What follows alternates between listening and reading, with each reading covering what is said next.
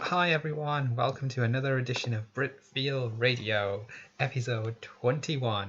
And as we all know, 21 is a special number. In this case, that means oh, hold on. Why isn't? Not sure if we've gone live yet. Give me a second. Give me a second.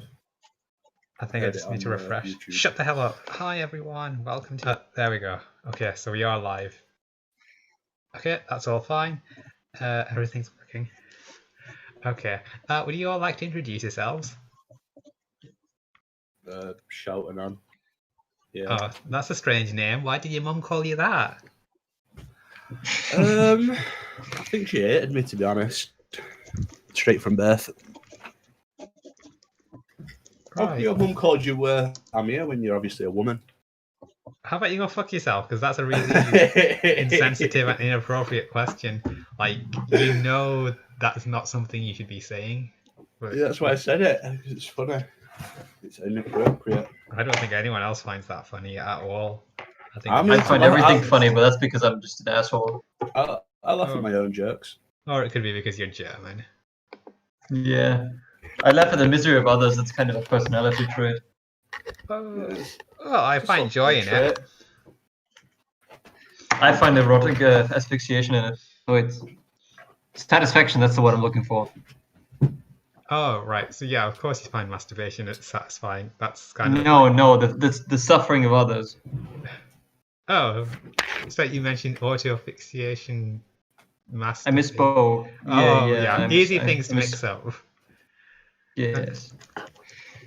Just dropping a note to our gold tier subscribers.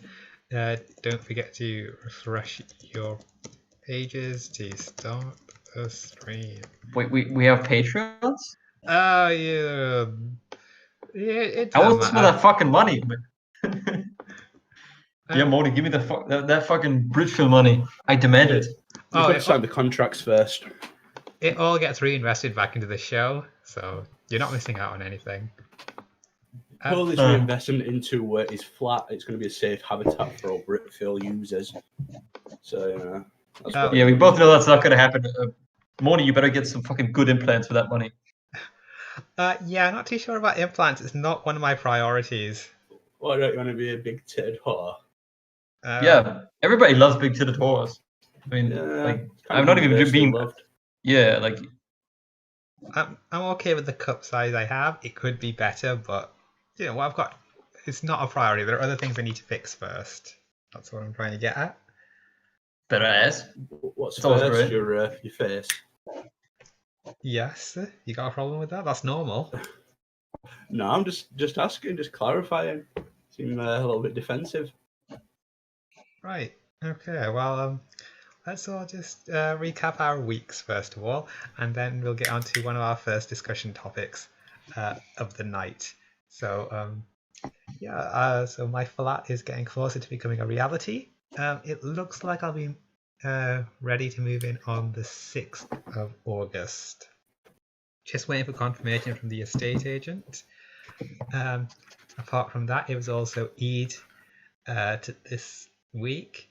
Which one's that? The one without Ramadan. What'd you do for Eid then? What's like the basis of that? Oh yeah, Eid Mubarak or whatever. That's right. Well, it's pretty much just Christmas.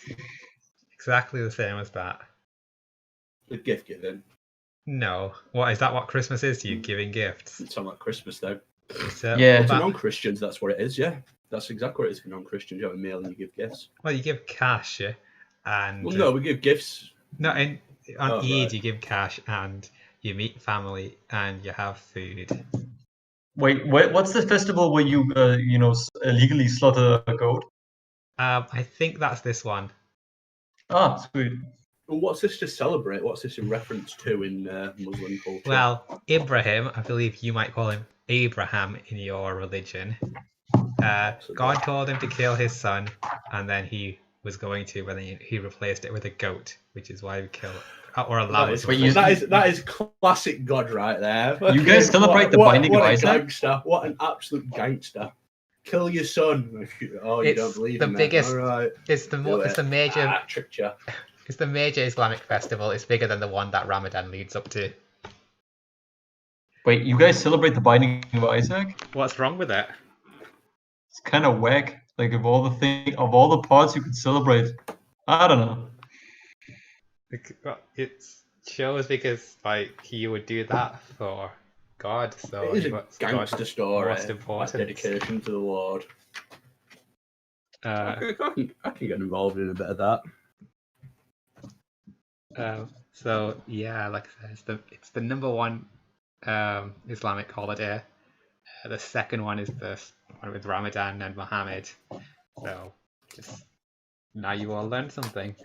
That's interesting. Yeah, I can use it for my future warfare tactics. Yeah. And there was a new lockdown, so that was very bad. But it doesn't look like anyone's listening to it. Everything seems to be the specifically same. In Rochdale and like a lot of Asian areas. Yes, so people could see it for what it was, and I think they chose to ignore it on that basis. Yeah, but like you've specifically avoided doing things over lockdown because you're scared of infecting your family, not yet. People of your community are going out and fraternising because they believe themselves more important than everybody else. Seems a little bit shitty of your people. What do you mean, your people? Muslims. I know, I'm just making that meme. Like how the Americans always say, what do you mean, you people? Yeah, but when I say you people, I actually mean you people. Yeah.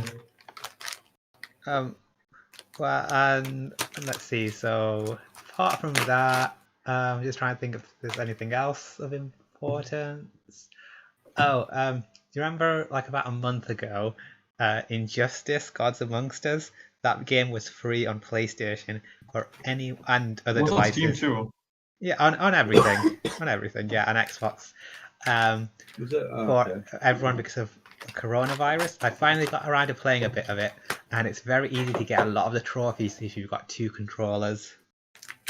So that's a tip for trophy hunters. There. I'm really happy you get some trophies this week. You know, it's been worrying a lot about your trophy count recently, so I'm glad to hear it's steady and improving. Thank you. Let's see. Oh yes, I also bought some spent £120 on fake Magic the Gathering cards from China. Each fake card costs £2. Why would you do that to yourself? I'm sorry. When the real version costs £50, £2 is a bargain. Yeah, then don't just not buy the real one. I mean, just if you're just going to play with your pals, then just everybody agree to play at a lower power level. I mean, or we could all just use my fate cards and we could play at a higher power level, or I could just use these fate cards at Grand Prix events and a Friday Night Magic. And then get kicked out and banned for life like that other guy. Oh, I hear these fakes are very convincing, as long as you double sleeve them and stuff. As somebody who has been autistic, well, not anymore, but who has artistically devoted himself to trading card games for a good 14 years of my life, I can tell you fakes can easily be thought through. It's always either the watermark, the card thickness, the card structure, the card material, the card, the patterns that are inside, Magic card borders, like the little rosette symbols and stuff. That is true. You can still see that kind of stuff through the double sleeve. Okay, right. I was just about to say not everyone's going to carry a loop with them, and it's an eye thing. If you're playing a trading card game, you're going to have 20/20 vision. Like look at Yu-Gi-Oh card text. Like that shit is fucking tiny. Okay, but I think Magic fakes have evolved quite a bit, and I've actually accidentally purchased some fakes in the past, and the only issue is the feel of the card. They're very glossy. The coloring maybe is a bit off, but if you don't have another version to compare it with right in front of you, I think that'll pass. Just because even the colors do vary from Magic card to Magic card, they're just consistent within the set. So a Well, black card from if- one if set you- could be lighter than the black card from another set. Not really. That's only to do with previous generations of the cardboard. It's like say the original design versus the I believe starting with 7th edition design, and then they changed the bordering, so there's not really that much of a difference. Wizards of the Coast has terrible quality control. That's another thing people say as well, that sometimes Chinese fakes actually look better than the real versions. I'm gonna go with a big doubt for that one. Yeah, I feel like you're specifically saying that because you bought chink cards. Yeah, I mean, and you're kind of scum for supporting China, Yeah. Oh, yeah. But your people they're probably made by the Yulgar fucking Muslims or whatever. Yeah, concentration camp. Yeah, imagine that. Oh, imagine the Reds that. are the Reds are really red, aren't they? Because they paid with the blood of Muslims in China. You fucking sick bastard. Yeah, if you look really close, you'll just see in Arabic, like, please help me. Oh, we've got. Well, first off, the Uyghurs don't speak Arabic. You're celebrating Eid out and having fun and stuff, and they're being beat to death with made in China bullwhips. Yeah, as long as Pearly saved a few pounds on his cards, though, it's all fine. Yeah. It saved like a grand, fuck $2,000. But well, that's more important than human life, isn't it? Yeah. Plus, legit versions of these cards, it would have been $2,000. Or you just don't buy the legit version of these cards. I mean, you see me. I mean, the most expensive card I have, I think, is worth like $20, and the only reason I even have that is because I pulled it out of a booster pack. Oh, that's a good point. Shutting from the chat is suggesting that I don't take these to an LGS. That's a local game store because I'd get banned. Yeah. Well, again, that's true. Only if I get called out on it. So it's a big if. Is it worth it? Because if you do get called out, like you're not going to car, so you can't drive to the next like localist one. I think. Well, again, I'll have my own eyes. Once the cards get here, I will inspect them myself. Okay. And I mean, the only time I did anything with fake cards was I think that was about 2 years ago. I saved up for about 2 copies of a fake Black Lotus. I cut them in half, and do you have at your local game store like a I don't know if they still have that, but back when I played, they had like these boxes of like rare commons that you could get for 5 cents a piece. Do they have that? Not that I know of, but I only go there to play Friday Night Magic. I don't actually buy anything from the store. Okay, well they had those common things, and so I put one of the fake, Black Lotuses in there, and there's like these guys are going through, and it's like holy Scheiße, guck mal was ich gefunden habe, and they could just like go fucking ape shit for like 20 minutes straight, and they're like, oh so no way they're fake. April Fools, motherfucker. That's the only time I bought fake cards. Well, and what year was this? I think 2 years ago, maybe 3 years ago. Yeah, fakes have come a long way since then. A fake Black Lotus now might actually pass as the real thing.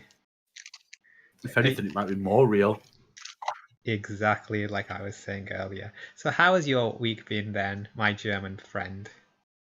It's been kind of okay. I mean, doing a lot of paperwork, getting ready for the move. Working through the student union to try to get myself a cheap apartment. That's kind of annoying because I have to send them the contract manually. So I can't send it via emails. I'm gonna have to pay another $2, to send it out. But better than having to pay enormous West German rent prices. It was so freaking hot yesterday, so I could barely pay attention to what was going on at synagogue. That was kind of a bummer. So I was like, all I can remember is like, oh yes, we discussed Deuteronomy and further points of the negatives of idol worship, but I feel ashamed to not remember most of the other parts. You really take the Jewish stuff seriously, huh? Not as I wish I would take it more seriously. I mean, I don't go Friday evenings. I only go Saturday mornings. So I still feel a bit of shame about that, but I can do better. I can always do better. And well, other than that, I wasted 2 days of my life playing Roblox yesterday. Cause now hear me out. Hear me out. I don't have a PS3 or PS4, so I can't play Eyes of Heaven or the other JoJo. So I found out they had like this JoJo game on there. I was like, oh, I'll give it a try. And then I was like, oh, yeah. So I wasted 2 days of my life with that. What else did I do? Well, I assembled and primed a Warhammer 40,000 Black Templar Venerable Dreadnought. Haven't painted him yet. Going to do that next week. What else happened last week? I drew quite a lot for the Loud House General on 4chan. That was fun. Loud House. Yep. Isn't that the children's cartoon? Yep, there's that fucking children's cartoon. And you draw art for the children's cartoon. Don't worry, nothing nasty. But yes. I'm autistic. something a little bit fishy about that. Hey, I'm autistic, not a pedophile. Don't worry.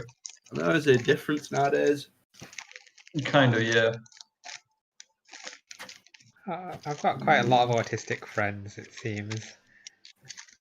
Oh, and by the way, everyone, that is Fat Voice Anon eating there, in case you couldn't tell. Yes. No, I didn't. No, I didn't. That was Schubert. Yeah, I'm just eating a piece of Kinder Regal, like milk chocolate. Oh, well, it's okay when you do it. Of shit, cunt, Olabo. Again, it's well, just... Oh, I forgot. I put a white version in the refrigerator. I'll be right back. Excuse me. Well, you see, the difference is that he's classy and he's eating classy food, so it doesn't drag down the atmosphere. But when you're doing it, it sounds like you're munching on crisps or something. If I'm not doing it, I never do it. Yeah, I know, but if you did do it, that's what it would sound like. It just sound like a fucking horse in hay or something. It's Okay. So so as we were saying, yeah. So I've actually played that one of the JoJo games on the PS4. I think it was Eyes of Heaven. Oh, you fucking no! I shall not covet my neighbor's JoJo game. It is quite nice that they've got like an original story, and they've got quite a lot of locations and stuff. It was nice. It wasn't all that, but it was nice. It was fun. Just out of curiosity, how did Josuke Higashikata from Part A play? Was he fun? Was he meta? Was he interesting? Oh, I didn't realize he was in it. There's the main character of Part 7 is in it. I know that. Yeah, Johnny crippled twink Joe stuff. Yeah, because I remember playing as him because it's a bit awkward because he can't walk. Yeah, he's just either he's on a horse or if he falls off his horse, then he's got to crawl around. Yeah, that was a pain. I think the Part 8, I don't remember playing as the Part 8 guy. I think he's just a playable character, but he's not part of the story because his story isn't finished. Again, or it might have just been as... Or you might have been able to play as him for one chapter or something. Yeah. But I don't remember him at all. That's a shame. Yeah, because Party, I'm one of those hipsters whose favorite part is Part 8. So.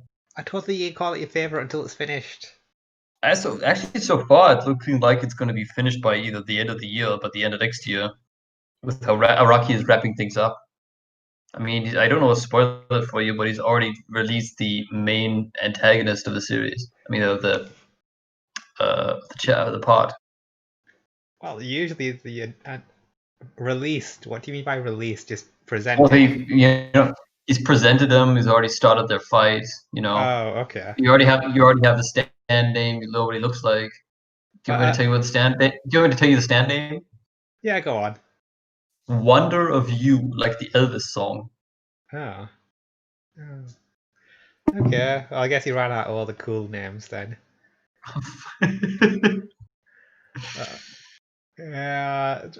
Josuke for Killer, the bad guy from Part 4 once Yeah. before their final battle, and that was like midway through. Good memories. I'm not sure if I like part 4 or part 3 better. I think part 4 is stronger overall. Yeah, I think part 4 is more interesting because part 3, I mean, it is a cliche 80s anime, and Yeah. it has that point. But if you, I mean, excuse me, in my case, I already read Fist of the North Star and Sakigake Otokujuku before I read part 3, and for that reason, I didn't like part 3 that much because I saw, Buronzen already do the same thing as Araki did, but better. And so then when Araki goes into his own with part 4 and part 5 and 6, that's why I really start getting interested. Part 5 is crap though. Yeah, but it had some pretty good fights and some very, very, very good outfits. Shout on, can you tell us a little bit about how you went to Card Captor Sakura or whatever that one anime you've seen? to what? Absolutely based. To what? Don't worry, nothing at all. I was just making... Card something as Sakura. Card Captor Sakura, the one with the little girl and the pink hair. Yeah. I have no idea what that is. I've seen a few animes. I've not seen a lot, to be fair. I think my favourite, obviously, is the most basic bitch one of all time. What's Naruto? No, the Cowboy Bebop. That's kind of boomer, but still pretty good. I prefer the boomer animes. Yeah, I don't like the modern sort of CGI Amen. anime. I like the old 90s, 80s drawn ones. Yeah, Trigun, Outlaw Star, that sort of thing. Or like Bubble Crisis, or fucking Goku Midnight, not Dragon Ball, Goku Midnight Eye.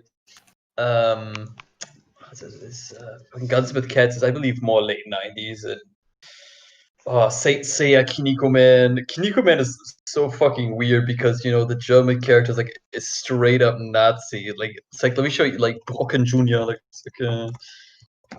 Let me post a pic of him. You fine gentleman, the YouTube check and Google him yourself. But this is actually an anime character. This is not an edit. Here's the picture I found. Oh, no, that one that you were about the other day, Ippo Makanoji, or whatever it is. Hypermasculinity? What the fuck is that? That's horrible. Yeah, I don't think I'll be watching that. It's a wrestling anime. Yeah, believe it or not. It looks like dog shit. It's because it's made in the late 70s. Oh, that's too late. Okay. That's too I'll early just bring me. an image up for people on stream so they can see that too. It doesn't look like an actual anime, by the way. I think 90s, 80s is about my time period for the art style. I don't really like the art style before and after that. This is one of the very few anime where I've actually watched the entire thing, and actually read the manga as well, because it's so batshit crazy. It doesn't look like it looks like a Western style cartoon though. Why are they wearing like Jewish hats? It's not a fucking yarmulke. It's like actually that's kind of an uncanny resemblance, I would admit, but out of context that is very I'd have to explain the whole entire premise of the show, and that could take a good 2 hours. So I'm just gonna give it so basically. Muscle. Basically, it's like a charity event, and all the main characters are trying to do charity stuff for the kids. And he's playing this game where you whack you smack somebody in his balloon off the head. I think that's the thing. I don't know. I haven't watched that series in fucking like good 5 years. So what? This is the predecessor to Ultimate Muscle. Yeah, that's the predecessor to Ultimate Muscle. Yeah, that used to be on that used to be on the Western cartoon channels, dubbed and stuff. Yeah. But Kiniko Man never came to the West but Kiniko Man, the original series, never came to the West for obvious reasons.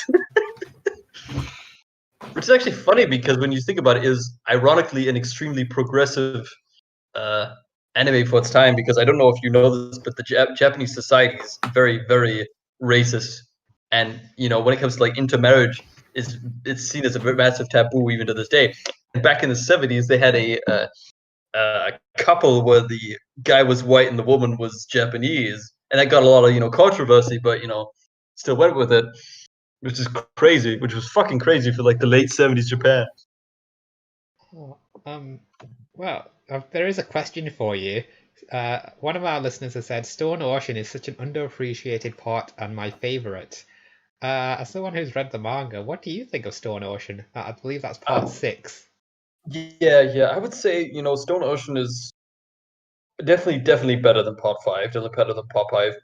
And what I like about Stone Ocean is that it goes with a lot of really interesting stand ideas. I admit not all of them work, like Dragon's Dream and Manhattan Transfer are kind of meh, but I think Stone Ocean really displays Araki's masterful sense of creativity, and that's what I like about Stone Ocean. And I think also character designs, for example, Diver Down, appearance-wise, is my favorite stand because it just looks so fucking cool.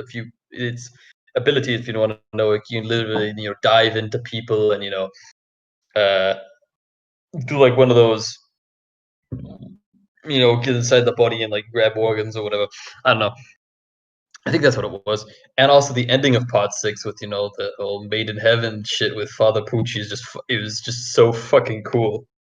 So I will say I understand the haters for part 6, considering there's a lot of issues with it not really going anywhere at times, and Jotaro is really overused. But I would say that part 6 is definitely one of the stronger parts. It's definitely 100% better than part 5. Certain parts of it are better than part 4. Certain parts of it are even better than certain parts of part 7.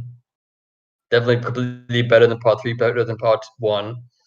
But I would say part 6 is one of the higher, higher parts when it comes to. So I would say definitely pretty good, but not as good as part 8, not as good as part 7, not as good as part 2, and not as good as part 4.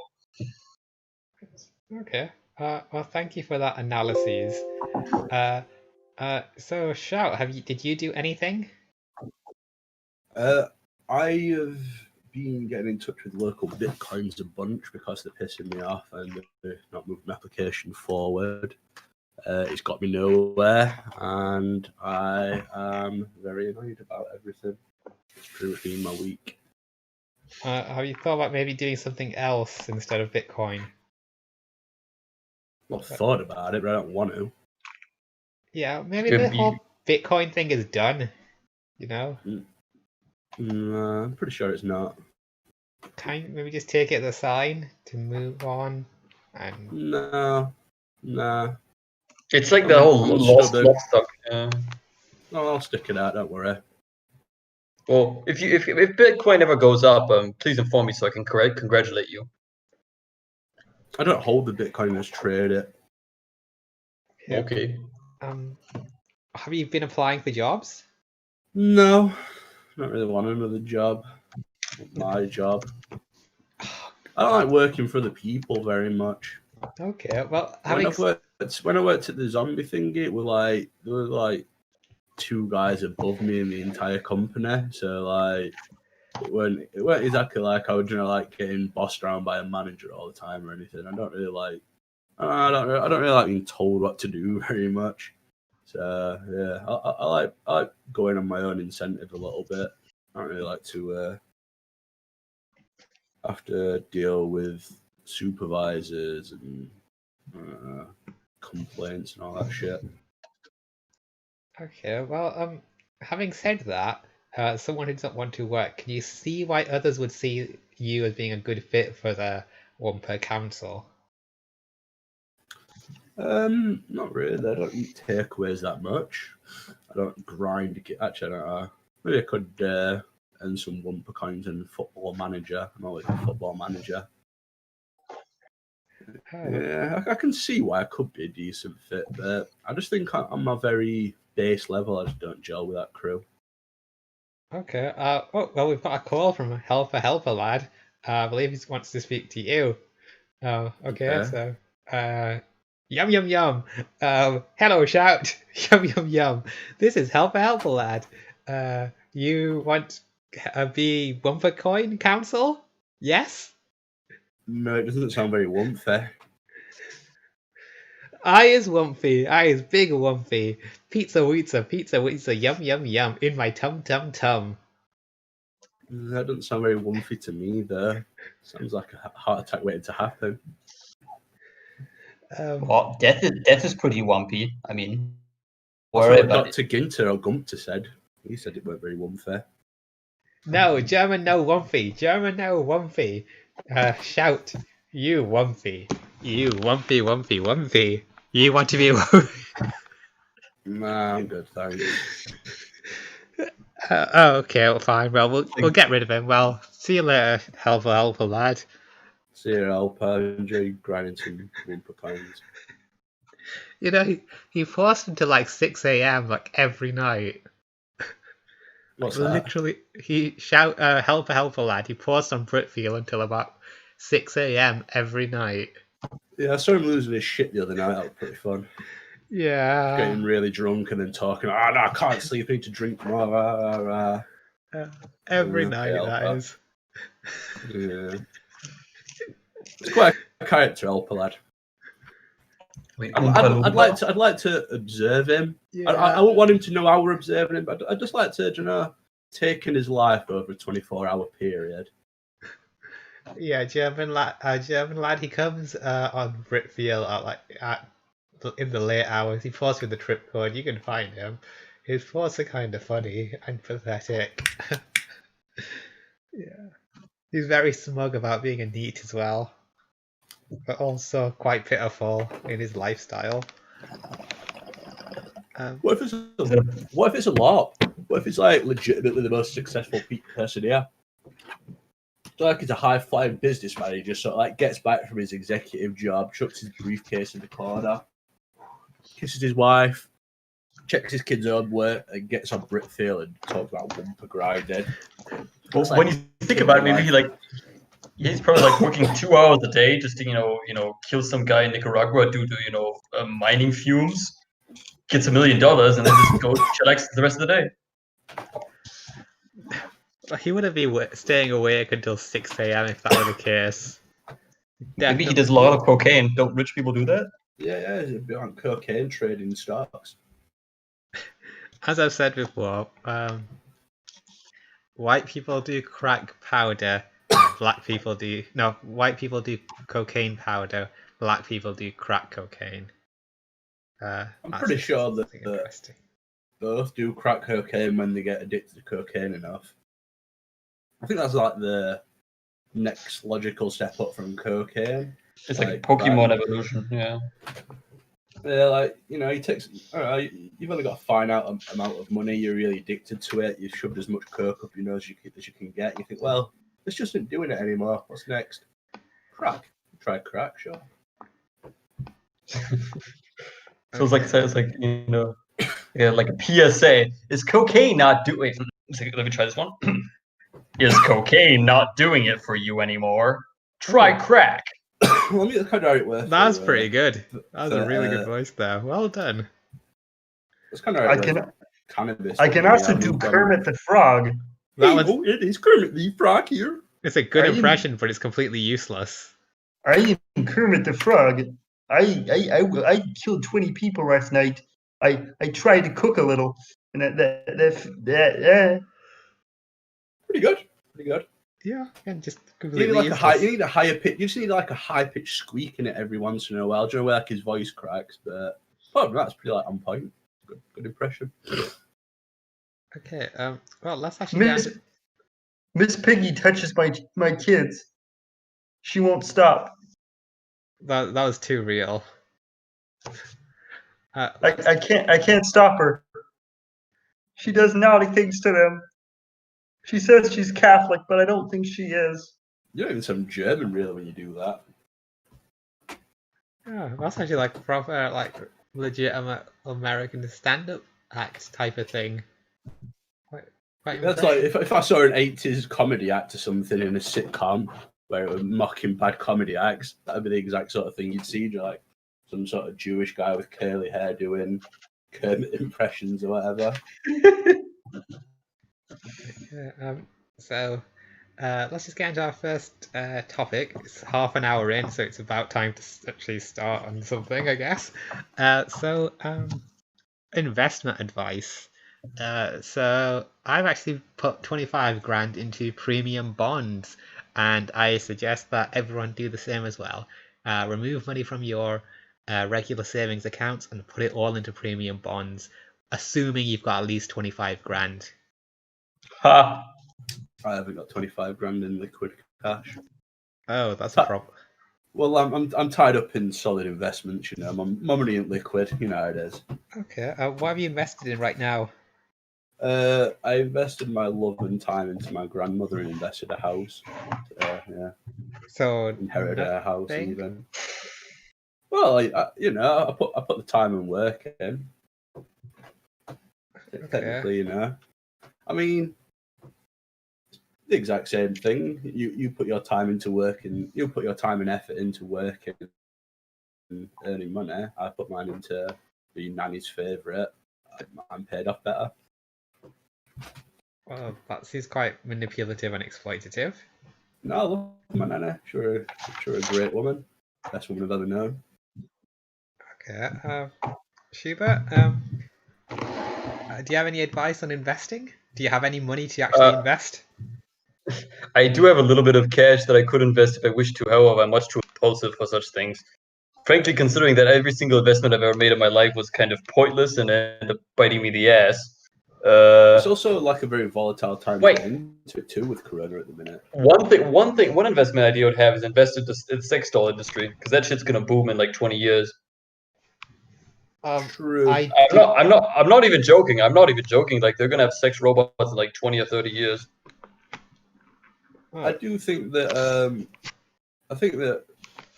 like definitely it could be a decent thing to invest in. Like the fact that dating apps and stuff are probably killing off like sex for a lot of people, you know, creating more incels and that. I think that they're going to have to take their cum loads out somewhere, and sex dolls seem a decent outlet. Yeah. My theory is more that the incels will be pairing off with the trans women. Well, aren't you an incel trans woman? Aren't you a double bagger? No, that's not true. You are. No. You're a double bagger. You're an incel trans woman. No, that's not true at all. How, sir? Don't you live with your parents? No, you're in a house. With that you live in with your parents? No. You don't live on your own, I know that. I've been at home because my sister had a baby like 6 weeks ago. And she's also kind of like mentally deficient, so yeah. Wait. Did she get raped? Is that the No, autistic she had a sister? boyfriend. She had a boyfriend, but Was he also mentally deficient? Yeah. I don't agree. I can imagine how the sex would be like. She's kind of like on the border, so like she kind of has like her own agency, and yeah, but kind of retarded too. Okay, so she's around your intelligence level, I take it. That's no, she's probably about the average intelligence of a Pakistani, so you know. Yeah. Okay. So Pakistanis generally outperform whites in schools. That's been reported even in the Daily Mail. You might be interested to know, and it might be different in Germany, but in the UK, whites are the lowest performing of all ethnic groups in No, that's completely different in Germany. Yeah.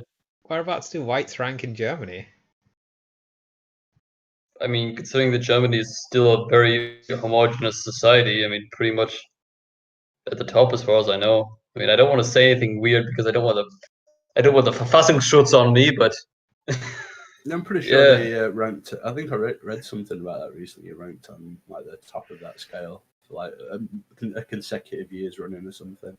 Yeah. I mean, if anybody, you know, maybe be having a higher ranking in education, maybe it's the Vietnamese, but that would be more of a stereotype. Right. So it seems like you don't have any facts or figures with you, so you don't actually know if whites are. Well, the you top said performer. Pakistanis invented the wheels and Swedish people weren't Vikings. You have no fucking. You No, can't I put definitely claim read facts. this though in an article. It's been reported multiple times and discussed in multiple threads. Well, you bring the article up then to bring him down. Otherwise, we're just gonna have to. Nobody's right. All right, fine. I'll just find the article and I will read the headline, so then other people can find it as well if they need to. White students outperformed is what I'm going to search. Okay. It's a solid radio. Shouldn't have asked. Well, okay. Well, just Totally making moaning noises. well, Talk about favorite music. just to touch on that last thing. The best I can find is a Telegraph article. Black and Asian students more than twice as likely to go to university than white students. Oh yeah, well, when they talk about the Asians, they talk about the Chinese and the Koreans. I'm No, pretty they're sure. not. They're talking about Pakistanis. Well, I'd like to see the article. Because the not British the headline, article. because I always read the article, not the headline. I'm the opposite.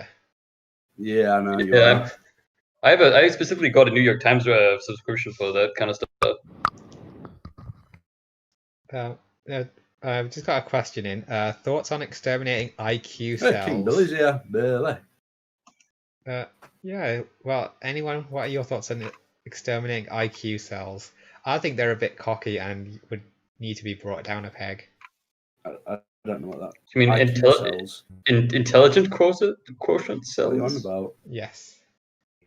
Could you tell me what IQ cells are? What are IQ cells? Is it like an incel for IQ? It's like being stupid, or Fine. Forget it. We'll just move on to the next thing then. Have you said something stupid and you want to backpedal? Is this like some Reddit thing that I don't know about? It doesn't matter.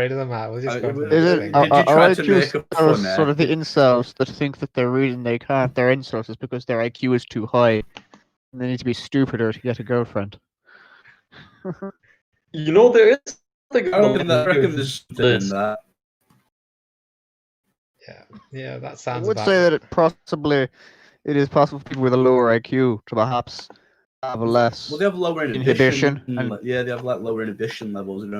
They don't critically overthink things as much as like someone with a higher intelligence level. Okay. Well, so what's everyone's favorite music? Me, I like metal. I like city pop 100%. Uh-huh. How many Pakistanis would you say you'd find at a metal concert, Moni? I have been to metal concerts, I've and seen a found few. they're entirely white. I've been to Download Festival 3 times. That's like metal and rock. You don't seem like the I've type of seen- person to go to a festival, and not a proper festival was- like that. You seem more like a Creamfield type, the one where they just do drugs and stuff. Well, I did drugs there. Start there. There are plenty of people doing drugs at Download Festival. Not tons, but you know. Well, it's not like a family one or anything. But yeah, they went. I think I saw like 4 Pakistanis there, maybe like 4 black people. It was a pretty white-dominated event, that's for sure. Right, so you're saying that if you it'd be a perfect place for like a terrorist attack or something. I'm my not God. saying that. I'm saying it'd be the perfect place to rally a bunch of people against another bunch of people, maybe. Yeah, or exterminate them, huh? Yep. Let's not do that. Yeah, let's not quote- wink wink. To quote Bill Watterson, let's not say we did. Who's that guy? Monica, what do you think of the metal band Saxon? Oh, I have They not were heard at of Download them. Festival, I think. I don't remember them very much there. I don't think they resonated. It was about a decade ago I went. It was 2000. I've got a good song called Crusader. I'm wondering what you might think of the song Crusader. Well, let me tell you about Slayer. They've got a song called Jihad. How about that? How about that, huh? I don't What recommend is the listening song to that Jihad song. about from Slayer? Sorry? What is the song Jihad about from Slayer? Is it endorsing jihad or not? It's sort of about 9/11. It's about the view from the terrorist who is flying the plane. So I'll just get some of the lyrics because I did try listening to it, but I couldn't because it was just too screamy. And yeah, I don't really like Slayer. So you're a terrorism fangirl. Okay, that's good to know. No. Oh wait, here we go. Femoids, be the fuck out. I'm not into that at all. I'm just like playing a bit of devil's advocate. Yeah, Is that's everyone like negative XP? Oh, here we go. They got some good lyrics actually. I do like band Negative XP. They're a good fucking band. Blood I is like- raining downward. The stain reflects the sun. Conquer, divide within. Terrorize the mind. I have seen the end. It's yours. Rosary in hand. Your selfish flesh it melts, spilling from the sky. That's really fucking emo. What was this written by? Like 14-year-old girl? That's why I don't like. No, Slayer. I don't Big really- fat white guys with beards. Like imagine like your dad keeps making you to go to church on Sundays. Like, I'll show him. Yeah. Oh wait, they actually reference the father here. So I have witnessed your death. I've seen it many times. Your tortured screams, your decrepit little mind. my A father's tortured son soul. with pathetic eyes that bleed. I've Twins got in it the all end. in me. Begin and let the yeah. brothers fall. So that's why I don't listen to like a lot of rock and rap. It's all just sort of like edgy sort. It resonated with me when I was like 15, and I thought I was like this tortured soul as well. But like when you're fucking in your mid-20s or whatever, you kind of got to get over the fact that you got to get over the. Literally everyone some sort fucking of feels like a special tortured person's- soul. Yeah. Literally everyone Just feels another like that. person. Oh, Yeah, actually, right. something interesting about that song. The song concludes with spoken lyrics taken from the words "left behind" by Mohammed Atta. Atta was named by the FBI as the head suicide terrorist on the first plane to crash into the World Trade Center. Yeah. So How would you? Can I ask you a question, Moni? Oh, What sorry, is your Yeah, community? edgy music. Yeah, we What is really your went off commu- topic there, didn't we? I'm really What does sorry. your community think of Al Qaeda and all that sort of stuff? It's not. They're not brought up, but people think they're stupid because they're like making things negative for Muslim people, and they're not doing anything positive. They're just destructive. So the general consensus is that we don't like them. it's basically Paul if they actually did stuff. But they don't. They only care. What I'm getting from that is they don't actually care if they're killing people. They just care that they're just making them look bad. They don't actually give a fuck about the fucking 3,000 people that died. I think you're pretty right. Yeah, I'd say that is pretty accurate.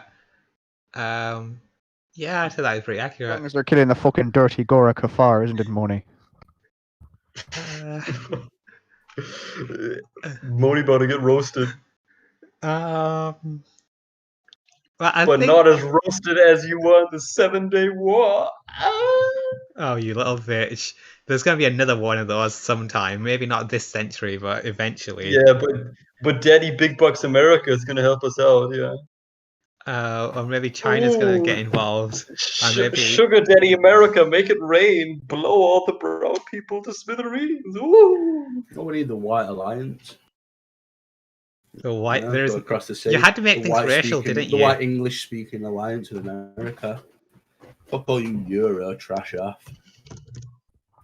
You know, I reckon to sort of widen the roads, get big pickup trucks and SUVs over here, and just become America light. That'd be fun. The only good thing I admire about America is really the First Amendment. Like, I wouldn't mind. us It's importing people the First misinterpret it Amendment. though. What the Which First one's first? Amendment? Is it First Amendment freedom of speech or That's is it correct, yeah. Second Amendment is the fucking guns and stuff. Yeah, correct. I 100%. The First Amendment is actually the right to criticize the government. That's what it was meant to be. There was what it was meant to be. That's not actually its entirety. It's Congress shall not abridge the right of people to peacefully assemble or infringe their right to freedom of speech. So it's not just about the government. Oh, well, quite an interesting post in the thread. Saw a group of 4 Pakis harassing 2 young white girls around the harbour. And in typical Britfeel fashion, he did nothing. He just stared and waited to get home and make a post of it. No, he hid behind the tree and jerked off to it. Oh, yeah, that's probably a bit more realistic. Okay, I'm going to read out the First Amendment for you right now. Congress shall Okay. make no law respecting an establishment of religion or prohibiting the Okay. free speech exercise thereof, or abridging the freedom of speech, or of the press, or of the right of the people to peacefully assemble, and to petition the government for a redress of grievances. It's not just about petitioning the government for a redress of grievances, it's and abridging the freedom of speech, or of the press, or of the right of people to peacefully assemble. Fine, So- fine. Okay, you were right on that one. But still, not you. Still Oh don't yeah, grant somebody you from the freedom fucking Loudhouse thread consequences. showed up. The what Yeah. house thread? Somebody from the fucking Loudhouse thread showed up. What the hell's Ace loud Society house? 11. Yeah, man, I was posting a drawing that I did early on, and I said and then somebody asked a request for me. I said I couldn't because I'm in a radio show right now, so I posted the link there. So you may have quite a lot of autistic trash fags. Hi. Show up. Oh, okay. Well, we're used to autistic people, I believe.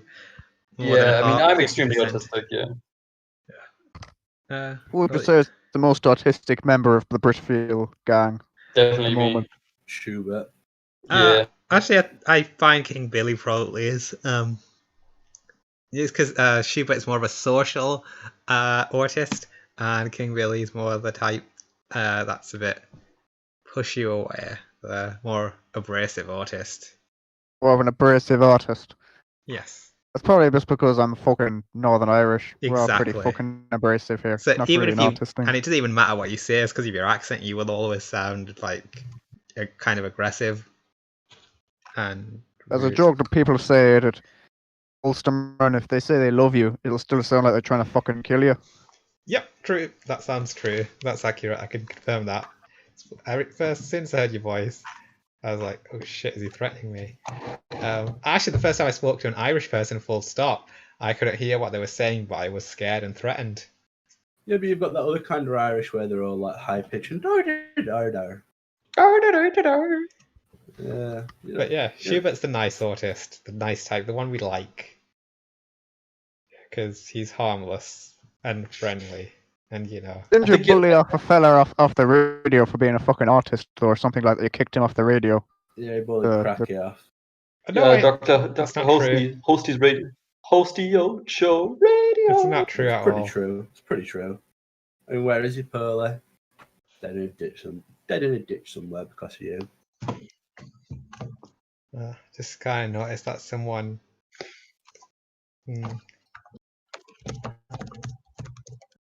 Just a sec. Nothing is fine, don't worry. Okay, so, yeah, well, that's some interesting topics. So let's just change gears here.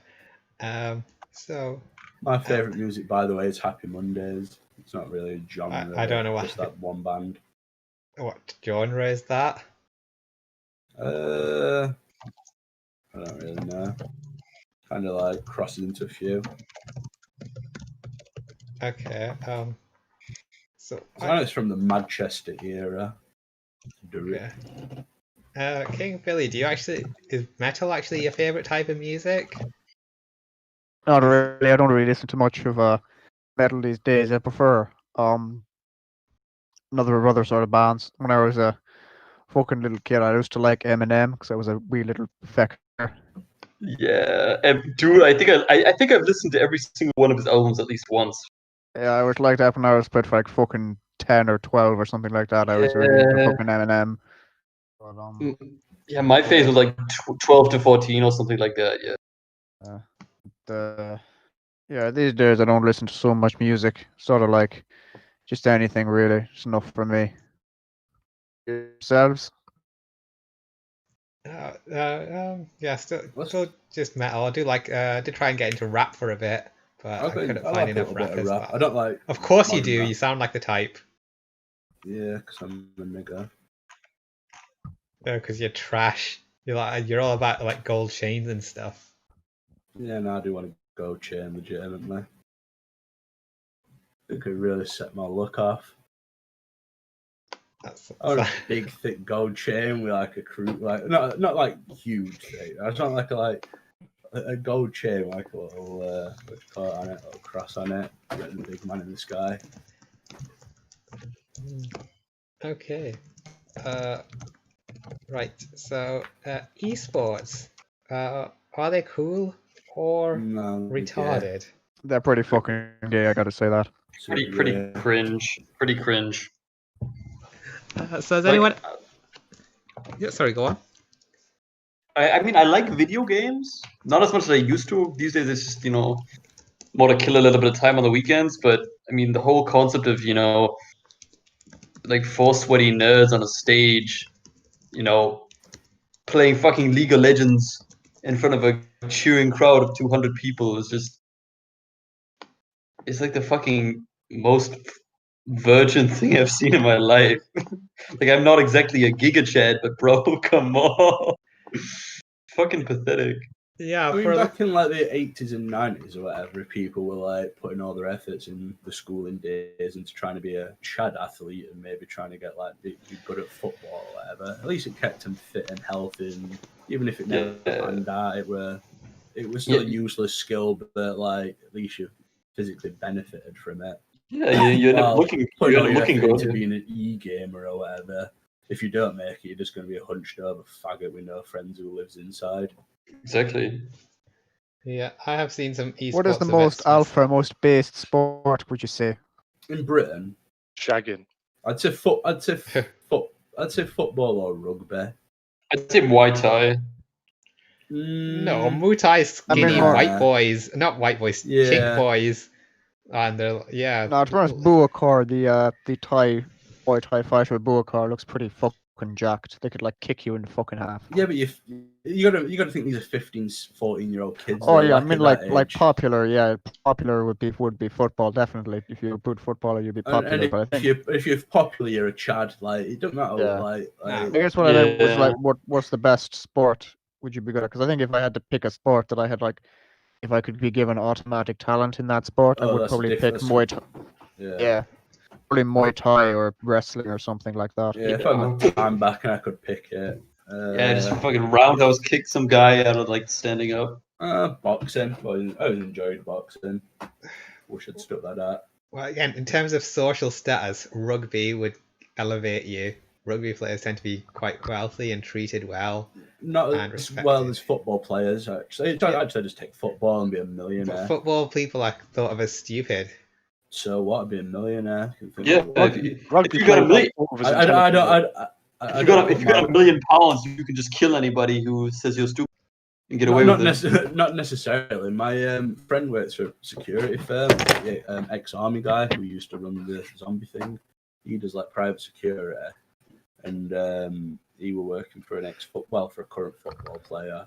They were like living on some street, like in Leicester, and it were like straight, like his front door was like literally on the like path on the street and stuff, and he like not moved out of his like house from like when he were a teenager or whatever. Like still part of the community. Yeah. And then like two guys just came, knocked on his door, he opened it, and then just like pulled out 2 knives, was like, yeah, we're coming in, took all his shit, and then just left. So he had to move house and stuff and get like a private security firm after that. So I don't know. I think as a footballer, a lot of them are pretty stupid still. Yeah, of course. Realize that huge targets, even if they're part of community. Right, fascinating stuff there. So we're all agreed esports are lame, and the people who do them are lame. And Well, I would say yes, they are lame, but people who play fighting games are slightly less lame. people who play, Except for Smash. I mean, like I feel like Street Fighter. I disagree. It's people who play like FIFA or whatever because they're more normie games. Like people who like, there's normie memes on Facebook, or there's been for the last like 10 years. Like, playing COD and FIFA, fucking proper lad and all that. That's a good point. It's lad games. Yeah, because people who play FIFA, they'd be playing FIFA and chilling out anywhere. But with fighting games, people tend to study like the hitboxes and the movements and stuff.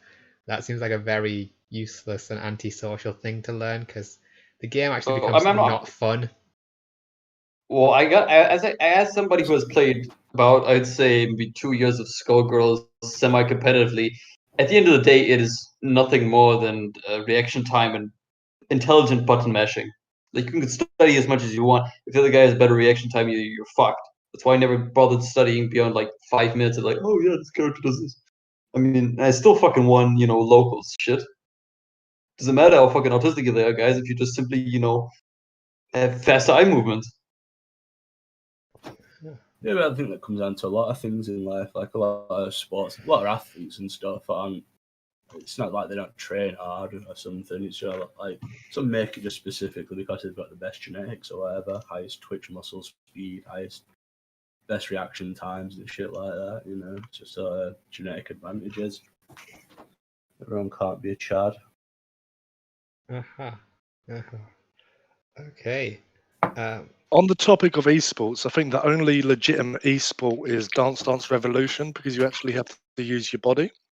Every other esport is just a video game and kids are playing as Chads, but it's not. And that's Yeah. I don't think Oh, DDR I would wouldn't count class as any a... of them as really a sport. I wouldn't class Dance Dance Revolution as a sport. I wouldn't class darts as a sport. Wasn't that one video on YouTube of like that New Zealand mosque shooter playing DDR at some cafeteria? Yeah, someone posted that in the Britfeel radio Discord recently. It was that American guy, I forgot his name, the young guy.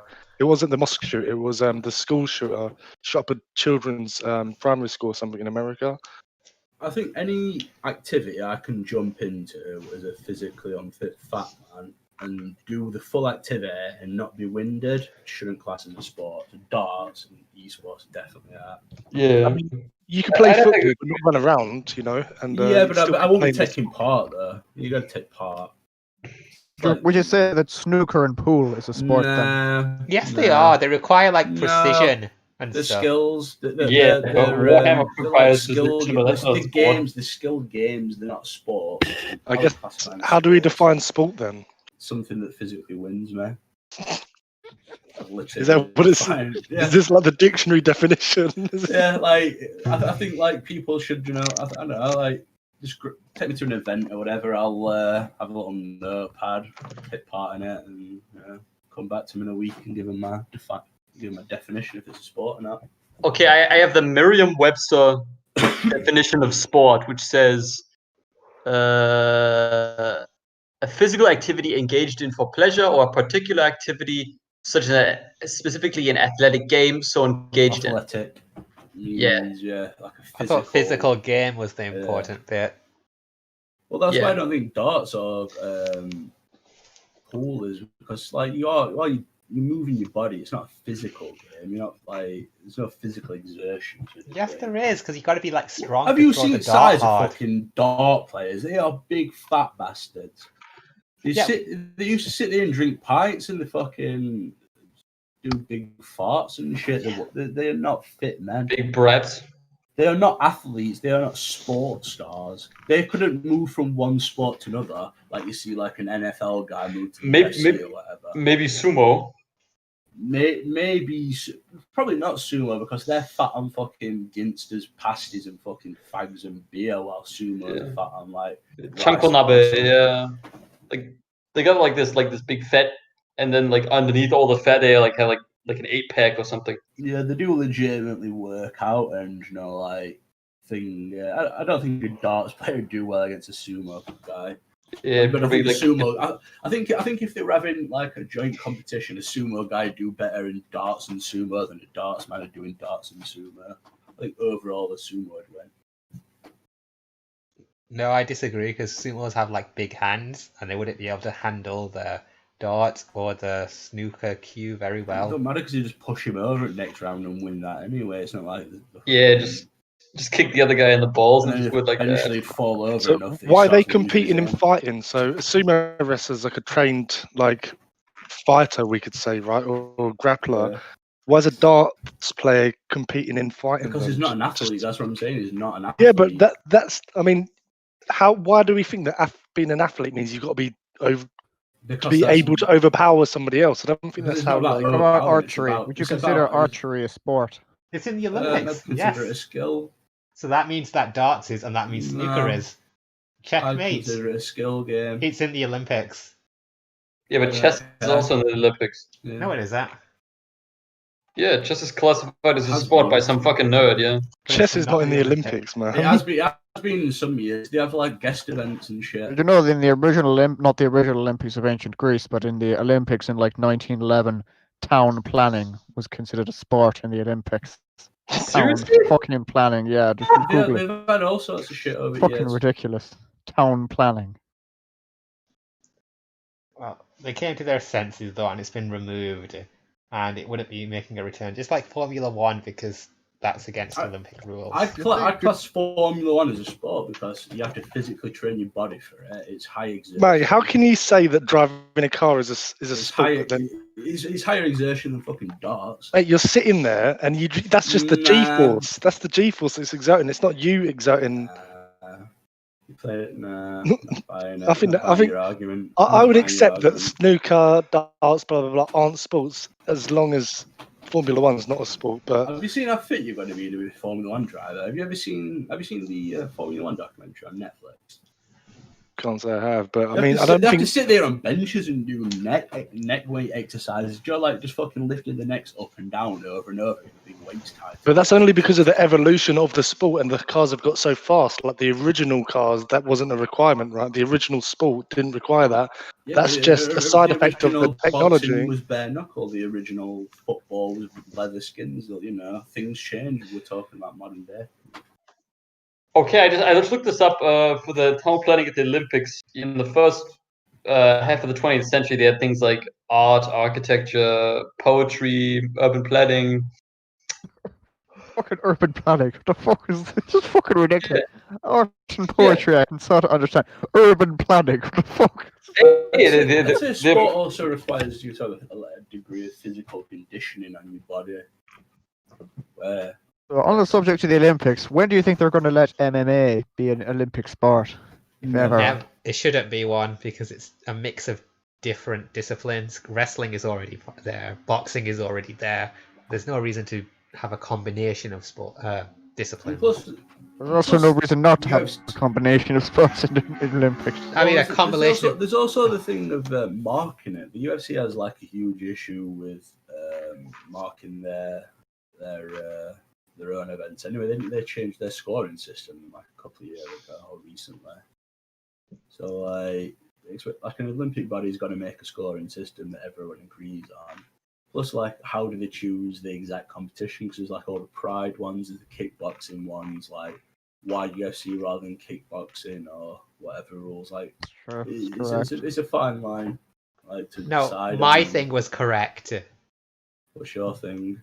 Because MMA is just a collection of other sports. It's a combination of wrestling, Well, boxing, That's Muay what I'm Thai. saying. Like if you do like kickboxing or if you do like a pride event where like elbows to the head at certain things. It's a bit more are allowed and other things complicated than that, Moni. It's not like the styles that have been evolved in MMA are a combination of other different martial arts, but the actual sport itself wasn't a combination of different. It evolved out of Brazilian veil tudo, no holds bars fighting. Like there's always been full body, almost no rules fighting. In the original Greek Olympics, it was called pancration.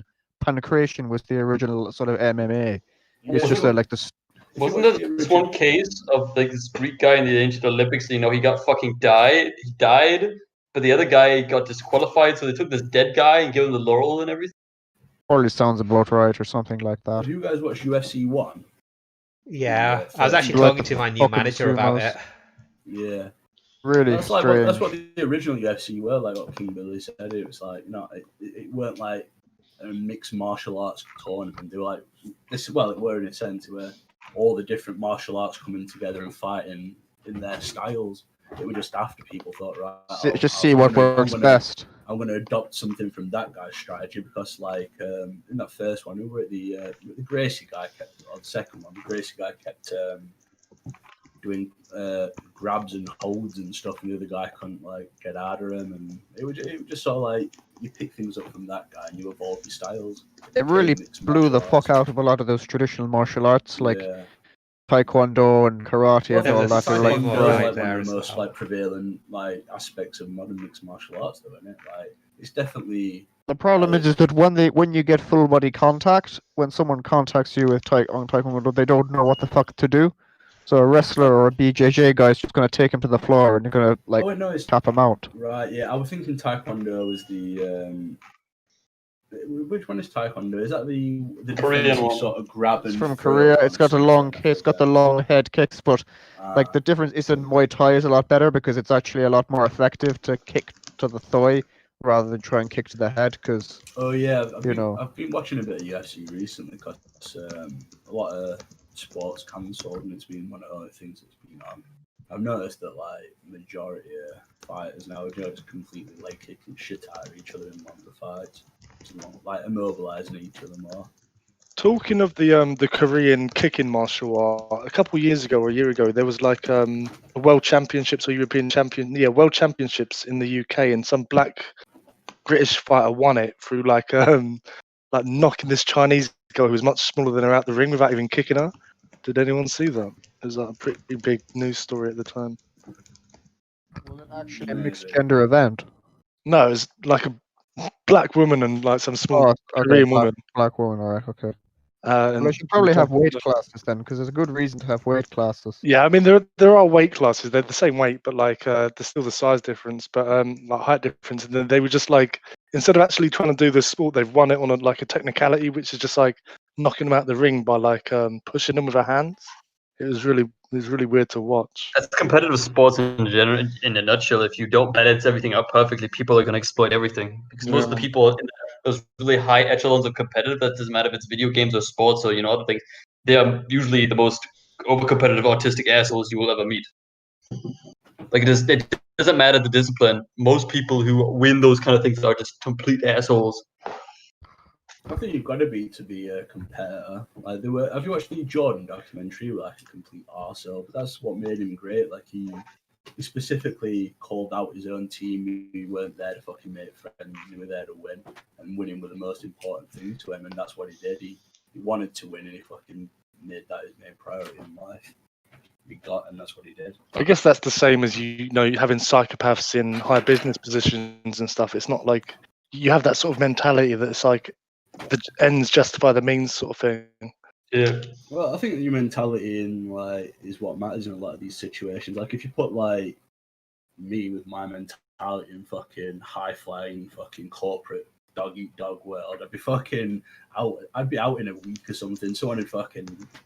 I'd sign some document. I would read something. Someone would fucking do me over. I'm not that guy. Like there's certain people who just won't mesh in certain scenarios. Okay, let's move on to the next topic then. So, recommend a video game to the audience. For me, it would be Persona 5, which is my game of the generation, I think. It was a very enjoyable game. But there are some other ones that you can also play. Some mainstream type of stuff that you probably already have, which is the Batman Arkham series. Yeah, that's pretty good. I can second that one. Final Fantasy 10, 9, Never played a Final 7, Fantasy game. 6, 5, and 12. I played 12, the DS port. That was pretty fun, yeah. That's completely different. That's something else entirely. It's like a spin-off sequel type thing. Yeah. Well, I liked because the black chick with the big tits and the bunny ears. So You mean the that one was- with the bunny? sounds Oh gross. right, actually no wait, it's a different thing with different characters. Never mind. Some different characters. Yeah. Yeah, you should definitely play 12. It's like it appeals to autistic people because it's like an offline MMO where your party kind of attacks without you commanding them, but you give them like general rules to follow. Like, So basically, it's just KOTOR but more Asian. yeah, sure. I've only ever played the Asian offline MMO styles like Xenoblade. I played the first half of that on my 3DS. It was pretty decent. Sure, guys. Do you have different chat games in Germany? Like, what's the popular guy games that like? Rainbow Six Siege, Counter-Strike, League of Legends. That is the complete opposite of this country, probably. Yeah, those are the shared popular games. Of course, FIFA, Call of Duty. All the kids like Fortnite, but Yeah, all the kids like Fortnite. Yeah, I still don't know what they play. Women now. play Fortnite as well. Did you know that? Oh, fucking hell. Oh. No, I'm just saying because I remember working with a woman. She was quite she's the type of girl that Dino would be in a relationship with. She looks quite a bit like the one from The Image, and she plays Fortnite a lot. So just Fucking hell. saying. I'm sure it's at a call centre. Yeah, it was at a call center. So I would like to know why King Billy was found that shocking. Did she have like all her lips done and shit? She looked like it, but I don't think she actually had it done. I think that was just her natural look. I fucking missed the 90s and early 2000s when it was just fucking like nerdy men who played video games. Yeah, yeah. You don't have people playing video games because they wanted fucking attention and stuff. I don't believe this is true. I think this is a misremembered memory, to be honest. Because like when I was young, everyone in school was playing PS1. Everyone in school was playing Game Boy. Yeah, but it's the like- kid. It's when you're a kid. Those Everybody are plays the video kids. games. Yeah, Girls were there's no definitely in 1998 there was literally no 24-year-old women playing video games. I think there There is. were no Like, have you seen the not music in video? 1998. Have you seen the music video? Maybe not 98. I mean, I was only 8 at the time, so I didn't really know many people that were 24. But have you seen the music video for The Streets? There's one of the songs. One of the songs by The Streets got a music video where it's like there's a bunch of stoners and like a guy, like one that's talking about legalizing cannabis, one that's talking about I like know what you mean. alcohol. Yeah. And he's like, "Oh, we just sit in our house and play Gran Turismo. We've completed on the hardest setting." Yeah. And that's like, this is like early 2000s, Wait, and this but is just that- going out to Yeah, but that's people, like, Mike But, Skinner. I mean, though. That's well, like that's Stoners a guy are, who kind of like specifically these made. kind of children. I think Mike Skinner's a specifically nerdy guy. He made his own beats. He did his own things on computer. He would he pretty much like where Loki did everything himself behind the scenes. He weren't like working with producers and had like a music deal or anything. He would like doing it all himself on his shitty PC.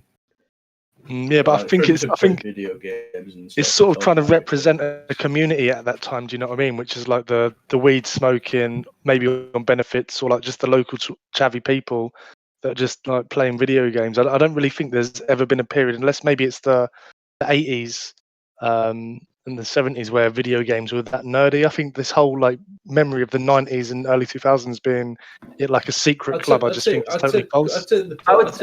What did this PlayStation 1 sell units wise in this country compared to like the PlayStation 2? Because that's like when I think like the units will tell the story. To be honest, To be honest, for it to be an underground thing, the units must be pretty small selling, and that'd be like your Ataris. If you watch like Friends episodes from the Yeah. 90s, you Dreamcast and shit. sorry, if you watch like Friends episodes from the 90s, you can really get the sense that like there was still a very strong sense that like computers were for nerds back then in the 90s. Yeah, Like that was still kind of there. Like it wasn't to the extent that it was in the 80s where it literally was just for nerds, but like it hadn't, like the computers hadn't really taken over the world yet. In the 90s, it was still a little bit fringe. you also got to No- imagine that on no TV, denying these it's nothing like things are being today. shown are specifically like being shown on TV because they're not available to the average person. They're like, oh, look, that guy's got a computer. Like I don't think we got a computer in our house until 2003. We had dial up until 2009. Fucking hell, that's really late. I had dial up to 2007 as well. So. Yeah. I remember I didn't even know what YouTube was until I was like 10. We had internet at just like, school, so but yeah, like I don't think I got internet at home until 2007. I had a computer for 4 years, no internet, no use for it. It's kind of fucking weird. All these Zoomers growing up like now who are like born in 2010 who are going into year 7 I know known a it feels, world it feels without so iPhones. weird. They've never known a world without the iPhone. They've never known a world without the smartphone. Like it's going to be really fucking strange.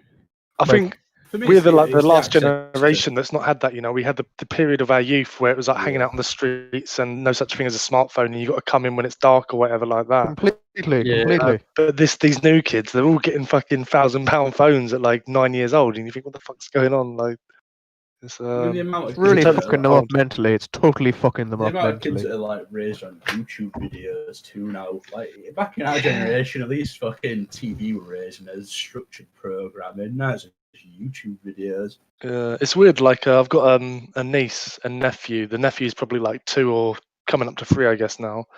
And my sister would just plop him in front of the iPad, and he would just play with like the YouTube app. Do you know what I mean? And I think this is fucked. Like, what the fuck is this? Like, this is how you teach your kids. Do you know what I mean? Like, why aren't you like helping him draw shit and like I don't know, like helping them progress their motor those, skills? Like, weird Russian sort of fucking bot videos too. You know what? Like follow algorithms and stuff to try and like get views and that. Or like those Indian like Johnny yes papa things. Yeah.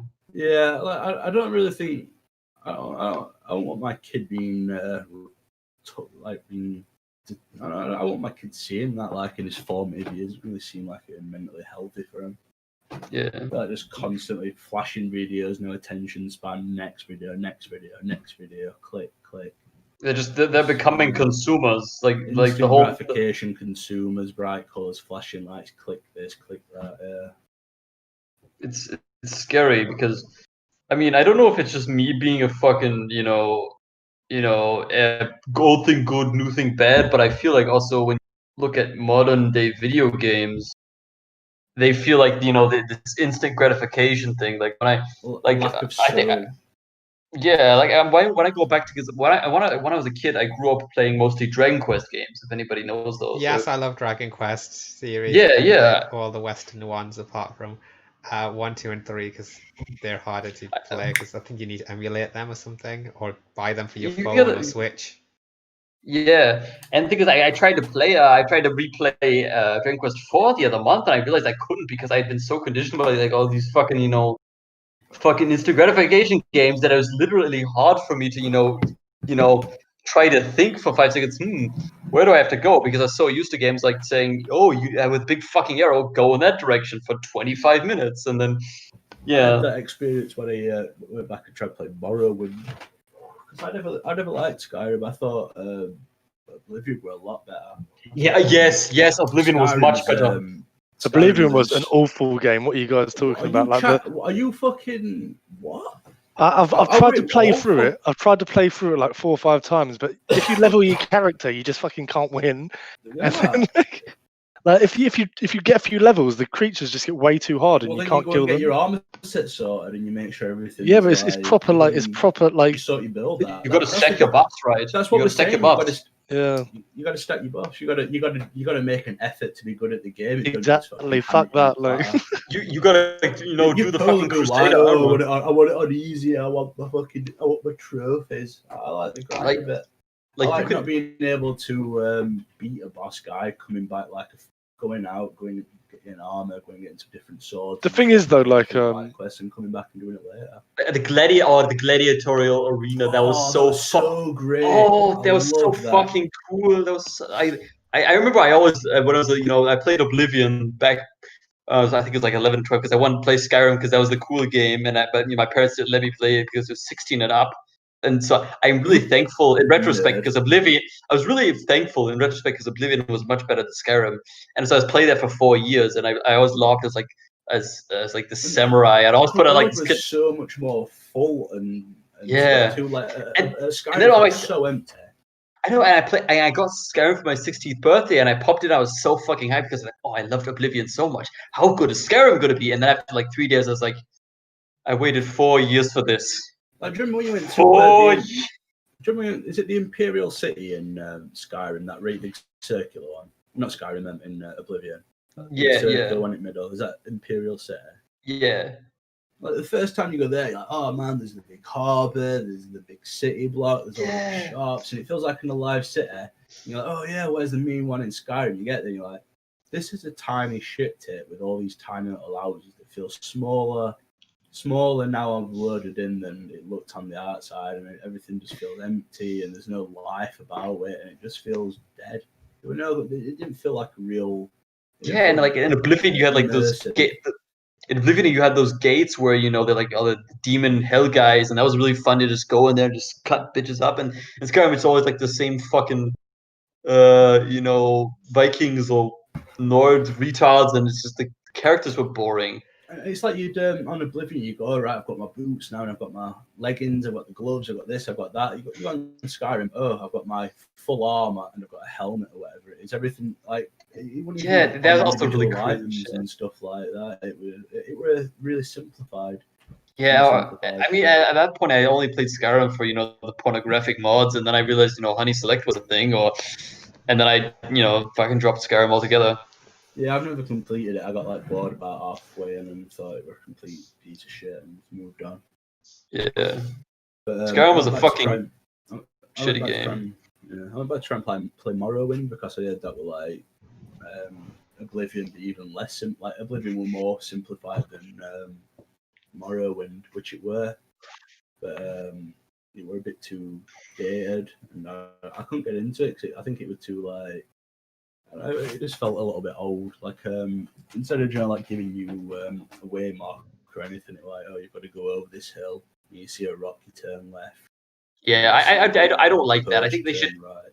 I like if they have like a certain like I don't like it where it's all handholdy, but I do like it where they have like a point on a map where you can go. So at least for those 3D games, if it's a 2D game, then I can excuse it not having that. But if it's a 3D fucking game with like a world map and everything, like Fallout, New Vegas, fucking great. Before was kind of direction. Yeah.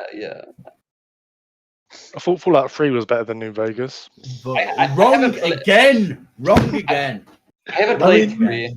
You can have different opinions. It doesn't mean you're wrong or right. No, you're wrong. New Vegas had so much more shit. The DLC were better. I think the story was worse. It was DLC. Which one was the Fallout 3-star? I think the Fallout 3 general main storyline were probably better, but the side quests were better on New Vegas. I thought a bit more out there. I'd play a game for the story, not for the 100 hours of content. Yeah, the same thing with like for the story. I play for all like little game missions and so. I think it depends on the game. For like Knights of the Old Republic, I just cheated myself with like a 3 billion grenades and just played it for the story. No, I don't usually play the story much. Well, I like a story, but like it's not the main thing. I kind of like Fallout. It's just fun. It's kind of like fun to shooting the heads off things and I mean, and the only thing it's a fun game to play. The only thing I liked Fallout 4. The only thing I liked more than Fallout 4 is that Fallout 4 has a really good Warhammer 40,000 mod where you can just run around as a space marine and just beat the shit out of everybody. That was pretty fun, but I hated that game so much. I hated the base building. I hated all the collecting materials. I actually liked the base building. I like it because you just put a bunch of turrets there and just whenever somebody, Yeah, but like you could do that. That's what I did do. But like, I couldn't have been bothered with it. I didn't want to build all these big like structures. Like you'd see people online now that build like these big elaborate cities and shit. I just couldn't be arsed with it. Yeah, I didn't do that either. I just built like a South African shanty town. It's good enough for me. Okay, so what happened to all the Tumblr snowflakes? Went to Twitter. Went to Twitter, yeah. Yeah, I was going to say exactly the same thing. But I do think there is a difference between Tumblr culture and Twitter culture. In Tumblr, people seem to be a bit more wholesome. Well, ignoring the porn stuff. But what porn can be wholesome? Well, like there was a mix of porn, I suppose. Some of it was quite niche, and it was quite a good. Yeah, but they're all on Twitter porn. now, aren't they? Like Twitter allows porn. Yeah. Stars. I don't feel the culture is identical though, because Tumblr was a bit more friendly towards like cartoon cultures. I'm sure you've got it existing still on Twitter. Like just you can't say the culture's different. There's not one homogenic. That's the wrong word. I think it's about what you follow, maybe. Culture. Maybe you just don't. Maybe I you don't suppose it's follow because like the people that like. Maybe they just follow other people that are into the same thing, and they all comment on each other's posts and all that sort of shit. Like I don't know. Okay, well, Twitter is larger than Tumblr was, so I suppose it's more an issue of the culture still existing but being diluted. not as. No, but that's what I'm saying. Like, it depends on who you follow. If you only follow, like, if you're into furries and you only follow furries and they only follow you, all your timeline's gonna be furry shit. Like, it doesn't really get diluted that way. I don't think. It's just the platform, right? Yeah, it's just a platform.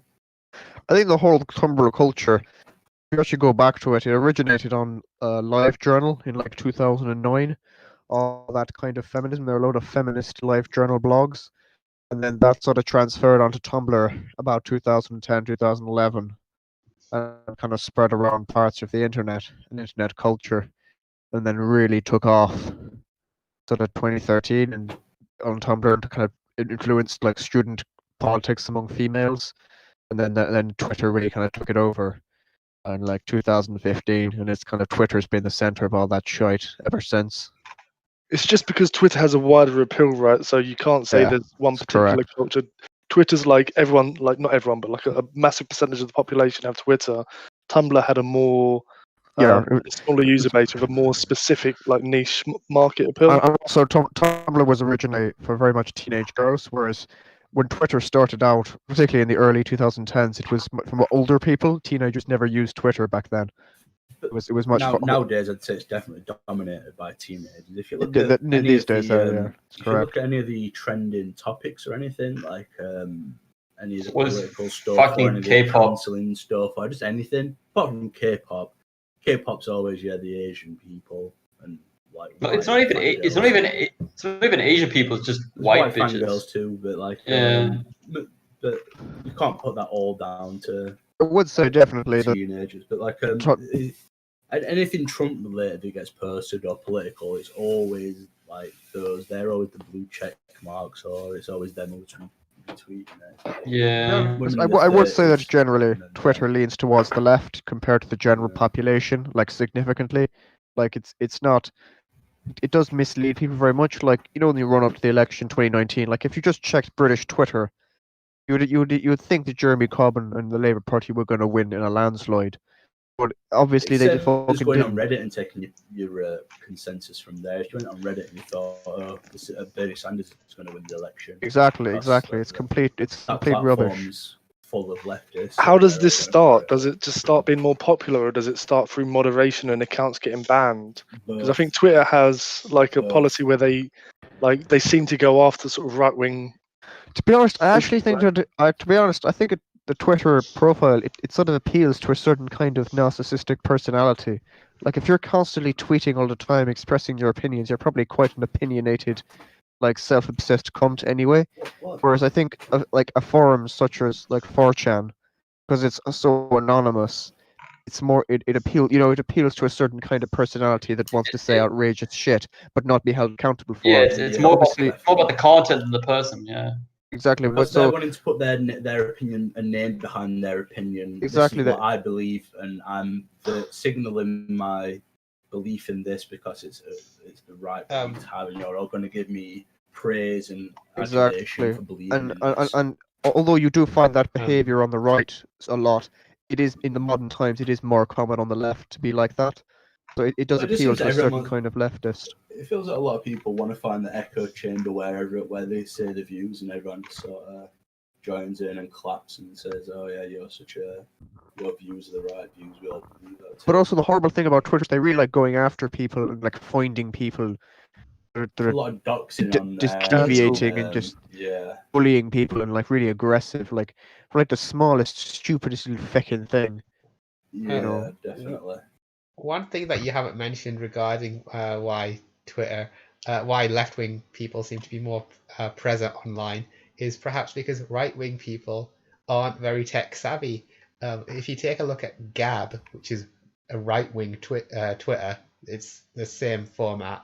It's just made by people that have been kicked out. No, Gab with a B at the end. Gab. Yeah. So it's the same style as Twitter where you just post your little messages, and it's like populated by people who've been banned from Twitter, and they style themselves as right-wing Twitter, but it's not as big as Twitter, is it? Probably because Yeah, there's no that's money. I the- don't think that. I think that's misleading. If you look at YouTube comments sections in YouTube in general, YouTube is actually can seem quite right-wing in parts of it. Particularly the YouTube comments section is quite right-wing. Like it's just, I think YouTube as a platform, it appeals more to the content. It appeals more to people with a kind of more conservative or centrist position. So there's all these like center right or right leaning like anti-SJW YouTube channels that got really fucking popular during the 2010s. YouTube was the center of all that. If you just read YouTube comments, you think that Yeah. everyone was really right wing. But if you just went on Twitter, you'd think everyone was really left wing. It's kind Yeah, of but it's YouTube's just a made different like platform. movements towards true. like removing stuff, certain things. Like they removed Stephen Molyneux's, didn't they, recently? Took a lot of his videos down. But that's because YouTube is really concerned because they didn't understand why really far right content on YouTube was so popular and so got so much positive feedback. They had to shut Would it you down. really consider Stephen Molyneux far right? He is. He He's an he was originally a ethno-nationalist. libertarian, but he got further and further right, and then he started talking about race and IQ, so he got pretty close to it, to be honest. And he also said like the Native Americans weren't genocided. He's Well, they definitely weren't. He's correct about that. They died of disease. Yeah, Oh. genocide. I'm, Yeah, I'm sorry, I fucking We can't, did give him a can't stand the blanket. Americans, but I mean, yeah. we did give him blankets and shit, right? They were the entire. What was the blankets laced with? That's he not actually had a fair. different That's argument. that's not true, Schubert. They didn't actually lace blankets. That comes from a fiction story written in the 19th century.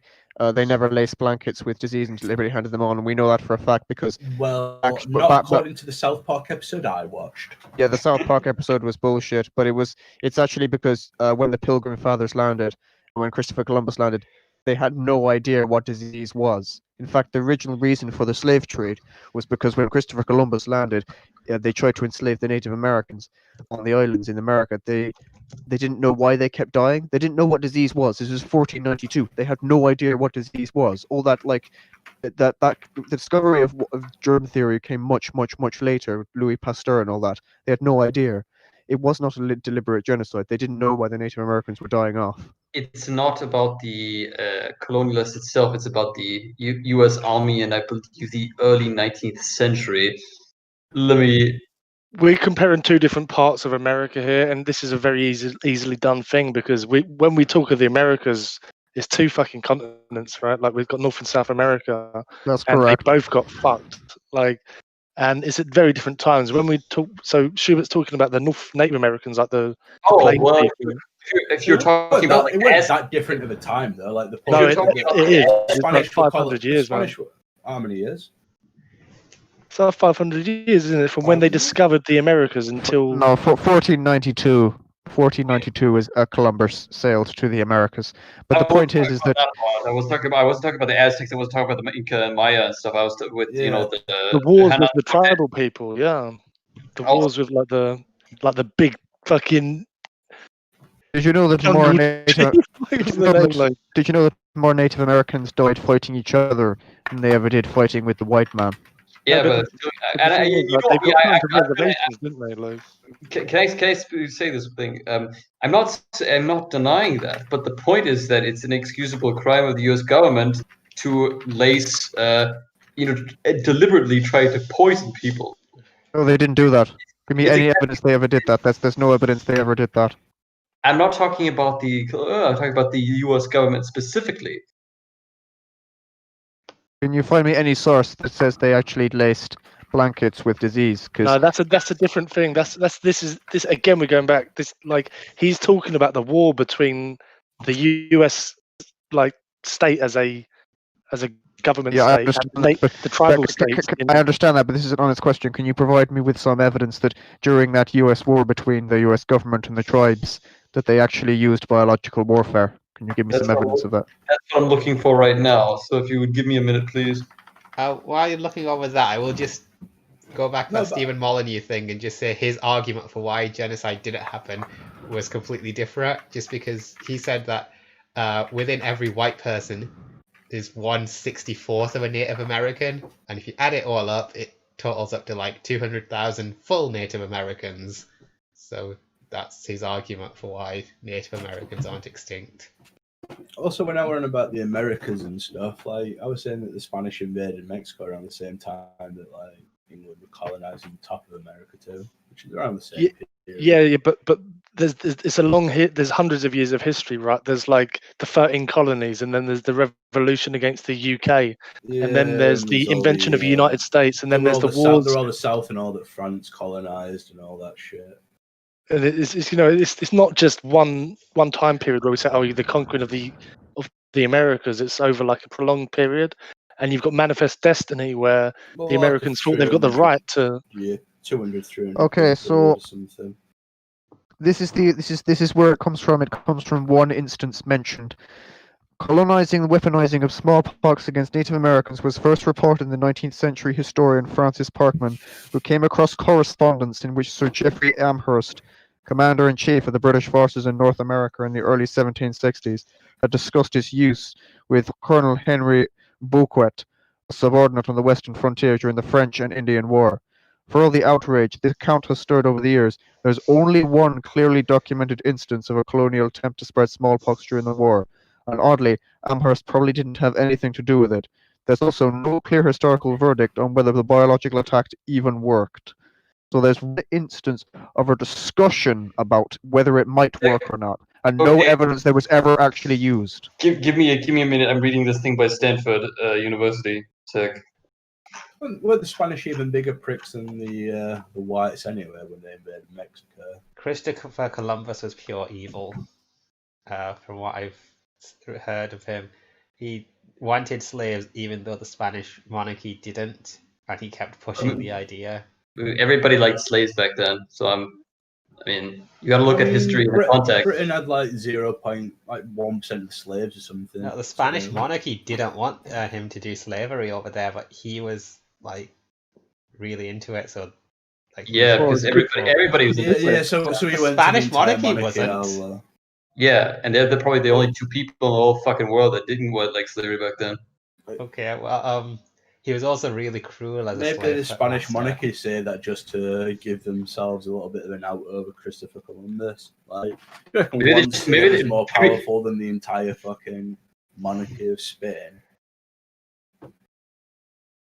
No, he wasn't more powerful. He kept doing it without their permission.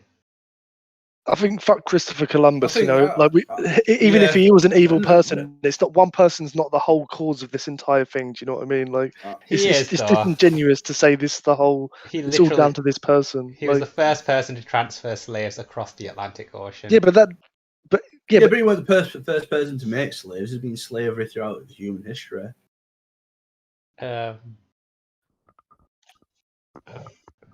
He's bad.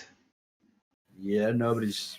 Yeah, it's an easy narrative to follow to say, oh, this is an evil person in history, but the reality is he probably wasn't a fucking evil person. He was just a product of this era. Do you know what I mean? Like, you can't be based on what I've heard of him. He's done some very mean things to people. Mate, our politicians now do very mean things. You know, this is the whole utilitarian idea of the state, and like the ends justify the means. Like, you don't mind fucking buying your clothes from H&M when they're fucking made by children in sweatshops on the other side of the world. I don't believe that. That's fucking evil. That's evil, mate. What do you mean you don't believe it? H&M are a Swedish company, so they wouldn't do that. H&M are British, aren't they? No, they're I'm curious. That's why. I used to think. I thought it was. Oh, you are Swedish. You're right. Yep. But that's an example. Like, you know what I mean? As fast fashion generally, and child labour in sweatshops around the world, like, this is a thing. People don't mind these bad things happening as long as it's not in your face. Like, mass-produced anything in China, mass-produced anything in Southeast Asia, people living in shit conditions, people working in cobalt mines in African states that are ruled by dictators, and no one gives a fuck about these literally people living in poverty just so you can have an iPhone. Like, this stuff still happens. And for you to be like, oh, there was slavery, Christopher Columbus, it's like, it's just an easy get out thing. Oh yeah, these bad things, like, but like, you know, shit, this is just the way the world works. Like, I'm not saying it's right, but like back then things were a lot worse, more worse, but now it's still really fucking bad for a lot of people. But like, it's fake for you to say, oh, it was so evil, because it's happening now and you don't do anything about it. Do you know what I mean? Yeah, that's an interesting point. But I think we should pause injustice wherever we find it. Are you saying that me and Perla should get into a Boeing 747 and fly straight into fucking China Tower? No, but I'm saying so. Oh, it's easy for people to be like, oh, this person in history is so evil because they was involved in the slave trade, and they were partly or part of a whole system of like something that happened that caused like a lot of people to get wiped out and taken over by like colonialism. But like this shit happens. You know what I mean? Like it's not that he was evil. He was just part of a cog in the machine. What would And you what I was say about the learning- Prophet Muhammad in his role in slavery and his shenanigans with a 9-year-old girl? But that's totally Monica. different. He's the leader, isn't he, of like a religious thing? Like That's correct. Monica, what do you think of the role of the Prophet Muhammad in slavery? He was, as a recent BBC article said, he was progressive towards slaves and probably treated them better than the likes of Christopher Yeah, Columbus. he was progressive towards little girls. Bazinga. Uh, I thought you didn't like Islam anymore, Moni. I was just stating facts. Are you changing your opinion about Islam? Have you become a bit softer on it compared to what you were? Schubert. Yeah. If you're wondering, I'm still reading through the smallpox thing from Stanford University. I'd want to go back to this point. So even if there wasn't biological warfare, I still think the native peoples of the Americas were genocided. Why? Even the fact that most of them died of disease that wasn't even deliberately spread. We're talking about people in the Central and South Americas when we say this, right? But I think if we talk about the Northern Native American people and the wars they've had with the US, like sort of states and the UK sort of colonies as well. French as well, yeah. And Yeah, there's continuous warfare from like when it like first got like started to like more like, of them died fighting each other than they did fighting with the whites.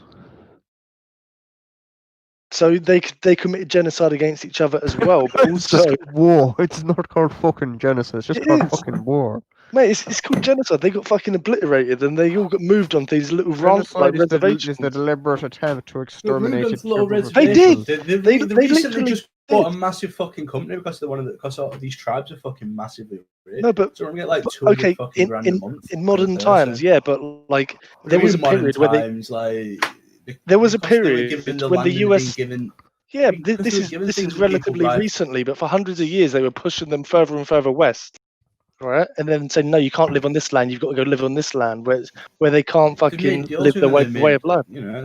Chad, are you Native American or something? No, but like, it's not my fault. Native Americans are bad deal makers. Here's some beads, move. Yeah, but that's exactly the point. You can say, the fucking Jews. Well, it's not just not our fault. So what? So what is it our moral responsibility to be fucking their negotiator or something? No, because it was a hostile. It was a war with land. Anyway, they're living in tents and shit, smoking peace pipes, fucking riding about on horses. So what? Bunch of bums. What gives anyone the right to move them off that land and say this is our land now? You've got to go to here. I agree that was deeply immoral, shutting, but that's not really what a genocide is it? It's not. It is. Can I make a?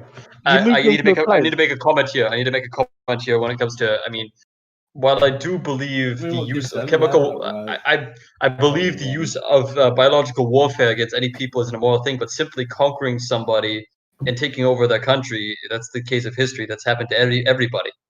So I don't think that specifically can be put to fault of anybody. But doing it in an unnecessarily cruel and unusual fashion is the part that we must condemn. I think there's also the idea. Here's a question, Shutton. Here's a question: Did the Normans genocide us in 1066 when they invaded and killed a load of English people and took over the country? Did they commit genocide against us, or did they just conquer and win a war? I see your point, but the thing is, a lot of the pre-existing Anglo culture survived in the peasant class, right? The Normans mainly just took out the aristocracy. Our language is heavily Norman influenced right now. And heavily Anglo, it's a mixture, right? Yeah, that's correct, yeah. Did you know that the word, you'll be interested in hearing this, Schubert, you've probably heard it before.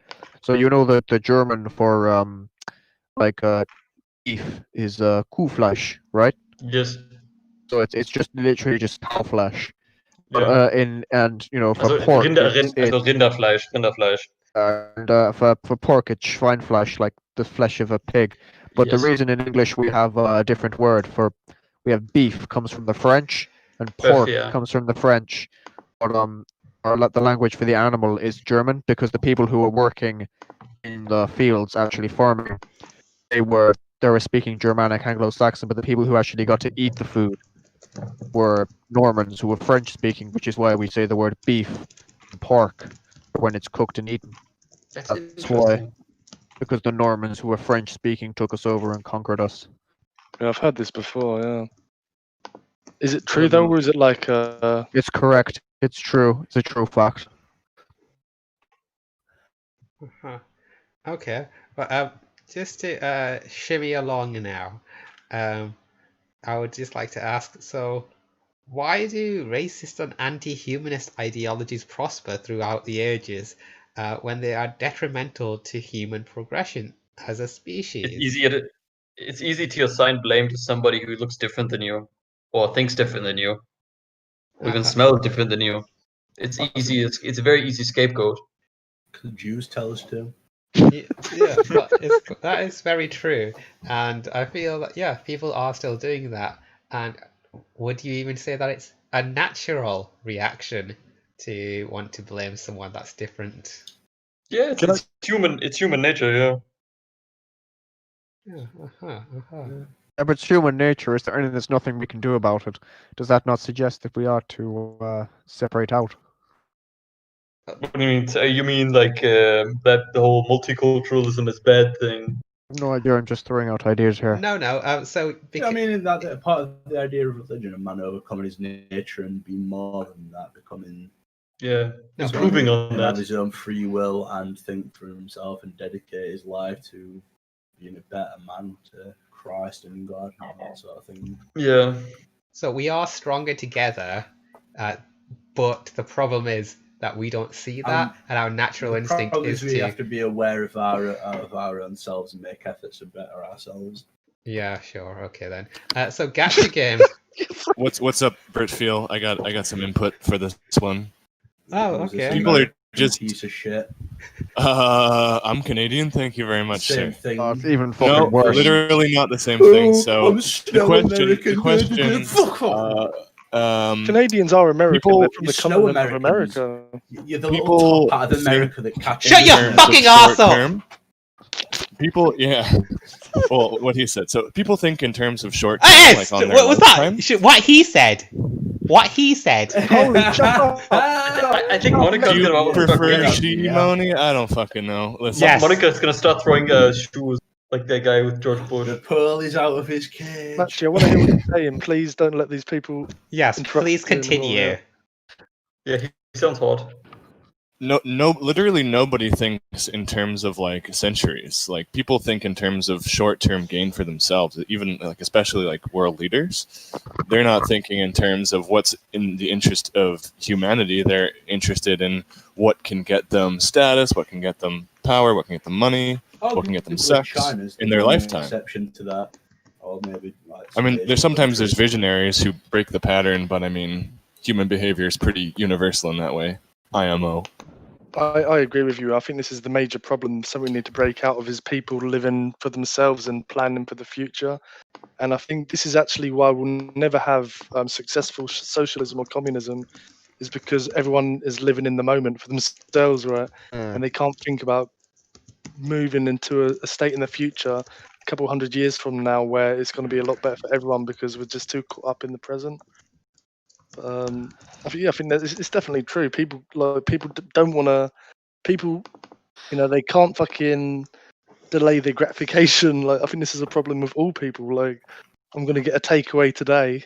Every single day for I'm a looking at month. takeaways right now. You piece of shit. Technology, I think, accelerates that too. Like people are so just burnt out on instant gratification. I need emotional reaction. Social media is just instant gratification. Yeah. Like, completely. It is me fucking posing for 6 pictures in a row until I found one. It took me 20 minutes. I'm gonna post it and get a few likes, and that'll make me feel happy for like 20 minutes. Right? It's all about that gratification. But I mean, not everyone is like this, right? There are people that and less and more and less inclined. Like, But there's it's enough scale, people isn't that it's developed into a subculture, not even a subculture that can be catered to by large multi-billionaire media companies. Yeah, it gets pushed that way. Of It's- course, there's yeah. going to be people who are different, but Basically, if your group is large enough to be marketed to by Apple, McDonald's, Google, whatever, then it may not be the majority, but it's big enough to influence the majority. I agree with you 100%. It's have you seen that film Idiocracy, where everyone just gets downloaded? oh I fuck, haven't good seen point. that. That we're, I'm li- not- we're I'm not living that loving one it. now. That was thing is, though, like, that's such a good movie. Like fucking Gatorade watering the crops. Electrolytes, it's what plants love, man. we can yeah, actually use yeah. it to get more knowledge, though, right? Like, maybe it's a bad thing short term, but long term, maybe it'll be trending upwards for people having more access to information. Over, like, again, like, not thinking about the short term, but thinking about the long term benefits of internet access over like generations, and people having a lot more access to like information and for learning. I think that's only going to be a benefit, sort of like a net benefit moving forward long term. Even though in the I short hope term, so. it's If you just think about how really shite humanity is.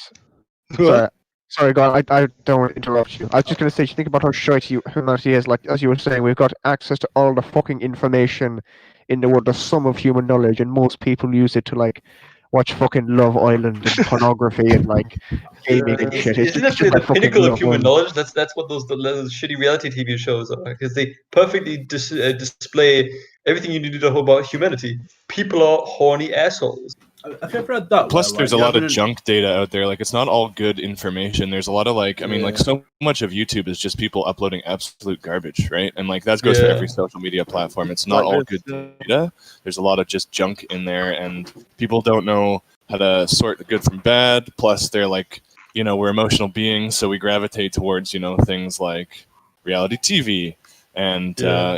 these social media platforms where it's like short form video content of someone's face, usually making expressions. And specifically when it comes to YouTube, you have, the whole system of the thing is that it promotes content that is comparatively similar to your stuff, but not actually stuff that really will help you. For example, like if I know the other day I was watching a little clip from William F. Buckley show. If anybody knows that, that was a conservative debate guy from the maybe late 70s. And then, my next day recommendation is like, libtard gets owned at the thing. And it's like, One thing that bothers me so much, especially about YouTube, is that people play the algorithm. So there's like the sweet spot for getting ad revenue around 10 minutes in YouTube video length. So if someone has something to talk about, what they'll do is they'll stretch it out to 10 minutes, even if it's like the content is really like you could fit it in a 2-minute clip. Yeah, because it's So going to get the like the way they've worked the algorithm, like It's the also algorithm. about, Like, YouTube as wants well. people's Yeah, eyes people on watch- YouTube yeah, for yeah. longer, and 10 minutes is a bit of a sweet spot. So like these like rebloggers or people who talk about technology or whatever, so a lot of time there's interesting information there, but I find myself like literally skipping to the middle and seeing if I can get the good stuff. I mean, and it's not waste 10 minutes of my day listening to like a someone minute and a half filler. intro, right?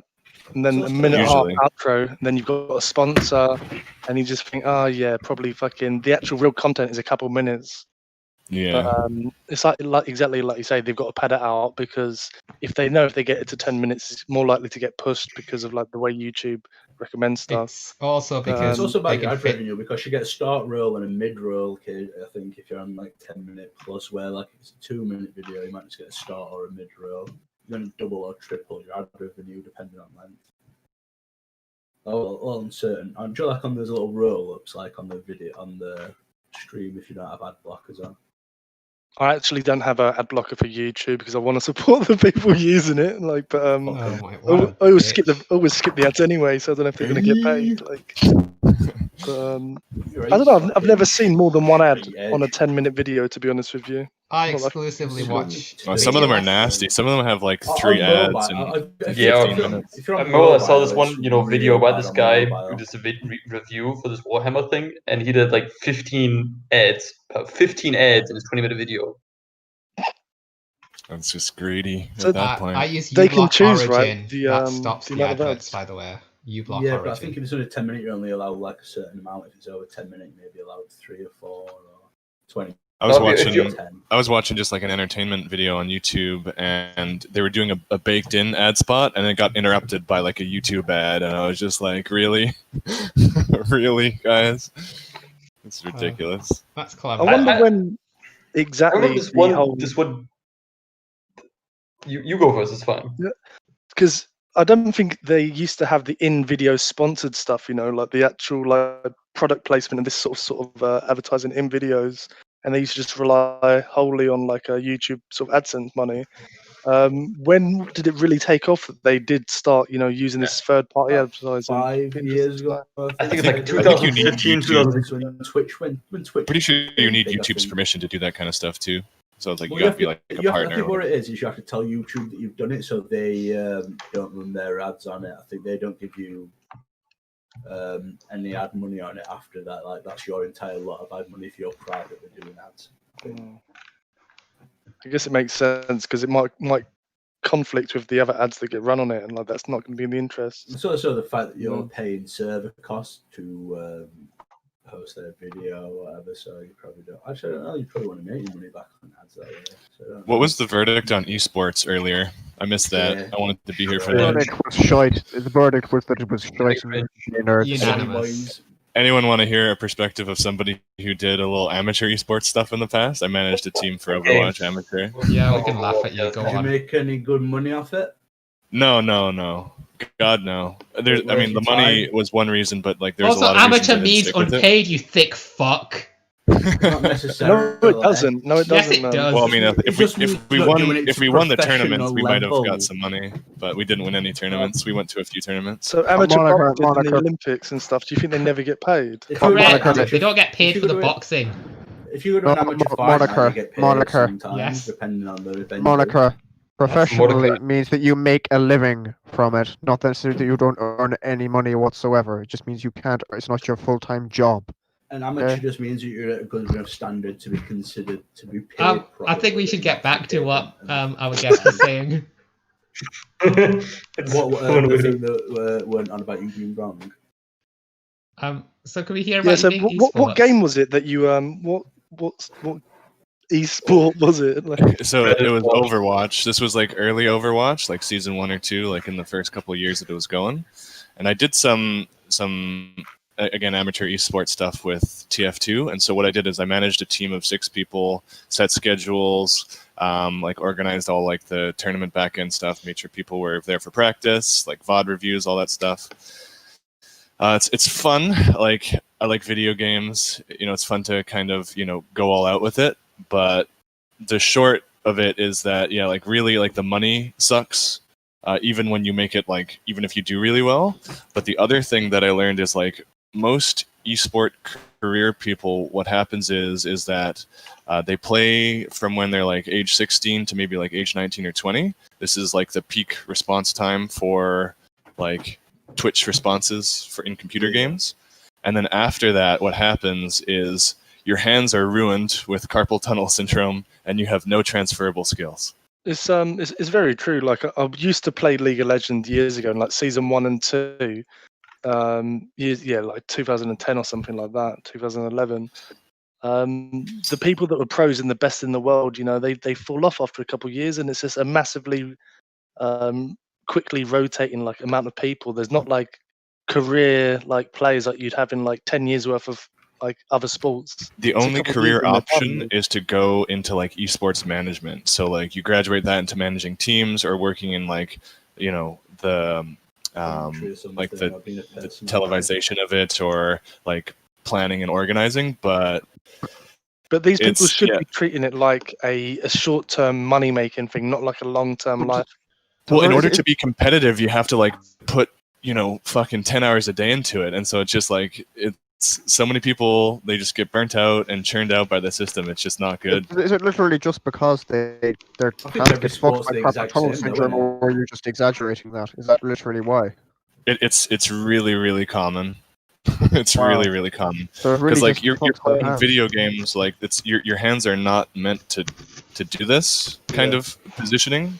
Especially like people are screaming for fucking like 6 hours a day, and they'll like the pros, and they'll stream for their audience and actually make some money, and then they'll go in and play competitively, and it's just like it takes a toll. And you can do things to minimize the effects on your hands, and plus, like, I don't know, I find when I play a lot of a certain video game, it just like it kind of gets boring to me, and so it's just like I'm sure there's a lot of esport pros who are just sick of this game, because they're playing it Doesn't so really fucking fuck with much. your brain, fuck with your brain, because presumably when you're in that developmental stage, your brain hasn't developed properly until like 25, when it's everything's That kind too, of set. and like all that time spending in front of a computer screen is time not spent networking and like developing social skills. Like you're kind of like They're just like actual stunting fucking yourself a skills, little like bit. fucking driving or being able to Yeah, live like yeah, a or normal something you fucking can use human for being.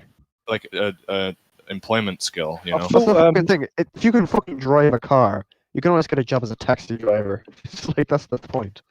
most of these big esports like companies now, they've got like their esports task, whatever, and they force them to go to the gym and shit like this. They'll eat healthy, blah blah blah. I feel like there is this sort of like known people are aware of this situation, right, and they're trying to curve it by It's like having sports people anyway. I think do it's these just coming things. a little bit slow. It's coming a bit slower because it's new. Like back in the 80s or whatever, like a footballer would have a pint and a fag or whatever after a game, or there's like pictures of people like in NFL having smokes at half time and shit like that. It was just, If like, you look at common like practice. Babe Ruth, he was fat as shit. now, like all the sports teams have realised that nutrition and getting sleep and being healthy physically and mentally is quite important. The bigger and better orgs do performing that. well. They have good like sometimes they even have chefs, but Yeah. a lot of the medium or smaller orgs, you hear stories about like their living space is shit, or the payment isn't as consistent. I forget what it was. Some League of Legends mid-size org was like caught fucking over their players, and So how are they like, actually people making literally decent weren't money? getting paid. How are they actually making decent money? Is it just us advertisers like any regular sport, or is it just like prize something money else? or Yeah, usually like it's slow merch? sponsors. Sponsors, yeah. A lot of the big prize money orgs like for, and uh, like Yeah, but you stuff gotta like get the Blizzard, prize money from somewhere. Shout, like, where does the prize money come from? Blizzard and Riot, I believe, fund that directly in a big way. For Overwatch, though, it's kind of like they try to entice really rich buyers, kind of like IRL sports, and have the really rich people fund it using their money, and then they try to get their money back with like merchandising and getting advertising and sponsorships and like partnerships with streamers and stuff. But does it actually have a good big viewer rate? Like, do people watch esports for entertainment properly? But Yeah. do many people do Oh that? yeah.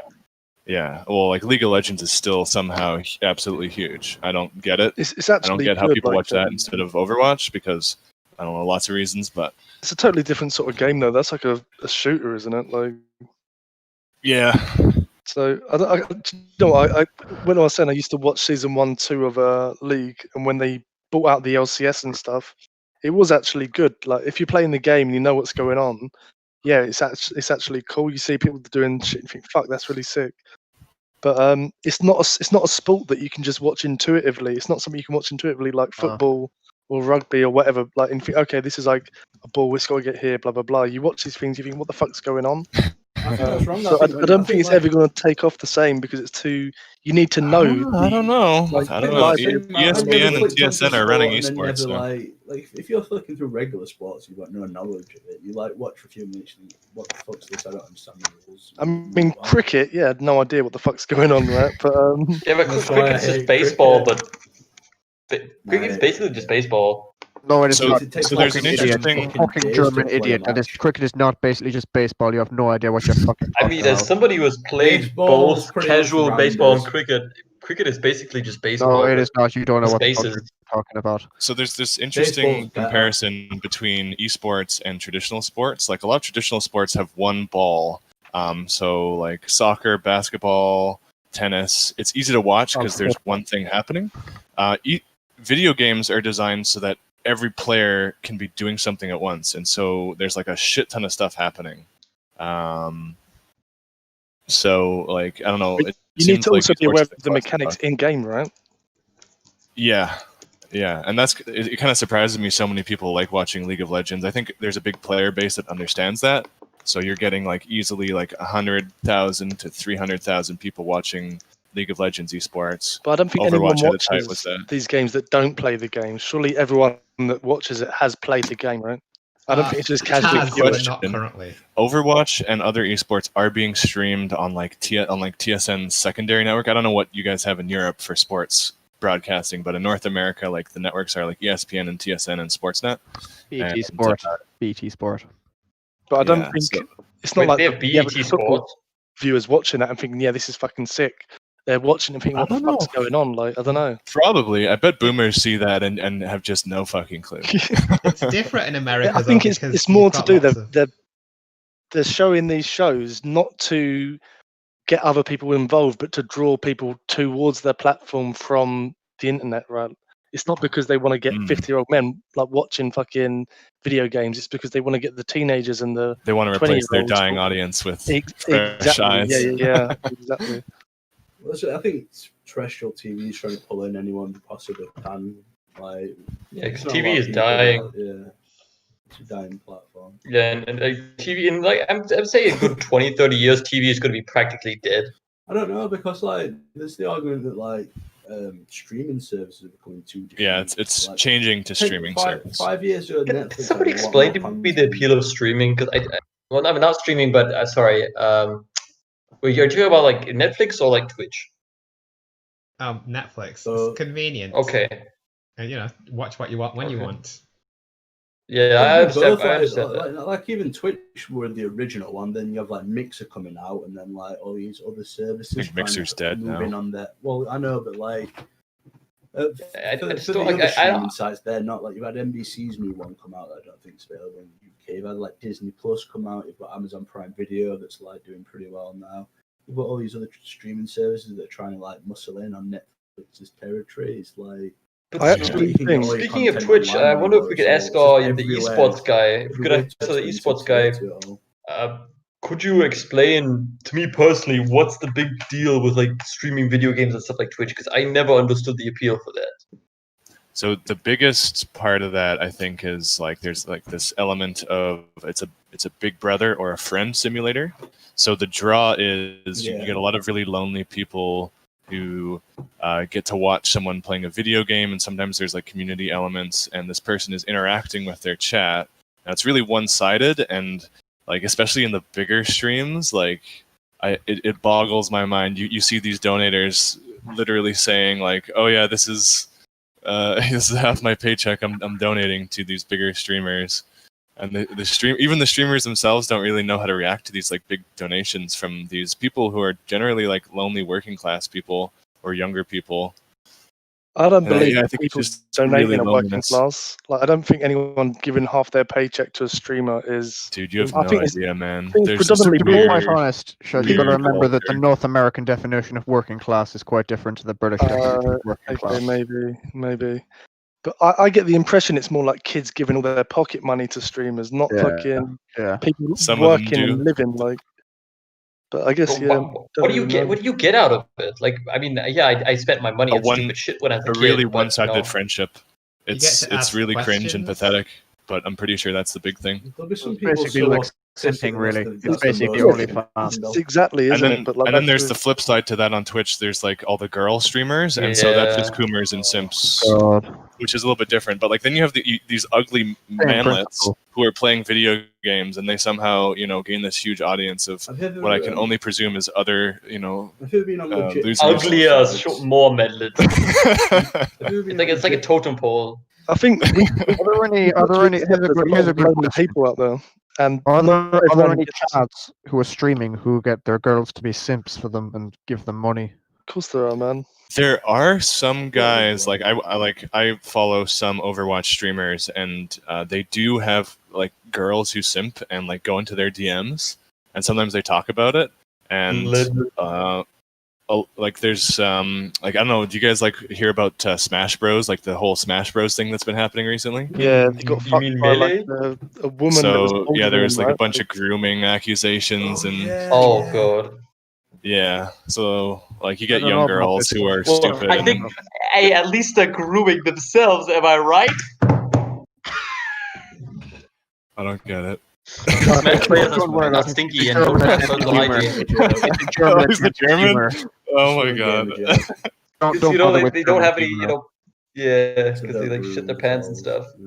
I think the thing is with this whole streaming thing, like, for example, we're all from 4chan, right? Everyone that's on here spends a lot of time on 4chan, and not everyone that's on the internet uses like forums, basically, right? So there's a lot of people that are into video games. Maybe they don't use Reddit, maybe they don't use 4chan, but they'll go and watch people on Twitch, and instead of posting fucking shit posting on 4chan, they just, find a Twitch streamer, and that's their social outlet, right? But why would you spend money for that? Like, I can understand. Okay, I can kind of understand, the sort of parasocial relationship. 4chan passes, Reddit Gold. It's exactly the same thing, right? No, but why would you I don't spend? think it is the same thing. Why would you spend like I $20 think on a streamer? To do that? there's a reward pathway there. So like you spend I money, agree. the It's not streamer exactly- acknowledges you, and thanks so much for your yeah. donation. I appreciate and it. like Little for that person, serotonin that's goes maybe off, that's their a little happy fucking warm yeah, spot and for then the day. maybe that's their only like Yeah. social interaction they get that This day. is the point and I'm it trying to becomes make. like The only social interaction where we may be interacting with people on 4chan, they're not doing that. So this is their really only sort of And a the lot of only it's thing. usually Right? like There's a lot of really girls and lonely stuff, people like out it's there. usually like a lonely guy with a girl that they're simping on, and it's I think you'd be surprised, man. There's a lot of like guys that would just watch other guys, and it's just like it's not even like a gay thing. It's not a sexual thing. It's literally I like don't think there's a friends thing, right? I'm talking about like the guys who give like big donations or whatever, not like your average watcher. I don't No, think there's anything I think there's a lot of people bad out there about that are watching it, just just super super lonely, right? And they really value these, rightly or wrongly. They really think this is like their friends, or this is a massive I part think of their the life. American guy said, the Canadian guy, sorry, said it's like a friendship simulator. Yeah. But a bit of a it's I don't maybe understand sunken what cost. kind of person. If I may take maybe 3 minutes of your time to explain where I'm coming from, it just I've been diagnosed by a psychiatrist as a depressed schizoid, and I am spend almost all my time inside my little apartment, and don't really have almost any social interactions outside of going to the grocery store. But that's not really a social interaction. And I have never once in my life, outside of maybe curiosity to watch maybe a streamer for 5 minutes, have felt the interest to give them a single cent of my Yeah, money. but there's lots of things that you you're don't. Speaking from your So how far lower do you have to be than a depressed schizophrenic? It's about a completely different mental mindset. You've got the mindset of the schizoid or whatever. This is the mindset of someone who's probably so depressed or whatever, this is probably the most amount of interaction they could ever fucking handle. Like they want, this is. If they wanted more, they'd aim for more. But this is exactly what they want at their level. It's like I don't know, like so it's like a masochism. little shout at. I don't think it's masochism.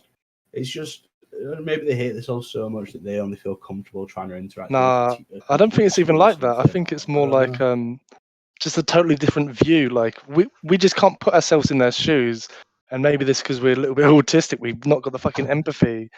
But I just think there's just really lonely people out there that live very different lives to other lonely people. Like there's lots of ways to be lonely and lots of ways to deal with it.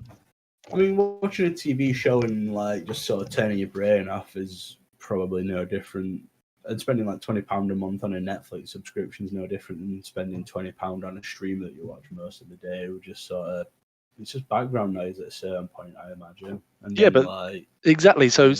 How I don't think it's right for us to say I've never been that low. It's just a different form of. Yeah, but that's what I'm saying. I really think I don't understand how maybe it's because I'm a fucking miser. All jokes aside, but I could not imagine equating the somebody saying, "Oh, cool," to the worth of 20 euros. It's So, just Yeah, 20 if you watch 20 them all euros is a day, lot of if money. yeah, but if you watch them all day, you want to support their content.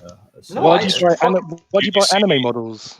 Like, you I see think a that's lot of fucking weird. Do you know what I you mean? don't Like, support anything. I know. Do you not I understand what I mean, but if you have an anime model, you have a permanent thing. You have a thing that theoretically you can have until the end of your life, and you can resell that object. And at the you can also but, what about video games? You've got no resale value on a video game. you can right? play Especially it. You can online. play it over and over and over. You can theoretically play but that you game can, to the end you of can your life. watch a streamer for 20 hours a day. You get probably more. You might get more hours out of watching. I a know, streamer but than you get could do out that of for a video free. game. You don't have to. To consume the it's not object. it's about supporting someone. It's about having a human connect. It's about wanting a human connection, maybe, and wanting to support them. Yeah, but There's that feedback, and the but fact that it's live basing too, that on like, money it's is what important. weirds me out. Well, how else would you support them? Are you gonna fucking send them well wishes and kisses through mail? How else are they supposed to pay the bills and keep on streaming?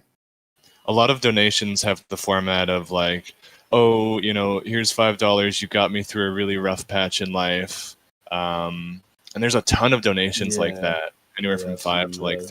$30. So I used to watch a little bit of Limmy. I've never donated, but like actually, a lot give them the free ones as well from Amazon Prime. I think I get like a free Twitch Prime donation. I guess I've never actually used it, but a lot of people do that. Yeah, you can use that once a month on people.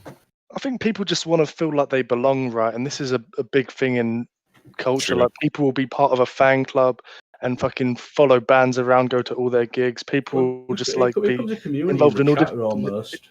Exactly, yeah, like, yeah. oh hey, like I've been like when I used to on Limmies back in like a few. Cause I don't really go on it too much now because it's like quite. I got a little bit boring. They would like a couple. Like I watched them for a bit. But people, oh yeah, this guy's in Chai Cakes, whatever. Oh, this guy's in blah blah blah, and like they all know each other, and it just becomes like a. It's just like a chat room. It's an I extended suppose, chat yeah. room with like a person that's also on video, and fucking some people give money to. Like, Yeah. it's literally no different from being in this fucking Discord and doing this. I don't think. Do you know what I mean? It's like paying, Yeah, I it's know. like paying Xbox Live Discord, membership the or something Twitch- to hang out in a chat room or something. It's just The an Twitch is optional it's so choice. one-sided, and that's why like I kind of like I watch Twitch streamers just like for background noise sometimes, but like some people, like I really think like there's a toxic element of like this one-sided relationship, especially with the simps, man. Like it is. And the mods, it is the guys cringe. are like, Oh, they're so That much video, fun the mod. high five one, right? That was Yeah, wasn't that this game that somebody came out where you can like simulate being like a Twitch mod or something? they send you like a. Here's an interesting Blue question. Do you think the pictures. popularity of the simp meme is going to cause a decline in simp behavior, or will it continue? I think it'll continue. Yeah. yeah. I don't know. I was chatting to a girl on Tinder and she was mentioning simping or something like that. So it seems to have got into the real world now. How do you match Yeah. with these people? No one that I would ever like chat to would ever talk about fucking simping. I don't know. I learned about this to my friend. He only matches with 30-year-old women, and mine is like, cause I have mine just set pretty open because fuck it. But my matches really range from like 19 to 22. Like I always get like these like pink-haired BPD sort of page. I think it's because you say in your profile something about smoking weed, right? It's got to be like yeah, I think 420 trees, dude. Something like I want a girl who appreciates the finer things in life, such as Like 420 pot and designs cocaine. and Papa John's, something like that. It's so white trash. Oh my god. Oh, that's what I don't know. Matches the sort of woman I'm aiming for. You should I mean, convince like, it. Homeowner as well, man. I want a nice like traditional girl thing, and then like a weekend she realizes smoke weed and she falls Like, out. if, at the end of the day, if you get the pussy, that's what matters. Matches with my. Are you talking about dating app girls? Yeah. Yeah, they're really flaky in my experience. Yeah. Yeah, I've met up and shagged 2 birds off Tinder so far in like since That's I've quite been impressive. I'm quite impressed with you. since a lockdown. You've shagged 2 from. I thought, what? When did you get the second one? Like week 2 ago, like 2 weeks ago. How do you do it? How do you do it, mate? 'Cause I don't know. Like it's both ones with like I put 0 effort into chatting. 2 like I've like put literally no effort into and just like try to meet up immediately. Is that the right way to do it then? If you want to shag, yeah. I think like there's no right way or wrong way. Like I've met a lot of there's no girls right way from or wrong way. Tinder. Every It's girl's really hit or different. miss. Like yeah. You don't play the want to numbers. project It's desperation. 100% a So numbers like game. a low effort kind of Low shows effort that numbers you have game other sort of things.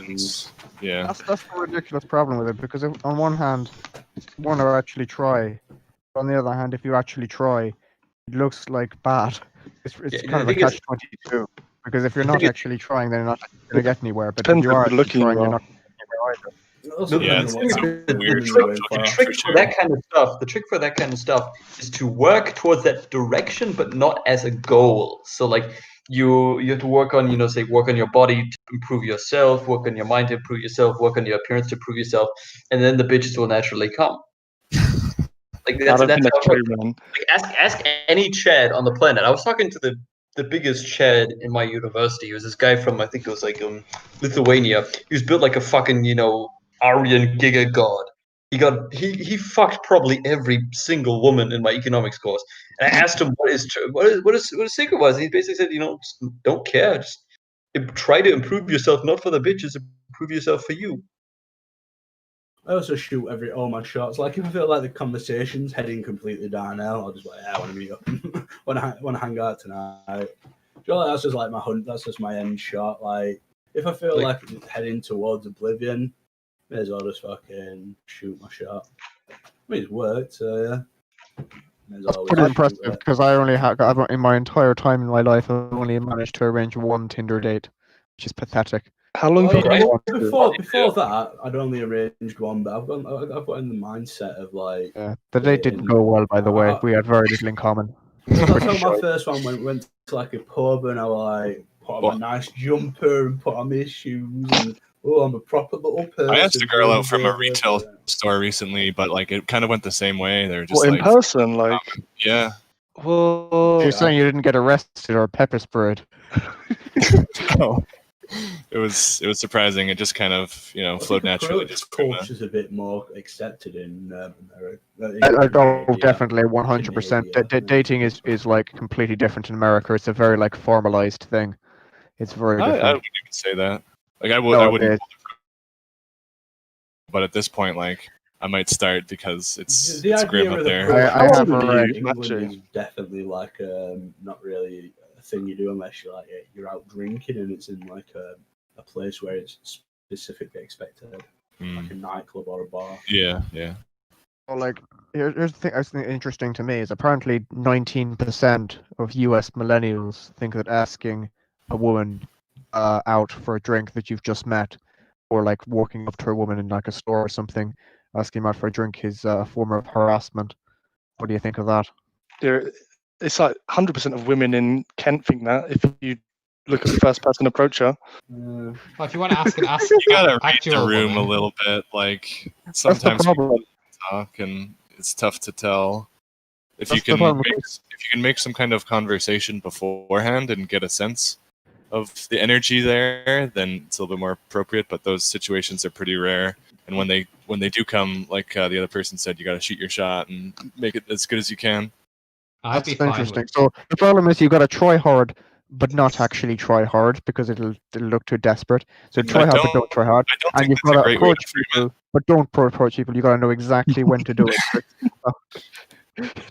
Honestly, a lot of damage if you do, damage you don't.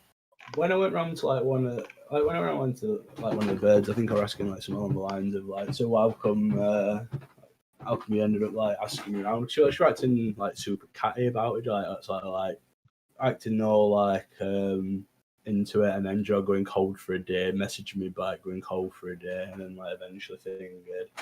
And she didn't really seem to have much fucking reasoning behind anything. It was just sort of like it's just luck of the draw with women. It seems they don't really seem to have much fucking reasoning skills.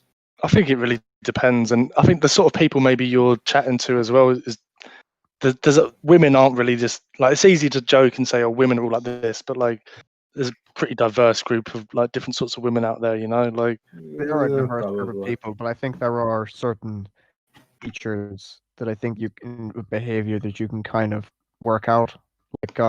Like say for example, if you're talking about men, there are certain kinds of women physically that generally men are attracted to. And obviously, very generally, obviously there are plenty of men who like big fat birds and all that, but generally that you're thinking about a certain type of body type, a certain type of personality type as well.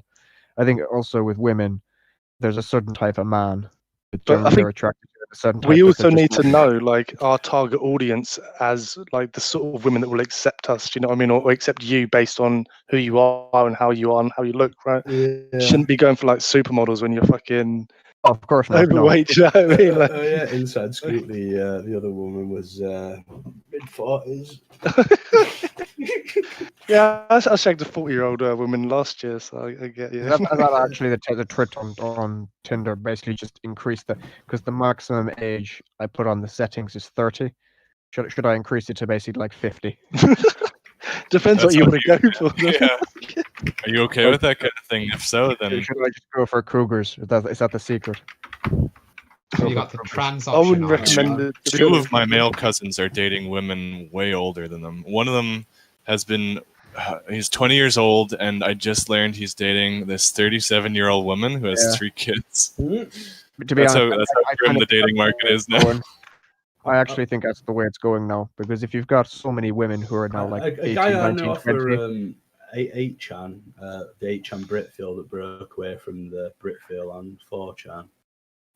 He met like a 37-year-old woman or 38-year-old woman, like his first serious girlfriend, and then he ended up like settling down with her, and I think he's had a kid with her now. I think. So, Did she have kids already though? Like, no, she was just older. She didn't have kids. this is I think that's actually kind of the way it's going right The now. woman I went with also had 4 kids. But, Because if all these 20-year-old women, if they can just go on Tinder and find the nearest Chad, like it's just so easy for them. Like they've worked out. The thing is that in the last 10 years, women have worked out that basically an average-looking 20-year-old woman can basically have any fucking man she wants because she's getting like 100 likes on Tinder. So they've just kind of worked out, right? I can just have the cream of the crop then because This I'm is the whole obviously so attractive. hypergamy thing, isn't it? Like, Yeah. all the guys, Like, so, on the other hand, if you're like a 37-year-old woman, it's a bit different. Like the things have switched now. You're past your prime. So like if you're like not an optimal Chad male in your early 20s, you might as well just go for the later 30s woman, which is it makes sense, to be honest with you. I was reading this Reddit post as well. I was reading this Reddit post where this guy just ran his face through FaceApp to feminize himself, just to put his face on Tinder with his regular personality to see what happened. And like he went from 0 likes on just like being himself as a man to like 99 likes in a day, just as a face app swapped guy. Did you guys not see Eggy? Everyone know Eggy from R9K? Yeah. So Eggy, You mean the guy with the weird shitty hairline? I never go on he that went on site. and he got loads of matches or something. Yeah, so someone just used him as a female, and they got loads of matches. Didn't even change the photo. Like Eggy's the self king, you know, like so unshagable. It's fucking untrue. It's yeah. crazy how different it is for sure. Yeah. It's crazy. I think that actually, the woman I matched with, she showed me. That has to do with the thing with the egg. Has to do with that most guys who go on Tinder, they just blindly swipe right, just like cast a white net, you know. No, but then people still speak to them as well. Do you know what I mean? Like, seriously? Yeah. Whoa. Yeah, but she got a thing. I do 100 and odd matches in. Do you like the plus thing where it went matches? You like likes or whatever. Like the gold one. Every every swipe, she just fucking match. That's all these guys are constantly messaging. It's like how the fuck are you supposed to like win compete? Your way through? It's like a job. It's like low rent jobs in a way. It's not when you apply for a job on Indeed and there's like 200 other cunts going in for it. It's the exact same fucking deal on online dating. Emphasis on the going in for it part. I think the thing is, it just needs to be luck. A lot of it is luck, the time and place. It's luck and timing and just putting fucking time and effort in. It's super disheartening at the start, but you just got to fucking power through. It seems is the. I've had quite a few girlfriends from Tinder, to be honest with you, probably like 6 or 7. Have a look at the link I just posted there. But I don't think it's anything to do with being like particularly amazing. I think it's just the time and the place, and it's they happen to just recently, I think it's the girl, if they've recently just downloaded Tinder and you're one of the first few people they match with, then it's all good. But if it's one of these girls that have been using Tinder for 10 years, they're just shagging chads. But it's like there's some girls that probably just want to find a boyfriend, they'll use it for a bit, and it will just be, oh, I'm looking for a boyfriend, this person's good enough. You go on a date and yeah, there you go, I think. But I think there's very different user bases. There's girls that probably use it to get dinners paid for them a couple times a week. There's girls that are probably just looking for shags, and there's girls that are like actually looking for boyfriends. And there's people that use Tinder and never want to match. They're just seeking the validation of getting lots of likes and stuff. I think it's a weird thing. Like first time she'd only been on for a short amount of time. She was like, I wish I could know what the like. You can only really know for sure if you're like running one of these apps and you have access to that data set. Like, I know a guy who works for Bumble. He's got like he sees a little bit of behind the scenes sort of things. It's mainly complaints he works on, you know, like when accounts are flagged and stuff. He says like the match ratios for women's absolute ridiculous, and like the amount of guys that message him and what works never seems to be like be one thing or another. It's literally just luck. This link you posted. Yeah. I don't think that this is true. I don't believe a 23-year-old female is gonna like record all of the data from their fucking Tinder usage. I can't picture that being true. Like I can imagine that maybe if she's like a computer programmer or coder or something, she probably may design a program just that records it all for her or something like that. Hey, you use Tantan, right? Shut in. Yeah, I also use Tantan, yes. Doesn't it give you stats when you match occasionally? Like, oh, this woman swiped 24 times and swiped left 1,000. And I think that's bullshit marketing stuff. You know, like the weed dealers sending you best shit ever. This is like the sort of numbers that are in ratio with this graph here. I actually don't think they are that off, to be honest. I don't know. I mean, it's crazy. Like 30,000 swipes, and then I think there's no way like you said, they'd have to have made a script to record all their usage.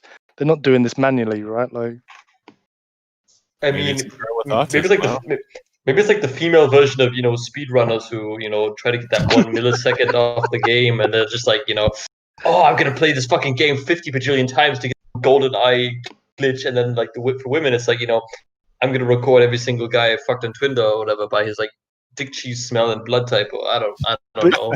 Autistic women and autistic men are very different, right? Like they have very different experiences of autism if they're like functioning. Like almost like women are just completely normal women who are just a little bit strange. Yeah, exactly. Yeah.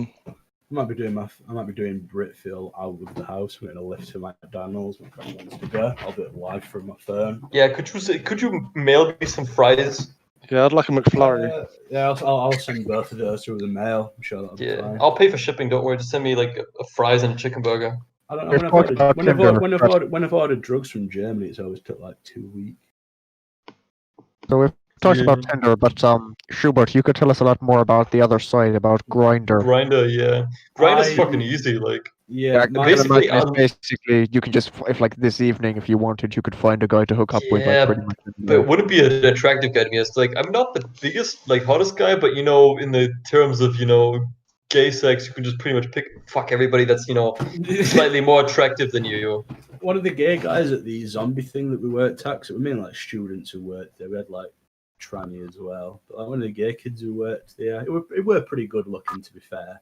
He showed me he was showing us his Grindr profile. Do you know, we're all waiting upstairs for the events to start, and he logged in, and I don't know if it's like it's not like you log in and like it's got like location. It's sure got this guy's 1 mile away, this guy's 2 mile, 3 mile. It's like closest. And when his profile came on, there were all these people at local area like message, oh yeah, do you want to come round and sit on my face and all this sort of shit. Yeah, it's kind of like just that. Guy just dick pic galore, like about 6 dick pics. Because on Grindr, it's not about dating. nobody's lying to themselves. They know, okay, Yeah. I want to go. I'm going on this app because I either want to fuck a man in the ass or I want to get fucked in the ass. I want to get Yeah, grinded. you want to grind or you want to get grinded. Yeah, so I think it's interesting, like, to talk about how it's different for gay men, but I want to touch on the point of a white person in Asia using Tinder was fucking insane. Like, I'm curious. Paul, white guy or a white woman? If it's like a white woman that's like, you know, as a he white smashed a white lot guy, of puss in yeah. China. He smashed. well, yeah, if you're like South Korea, then yeah, as a white guy in South Korea, you like get all the pussy. But like, so I went there, right? Now. Used Tinder for like a week and a half in south of Taiwan, and I got like fucking 100 matches or something. Like, usually get like a couple in like a fucking month in the UK. Well, you've got USP in it, you know. They're swiping brown guy, hey, white guy, bang. It's actually crazy, like how different it is. Like, and it makes you think, like, if you're a good-looking guy in the UK with muscles, perfect everything, like you probably have that experience. But just when you're there, like it's totally bizarre, and just arranging girls just to like literally just like, oh, do you want to come to my hotel tonight? And they'll be there. Do you know what I mean? I just think, what the like, this is fucking. Don't even have to make an effort. Like, I was just like, what the fuck is like? It's so bizarre. Like, it's weird how like your value can increase so much just in a different location, and how shallow it actually is, right? Like. Yeah, but I think the dating game now is all about USP. You're trying to sell yourself, trying to seem interesting. It's also still like I gotta say it's USP. What do you mean? Unique selling point. It's your unique selling point. Like mine specifically on my dating profile is that I used to work in as a zombie at scare events. So there's like me in zombie makeup and shit like that. And it makes me look interesting. I think I think you're exactly right. Through my profile. Yeah, you really gotta make yourself unique with either like personality, or a lot of people do it, I think, with like things like earrings or gauges or hairstyles, tattoos, blah blah blah. Look a certain way or try and fit a certain style. Yeah. It's no different from, you know, subcultures existing and you want to appeal to that, so there'd be like fucking goths and stuff, and it's like it's just peacocking, right? It's the whole concept of like the PUA stuff, like peacocking, like. And I actually think when I was younger, when I was a bit younger, like early to mid-20s, or mid-20s, I guess, when I first used it, I tried to be a lot more out there in my bio and pictures and stuff, and I was a lot more successful. And now I'm just like, no, I can't be bothered to be all this fake shit is weird and gay. And it's not as successful, and it's just like... it's so lame.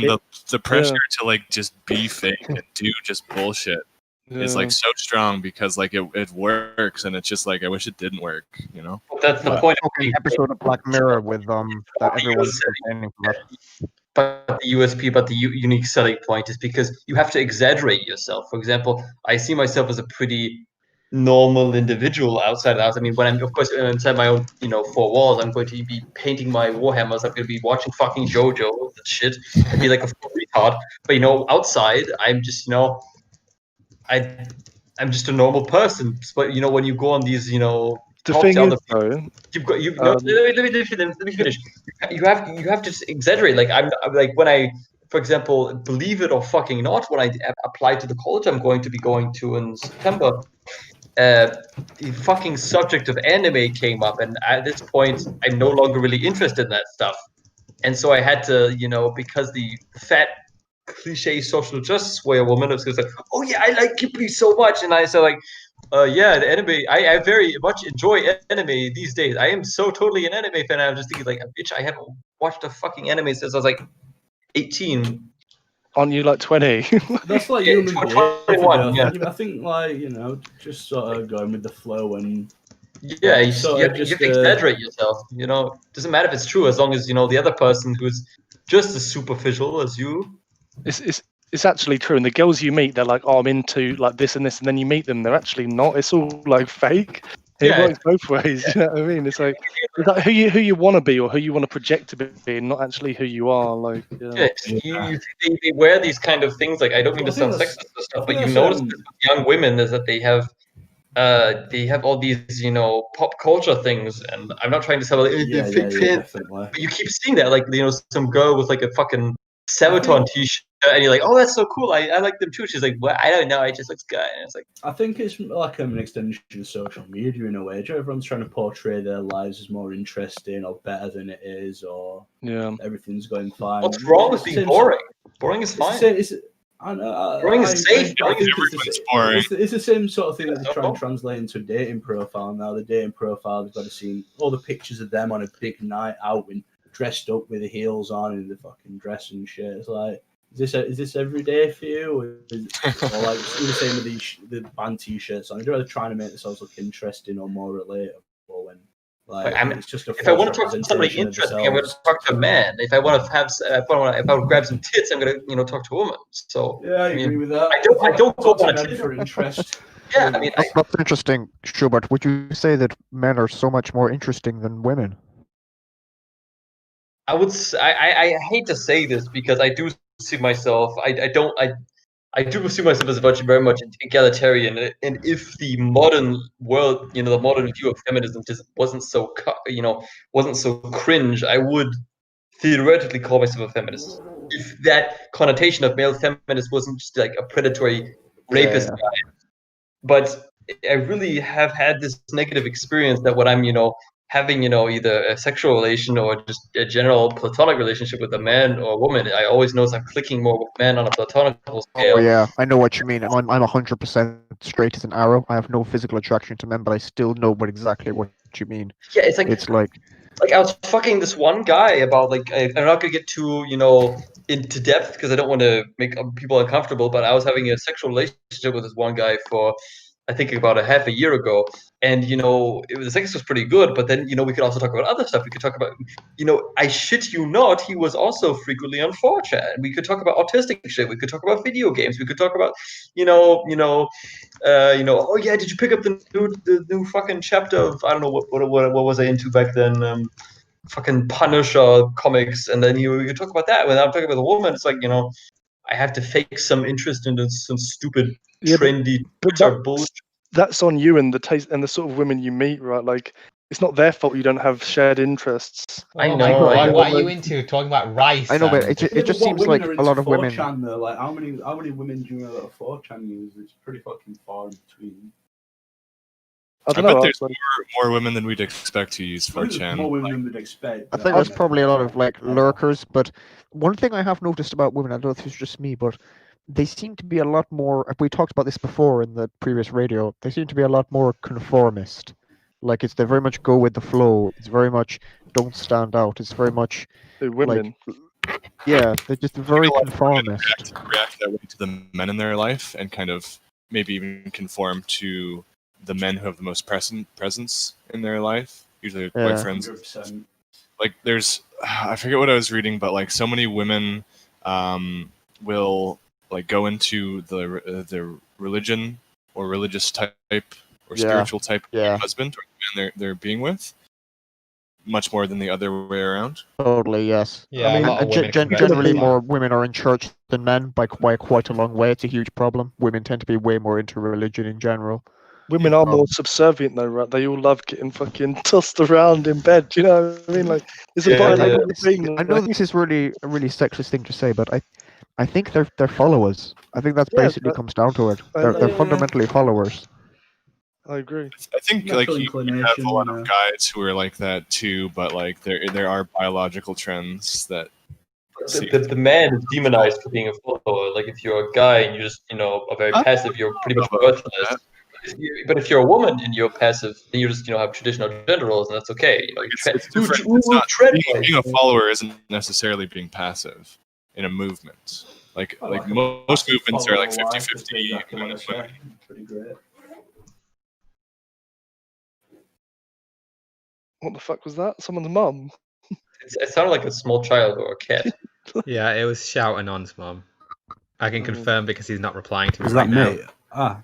I said I'd like a nice traditional passive wife. Just do exactly what I said. But it's kind of boring. Like if she got great tits and great ass, it kind of cancels it out. But Yeah, but do you really want fucking exciting? I don't know. Do you really want sort of exciting? Sort of. I don't know. If you've got a nice passive wife, she won't cheat on you. No, I'd I want a girl that we've got some shared interests and some shared sort of beliefs, but some different interests and some different beliefs. Like it's good to have a little bit of conflict there, and it adds a bit of excitement. Like not too much, but like to be able to have debates. Like you need to have a girlfriend that is on a similar sort of wavelength, but also not quite the same. Someone that like I don't know. For me anyway, I like to have arguments, not arguments, but like debates, sort of like we're having now with my girlfriend. And if we haven't got that, the relationship's not Yeah, going to true. work. Like they need to be interested, or at least like, have some sort of general knowledge, or not even general knowledge, just act like they've got general knowledge And and be able chat to shit chat like we do. points. You know, like Particularly from what I've heard, is that like if they don't, is that if women I'm going to are McDonald's. if I'll there's be no back. tension, if there's no conflict in the relationship, a lot of women get quite bored and they want to leave because that they just find them boring. Like if everything's just as safe, just if you're just living together, like happily, not arguing, not really talking about anything, just going to work, coming home, maybe kissing, maybe have sex a bit, but like you just talking a little bit bit about stuff. mundane. Yeah. It's just boring for them, and so they go for someone else. They go for someone who's a bit of an arsehole, a bit of a dick, because I think they just see that as masculinity. They see that as someone who they can follow. I think It's like the it's whole horrible. shit testing thing is sometimes, in my experience, what women will do is they'll say something to like Yeah. it's like it's not causing a fight, but it's to put you on a weird footing socially to kind of see how you react and see if you crumple under that pressure or if you can like Totally, divert yeah. the pressure. I think So a lot of bad there, people do isn't that it? in general, but women particularly do that in a romantic context. Like if some guy, like when you're at school, some guy looks up at you, gets up in your face and goes, "What you looking at, faggot?" or whatever. Like what he's doing is a kind of a shit test, basically, Yes. just to see how you react. But like women do that in very much like a sexual romantic context, definitely, I would say. And I don't think it's actually, why not? Like, like, do you know what I mean? Like, you've got to test them in some way, and I think men do that the same to women. Like, but and maybe just because we're men, we're biased. But I think this is just the way a big part of like human interaction is like testing your boundaries. Kids do it nonstop. Like Yeah. boys and girls, they will shit test the fuck out of their parents to see what they can get away with. It's different though. I think that's kind of like instinctually a resource thing. Whereas, yeah, men and women, it's different though. The way men and women shit test each other. Like I feel like I don't want to shit test anyone. I just want a stable relationship. Yeah, I think I know. it's subconsciously, to be Because honest. it's because you're looking for strength in a woman. Like you're not looking for a woman to be strong. You're just looking for her to be like attractive and kind and like someone you can get on with and all that kind of stuff. There are women like that, but those women like that, they get picked up so quickly by Giga Chads. They're like out of the dating market. So Exactly. I gotta say, I find that aspect of a woman very boring. I mean, if I want a woman, I want a kick-ass hardcore bitch. do you though? Have you ever had one before? Well, I will admit not really, because I've simply never met a woman that was like that and straight. So When you Yeah. say kick-ass hardcore bitch, though, what do you really mean? I mean, I'm not talking about like the meme tomboy GF, but I'm talking about a genuinely active. I mean, personality active-wise woman who's I'd say has a dominant personality without being domineering. Has a very strong personality without being, pushy. Has very powerful character trait. I've had lots of not lots. I've had a couple of girlfriends like this. I don't think it's that uncommon, to be honest. What, I yellow definitely know the ones? kind of woman you're talking about. Like I can think of one exactly who I've worked with in setting up like political stuff in my small town, Mhm. and like she knows how to run a room, but it doesn't come off as like Like, being a I want bitch or- a woman who's nice but won't take shit from anybody. I think I the want a sort woman of who woman knows you're how to describing is sort of kids. like the stereotype of the girl that thinks she's more mature than she is. I'm not like these other girls. I'm alternative. I've got my own opinion. Blah blah blah. And like that's a Yeah, stereotype but in its own sense. Like yeah, but not that specific. I don't know. Maybe I just have a. I mean, I have different standards for women and men. Possibly because I have because I'm bisexual, I find the reverse of the gender stereotype extremely attractive. For example, I'm more interested like in the very cute, very submissive guys as boyfriends. But for Monica, women, I have want. you heard from Monica in a while? Monica, do you use dating apps or anything, or what's your experience? Are you even there? Yeah, sure. So I've used Kick quite a bit, and I'm quite overwhelmed with the amount of attention I get on there. So it's quite Really? difficult. On what app? Kick, K-I-K. Oh, okay. They use Sock. They posted in Sock, and that's how they met the people. on Someone Kick. else did on my behalf. Yeah. Was it I think you okay? should actually use. I don't think that like validates your opinion on these matters. It's not the same than like using real like location-based dating apps. I really think it's night and day. I do filter people out when I give them my location, and we do still carry on conversations. And people still do want to talk, even though we're not living close by. But it is quite difficult to carry on that many conversations. You need to ask questions to try and eliminate people. When's the last time you went on a date? Because of lockdown, I haven't been able to go on one. Yeah, but I mean, like, people are still going out there. I mean, I don't know how it is in the UK. It's just an excuse. Come on, but no, it's not sound an like an excuse. I live. Come on, Polly, fucking hell! Do you know what I live mean? with family, so if I catch something, I put other people at risk. If I lived on my own, it would be fine. And also, you can't go to like dinner and stuff, and go to the museum, and you can't have a very good Mate, date, can you? restaurants Right now, been open for like 3 weeks. What are you talking about? Yeah, you could always just take them to your place, cook up something nice, and then just, have, awkward sex afterwards. yeah, but you can't go to the museum. That's what I'd like to do on a date. So you're moving into your place in a couple of days' time. We better be hearing of some dates coming up in the near future. Only if museums are opening. What do you mean only if museums are opening? That's what I want to do on a date. Museum's a good date, actually. I back that. My ideal date would be a museum and drinks and dinner or something. But I don't think that you're always going to keep using this as an excuse, and the next time there's going to be another excuse. Like, We've got an actual effing lockdown. It's not a flimsy excuse. Yeah, but like there will be like you're saying it has to be a museum. I mean, it doesn't have to be a museum. Well, no, like, but you can have other dates. Normal outside activities. Yeah, go for a walk in the park and then have dinner. What's wrong with that? Yeah, walking in the park is fine. Yeah. I don't know if I want that as a first date. It's because that's just a bit like very talky, and you need like something to like talk about. The trees. Yeah, foliage. Look at these kids. Look at this plants. Look at that ugly bastard over there. He maybe, This is what people do. Do you know what I mean? Like whether in a museum or not, it's going to be much of a likeness. So. Well, that's your opinion. I've been on more dates than you. Yeah, but you've only been on dates with like chinks and that like desperate to appease you. Oh my! They're not like proper dates with proper people. Mate, I've had loads of white girlfriends. I didn't even meet I didn't date an Asian person until I was 24. 22. When was the last time you dated a white, and how many whites? I dated a white. Oh, that Brazilian girl. No, does it count? A couple months ago. Does Why it not? count? Come on, you know that. Well, okay, because she's white and we went on a date to the pub. So no, that doesn't count because it doesn't match your narrative.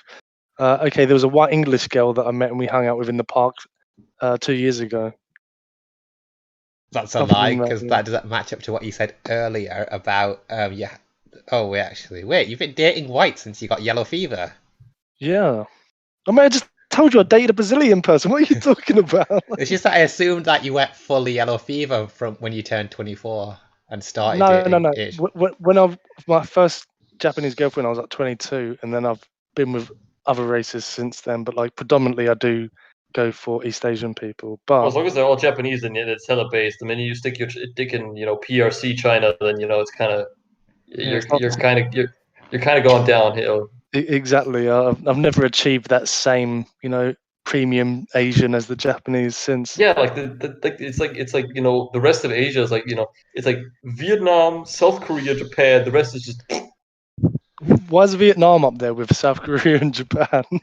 I think any country that has beat the United States in warfare deserves at least the dignity of being at top tier. Okay.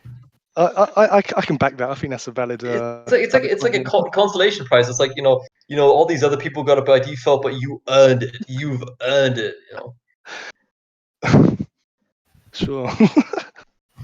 That's such a weird thing to say, dude. Well, I would say, well, considering Hong Kong, Bruce Lee is considering possibly one of the top 10 hottest guys in all human history. Hong Kong is that too. No, Hong Kong's lost it now. They've lost their special. Yeah, they have lost it, but back in the day, Yeah, I mean, Hong Kong was probably like #1 for quite a while, right? Like before the rise of Japan. I'd say Korea is the new Japan, right? South Korea is the new Japan in terms of like popularity.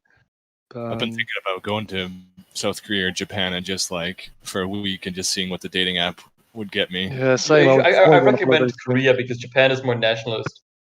Like you can still get some like some hoes, like some really low class hoes in Japan. But if you want to get like the high quality, really self hating plastic surgery, go to Korea, man. What you're saying is the South Koreans, because they were raped so much by the Japanese, they've got genetic memory of being subservient to other like foreign men. Is that basically? I don't want to bring out the Nihon Kaigi meme here, but yeah, pretty much.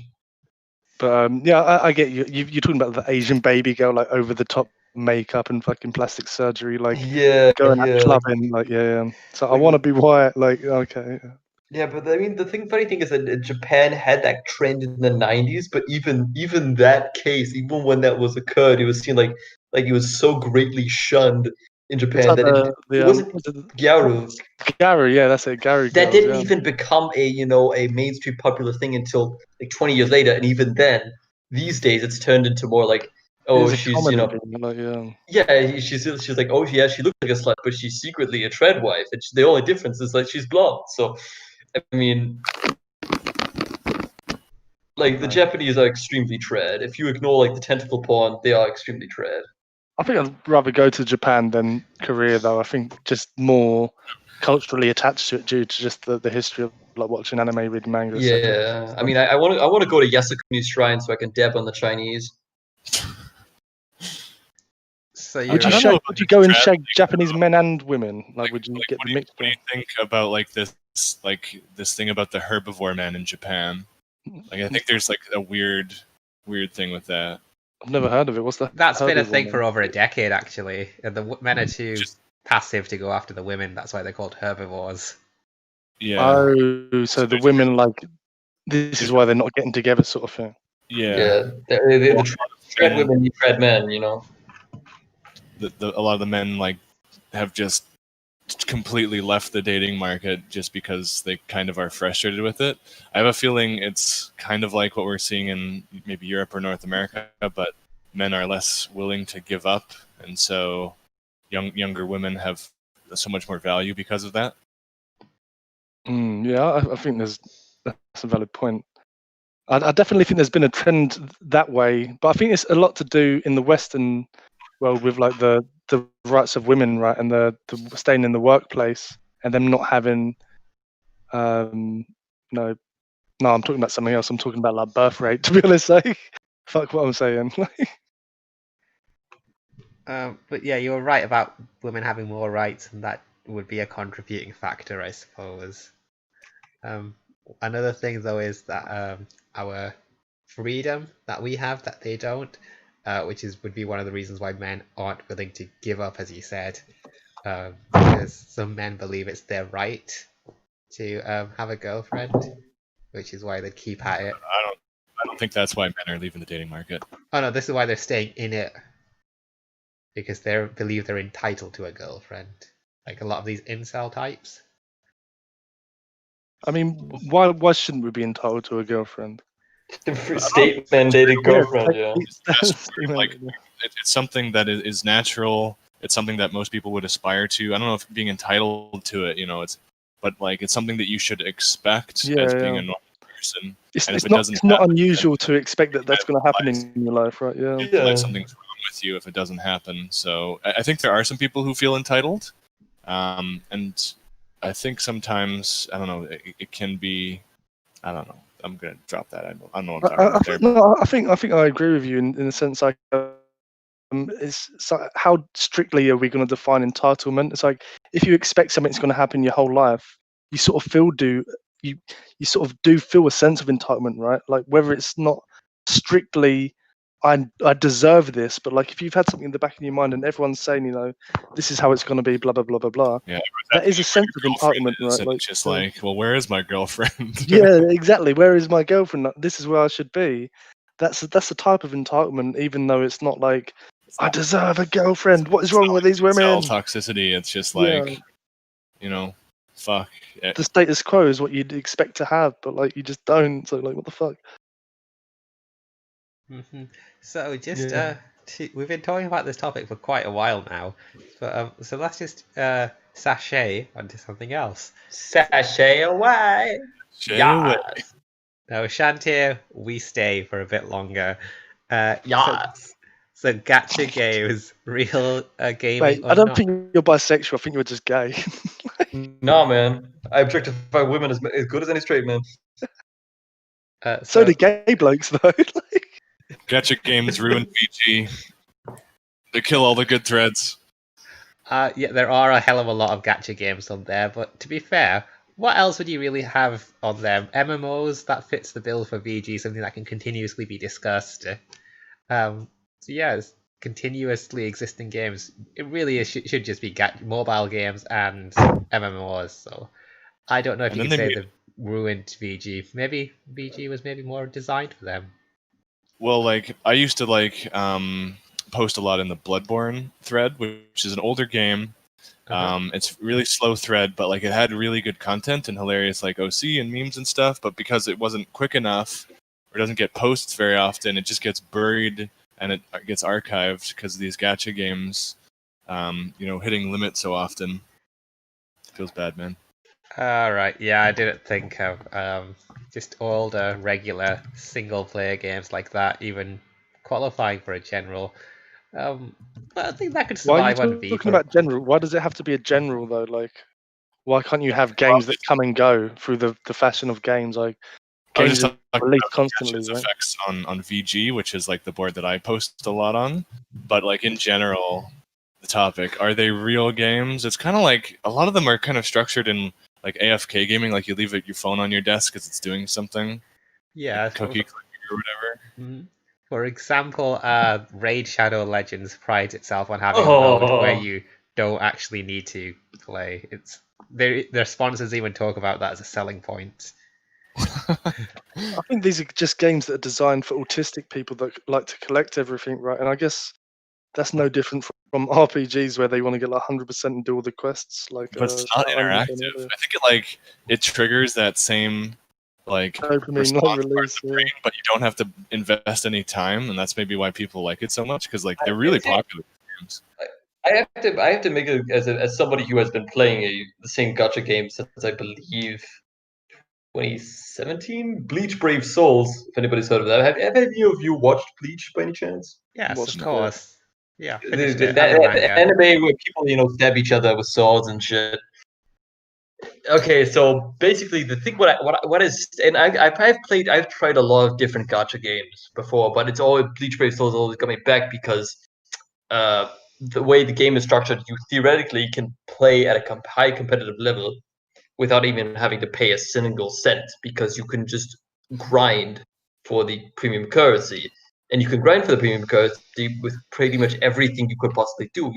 You get a fixed amount a month for logging in. You get a fixed amount for maxing out your characters. You get a fixed amount for completing stories. You get a fixed amount for taking part in events. You get a fixed amount for doing bonus quests every month. So and you can here's the thing. I just want to quickly ask because I'm not 100% sure. Like, you say that a gacha game is not interactive, but it sounds like you're talking about quite a lot of interaction. So I just want to. That's a gacha game. You can look it up. Bleach Brave Souls is very much a gacha game because the characters, you spend some, premium currency to be able to, have a chance. What I thought a gacha game was you just basically just collect sort of like characters or whatever, and they do very basic games, but you're paying to collect like the extra stuff, and you're grinding coins to get the extra stuff, just like skins and stuff. If I'm wrong. In the case of Bleach Brave, let me show you a gameplay video. play the newest one. Or While you're looking that up, just the one gacha game I've played is the One Piece one, Treasure Cruise, which is quite popular. You get the characters from the show, you assemble a crew, and every time you win a battle or progress in the story, you get the little loot boxes and you get random characters, and you can add them to your party, and you keep moving along the little story thing. It's with some repetitive gameplay. So I mean, there is gameplay because you're saying earlier, like this is. I got a bit confused. Like you're saying, oh, there's not That's what really I was any. saying, but I was just talking to my ass. I really don't know much about gacha. Fair dues. there are quite a few gacha games that are like that. Like I've heard the Fate Grand Order game, or 2 out of 3 of the JoJo games, or the Dragon Ball Z game. Like the Dragon Ball Z Dokkan Battle that's the most money making gacha game in the world. It's just like what was that game called? Honey Pop. You know that one? No idea, but I do know someone that spent a lot of money on the Dragon Ball Z. Yeah, it's just like bubbles, and you put them together, and then it's just a puzzle game with Frieza and Goku and Trunks and shit. So that's the most well-selling gacha game on the planet. And now Bleach Brave Souls, yeah, of course it has like a lot of gacha thing, but the reason I like it so much is because I don't know. I like Bleach. I like the gameplay. The gameplay reminds me a lot of Dragon Ball Z Legacy of Goku 2, a game that I played religiously as a child. Yeah, personally, I just I don't know. Part of it is also a sunken cost fallacy. I played this for so long. Why should I stop now? I mean, the gameplay looks a bit like the original Digimon World game. If you ever played that, I haven't. Maybe they got it from there.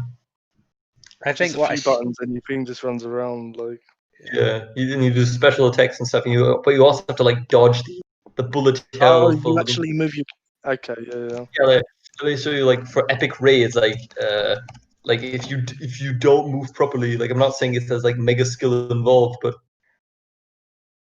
you do have to know what you're doing. I mean, this looks like a proper game to me, but you just play for like the other characters. Basically, is the point.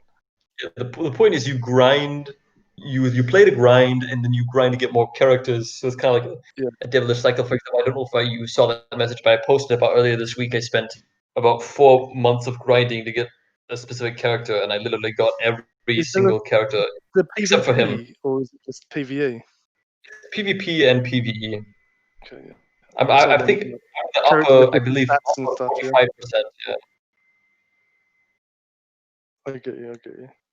Yeah, but there's certain characters that work for PvE and certain that don't work for PvP. For example, maybe Moni will understand what I mean when I say, but my PvP team has Toshiro Hisugaya, Sasuke Aizen, and Yugram Hashwald. And my PvE, that's like an Iceman, a Shadowed guy, and a pissed off.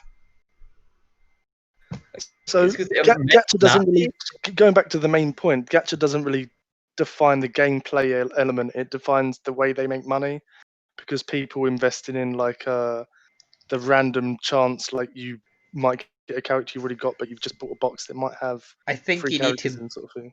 I think we need to tell you a bit more about the lowest rung of gacha games.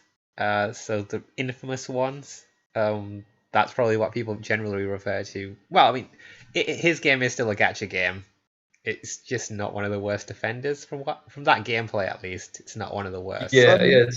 You shouldn't define a genre by its worst examples, right? Like, all right, fine. I'd say that maybe the bulk of the examples then, because a lot of these gacha games die out. The Final Fantasy one was really bad. Don't know how to explain it. But the Fist of the North Star one was also pretty shit, sadly. But the part of what gets people continually playing is the loot box element, the gacha bit, where you've got the chance to get more characters, because you kind of need to get characters with better stats to keep going. It's sort of no different to Magic the Gathering in this sense, though, that you pay for virtual fucking packs, and then they run out, and they're not like standard legal anymore, right? Pretty much, yeah. I mean, well, and it's different because in Bleach, for example, there's a massive power creep. For example, the oldest character that I have that be possibly used in modern playing is from early 2019. So everything before that is they release new ones, and then you just got to basically to make it viable. You just need to keep paying in, basically. or you don't need to pay, but you just need to grind. It, yeah, but most people are going to pay because they don't wait. Actually, no. The thing was, most people I know who play it. I'm in a Discord thing. Most people just they just grind. For example, I have a budget limit. I pay 20 euros a year for that gacha game because there's 2 packs. They have other packs. They have like $100 for 1,000 orbs or something. But they only have 2 packs in the entire year that are worth it for the casual guy. They come out, regularly, but the rest of the people, they just, there's 2 people. I think it's actually interesting that we go back to sort of go back to what we was talking about earlier. The streamers, people will pay people. Oh, you've made my life like bearable for the past 6 months. Here's £5 to the streamers. But you don't think it's weird that people put fucking hundreds of thousands of pounds into? Oh, I do think it's weird. I think it's weird because it shows a lack of control. Like, I can understand it when you have maybe it's from my personal perspective because I do this. I mean, I can understand maybe spending 10 or 20 or maybe even 50 a year for your gacha game or your League of Legends skin or your Team Fortress 2 head. But more than that, then you need to work on your self control. Fair point. Yeah. I think it's and I guess I could, and I would say the reason I do that and I don't get the streamer is because you get something that is semi-permanent from it. Even if I can't, even that character is not good next year, I can always sell them for the chance to get a new character. Or I can use them as a link slot, which is it's a system where you take old characters and you can use them to boost your other characters. So, for example, if you have characters that are old and shitty, you can use that character to boost your newer, better ones. So. You're really into this game, dude. Yeah. I mean, I have wasted quite a lot of my time and my life for it, and when I talk to this Discord guy, there's this guy on Discord who's the son of an investment banker. He burns through 20 grand a year on this game. I mean, at the end of the day, I think he's kind of weird, but he's keeping the game afloat, so I appreciate that. I don't understand how you have time for all these hobbies and interests. You're into Warhammer, you're into this game, you're into other stuff, blah blah blah. You got your studies. I just don't know how you have enough time to interact with people that are involved in this. I'll be happy to play the games and my schedule through you if you would like. No, that's a bit too much. It's really quick. I can just do it basic. So I only play the game when I'm eating breakfast or eating dinner, unless of course I'm talking to other people. So that usually about 30 minutes to an hour a day of that gaming, if you do it every single day, is enough to stay on a competitive viable level. And my other stuff, I play Warhammer on the weekends. I come home from synagogue, I call my buddy, hey, up, you want to play some Warhammer? We do that, and yeah, I just study during the week. I got McDonald's, boys. You're a normie, Schubert, I think. Shouldn't it be closed by now? No, it's still open. 24 hours. Did you get me my Smarties McFlurry? No, I forgot. Bastard. Did you get my chicken burger? Yeah, I got chips and chicken burger. Nice. I've never had a chicken burger from McDonald's. I don't know. Yeah, I don't mind them, but if you're getting a chicken burger, you got a KFC, don't you? I have no KFC or McDonald's in my town. What kind of show do you were then? I walked past the KFC yesterday. It's still got the full trim outside, and it was this place will be permanently closing from May 2019. And I was fuck. It's been over a year. Where am I getting my chicken from now? Not enough black people live there or something. No, not enough. And McDonald's closed down 6 years ago. So fuck knows. Do you live in a posh area where posh people are just too good for it, or a really poor area where people are just too poor for it? I don't know. I think it was to do with the leases on the buildings just not being profitable. I'm not really sure. The next town has 6 McDonald's, so I don't really know what's going on. So, that's weird. On the topic of white people, have our opinions changed at all? Are we pro or anti-white people this week? We're very I mean, pro, very pro. I'm white, so I mean, kind Yeah, I of think stupid to whites be are pretty anti. based. Okay, yeah, general consensus is still thumbs up for whites. Okay, that's fine. That's It fine. depends. I mean, white women, nay. White men, Yeah, white yes. women fuck dogs. Yeah. It's the truth, to be quite honest. Let's be fair. Let's be fair. White American women fuck dogs.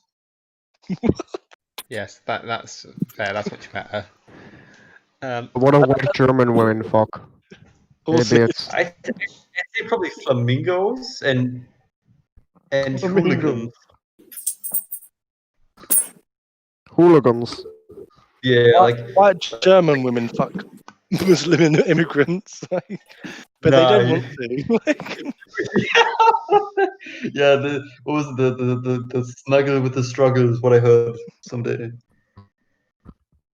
Don't want to waste any conversation topics because we're wrapping up in about 12 minutes. Let's do it really quick. Okay, let's see. So, okay, fine. We'll see. Some of these might be a bit quick. We'll see what we can do. So, cheap ways to eat healthy.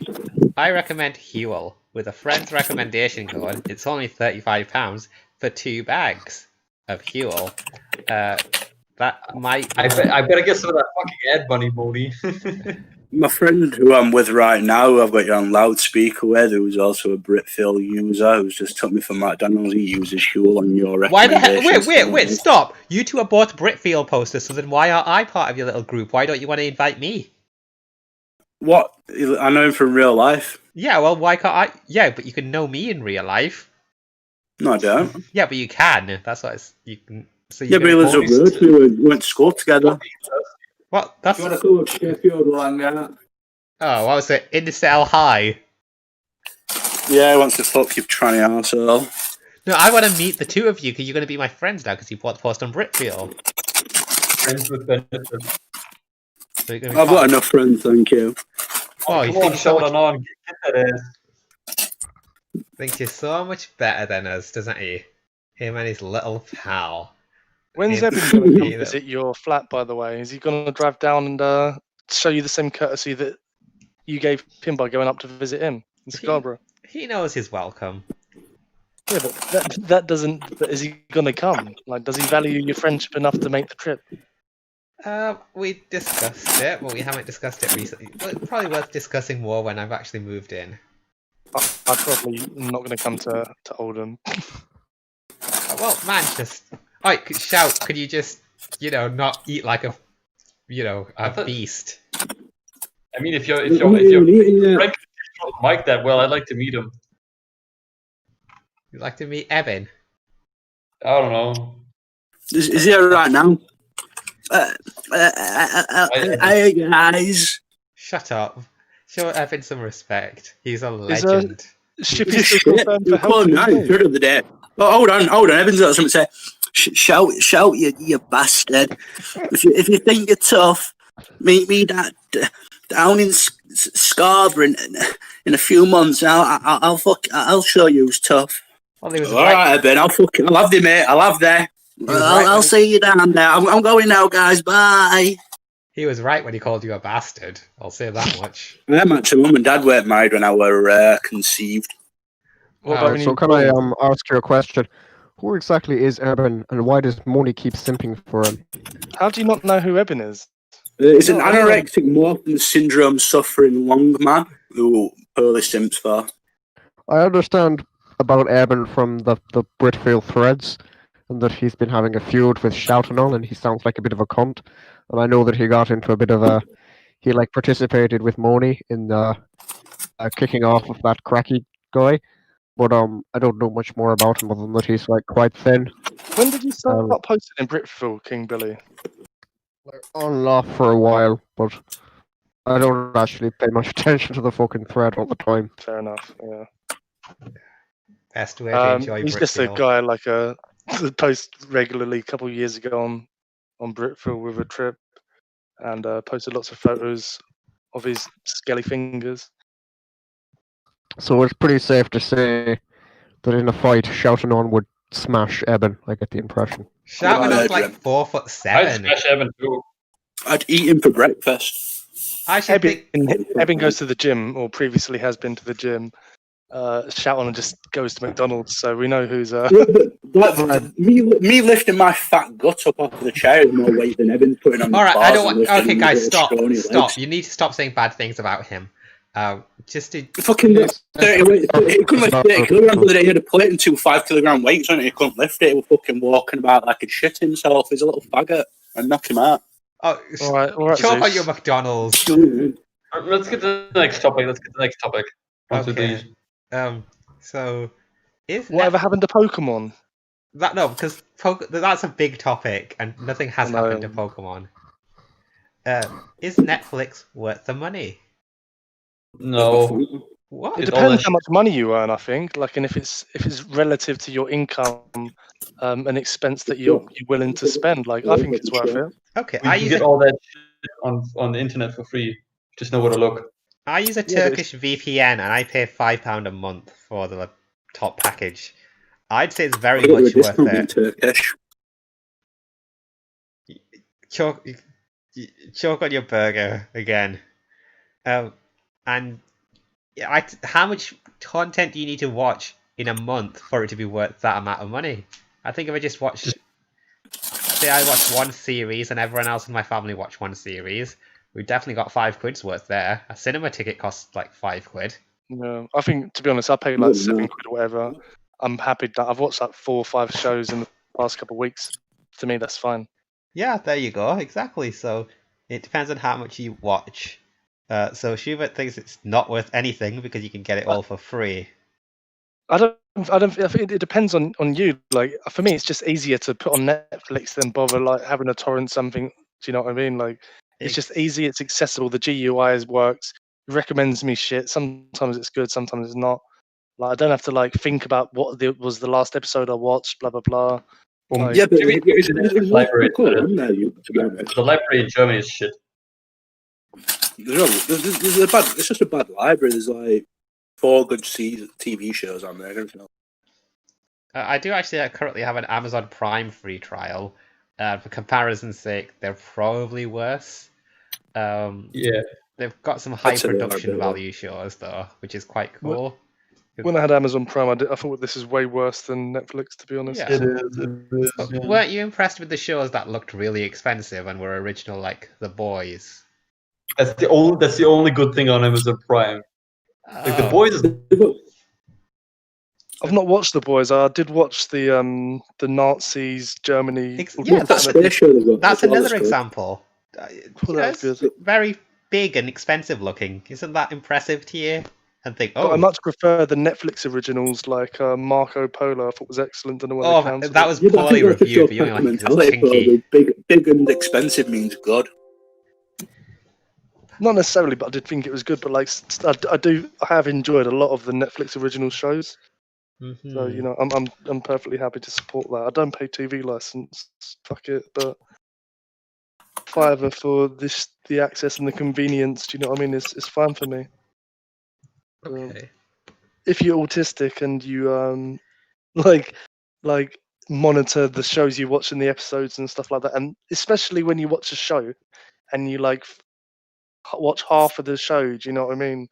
Like, and Netflix remembers exactly where you stopped watching it. For me to do that's just a bit of an inconvenience. I just, you know, it's just that like, it's that I would pay £5-6 for a program that would do that. Probably exists, but I've just been lazy and not found it. Like, but I just think it's convenient. okay. So general consensus is Netflix is yay. I don't personally like it, but eh. So next topic. Okay. Let's see. So I think it's useful for shagging because girls don't want to watch a fiddle around with HDMI cord. yeah, those I threads heard on TV Fedora are and funny. Shaggin and Claude. I said it's useful for shagging because girls don't want to see you fiddle around with a HDMI cord. Oh You know- yeah, let me just stick this in my laptop and in my computer and my TV. Yeah, hold on, I've just got a torrent almost downloaded. I think it's in English. Just wait a minute. Fuck it. It's As not a woman, I can connecting. confirm that I would rather just Netflix and chill. I just have other websites where I just go to like watch series dot .to for like Tonga, whatever. What, I'm watching like fucking 360p or something. No, they got everything in 720 these days. Ooh, 720. It's like being in 2009 again. Good enough for me. I mean, or you know what I just do? I just watch really fucking old movies, like Bing Crosby movies from the 1940s. That shit's like all in the United States archive of film. What about the Crunchyroll subscription? Is that worth it? No, fuck no, fuck no. I mean, if you really There's a like webs- anime, No, I mean, no. Even I'd rather just watch bits, Crunchyroll selection is garbage. Kiss Anime is free. It's kissanime.ru, and it's hosted in Russia because base Putin has granted us with practically unlimited anime. I used to use Anime Fushigi. That was great. And like they had and the thing is Crunchyroll doesn't have any of the old shit. They don't have Saint Seiya, they don't have Kinnikuman, they don't have Sakigage Otokojuku, they don't even have The Rose of Versailles, which is a fucking shoujo staple at this point. But no, they're fucking Americans. There's gonna be Evangelion, the Dragon Ball Z. they don't have Dragon Ball Z. Californian shit. Worthless whores. You said you've not watched anime since you was 18. I read manga. Why are you so emotionally invested in this? Because It's like watching Galactic Heroes. I am not really emotionally invested in anime, but I just fucking hate Crunchyroll because it's the reason.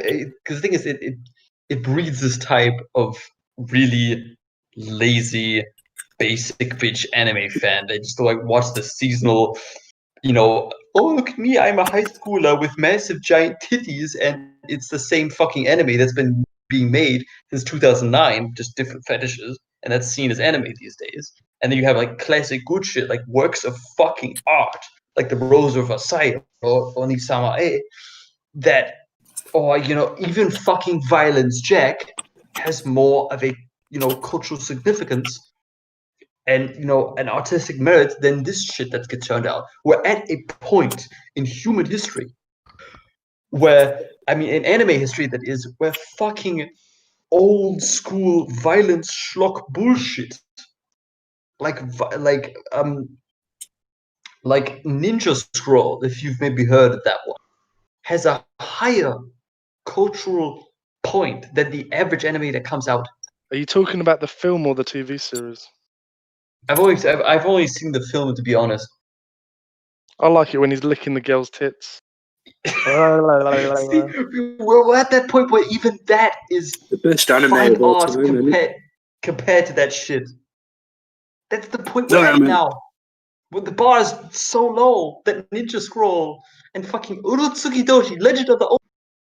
Ninja It's Scroll bad. was the classic. I know, man. That's why I'm just so fucking pissed. And then you ask your 12-year-old, well, what do you think of Yu Yu Hakusho? It's like, ugh. I think the thing is though, like you're quite a bit, you're like 10 years younger than me. When I was 15, 16, posted on Gaia Online, not 14, 15, Yu Yu Hakusho was like the popular thing. That wasn't like that was like the fucking, I don't know what's a popular anime now. I don't even know, but that everyone was saying that's what they were Demon watching. Slayer, I think, yeah. But but if So you compare, it's just the time period thing. Do you know what I mean? Like, I know, but if you I must say, I watched Yu Yu Hakusho far after it was popular. Maybe I think I watched it I in mean, it's like an 2015, 80s anime, isn't it? Like 90s. early 90s. early 90s, yeah. So it's the dispersion of culture used to be a lot more slow as well. Like, yeah, and also I watched the English dub, and if you compare, I also watched some sub, and I say I usually prefer dub, but Yu Yu Hakusho is one of those exceptions where the dub is so fucking well made that it's just as good as the original. Have you ever seen the English dub of King of the Hill? It's almost as good as the Japanese original version. Bobby Destiny. I can't even imagine what the voice would be like for the characters if it was in Japanese. I could look that up right now. I'm googling that right now. Hank Hill Japanese dub, because I know like the Japanese voice actor is like for I think SpongeBob is the exact same guy who voiced I think the Nazi from Van Helsing or something. Oh, Are there any good German animes? Shaman King. The German dub of Shaman King is better than the English dub of Shaman King. Have you ever heard of Shaman King? No, that was great in English. What are you talking about? I can't imagine that the German one was better than the English. No, the English one, the characters are so fucking. And I gotta say, I usually prefer to watch. That's the only anime, or besides One Piece. One Piece, yeah. Those are the only two anime that I've ever preferred to watch in German over English or Japanese with English subtitles, because in One Piece they do a better job translating this shit. I was the Legend of Galactic Heroes. Was that in German? No, sadly not. That was a fucking masterpiece. That should have been translated into German. I probably would have fucking proverbially creamed myself if I watched the end of would have watched that in German. Oh, Lohengrin-sama. No, but seriously, I was thinking, like, in the German translation, like the German manga translation of Dragon Ball Z is just so fucking hilarious. They just didn't give a shit. Like, I don't know if you guys are familiar with like the story beyond Super Saiyan Man and stuff, but do you know the part where the bald guy Krillin is trying to blow up the robot? I think C-18. What, the ginger robot? No, the blonde robot. The blonde robot with the big female robot. You could have just said that. Isn't she 17, or was the guy 17? Oh, the guy the was guy 8. was 17. Yeah, the guy's 17. Okay. Yeah, and so in the American version, it's like it would be legal to fuck her. Yeah, exactly. Well, he does fuck her, and he has a kid, doesn't he? So I don't know how that happened. Yeah. He like wishes the dragon to give her like a functioning uterus. No, she already had one, I think. No, she but the dragon sorted her out. Yeah. She transitioned into a human. No, Krillin she just went and had a little bit of time with the dragon, and Krillin sat outside and waited. And the baby came out 9 months later. I mean, so what I was saying, that like the German translation of the manga is just like they just taken the piss out of everything. For example, in the official German translation, I think, and I'm never going to forget this, is that when he, I think, fixes the bomb and dismantles it, he says, what was it, like, mega Affentitten geil, which is mega monkey tits awesome. Yeah, but I mean, what, like, that is just anime, right? They say stupid shit, like in Japanese, like. Yeah, but in the American version, it's like the English version that like often censor stuff. Like in the Japanese version, like Gohan calls Majin Buu a fucking retard. In German, they call him a behinderter Hurensohn, which is a retarded son of a whore. And the American version is like, you're stupid. It's just like, if I'm gonna watch immature bullshit like Dragon Ball Z, I want to be enjoying the immature bullshit humor.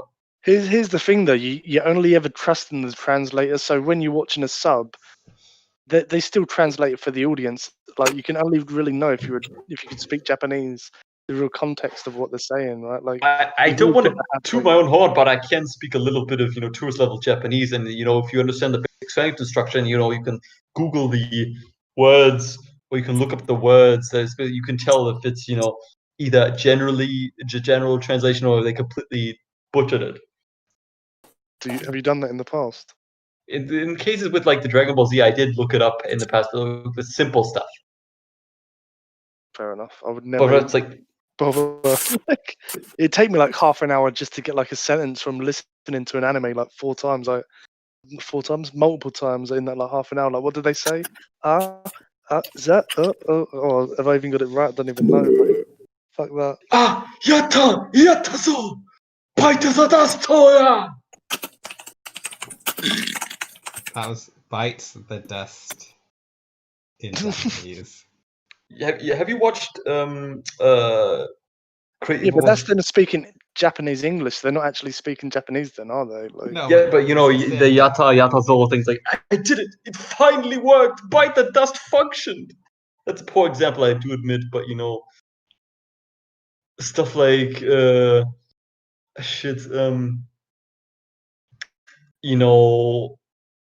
I know I used to be able to recite the entire theme song from Kinnikuman, that wrestling anime that I mentioned earlier.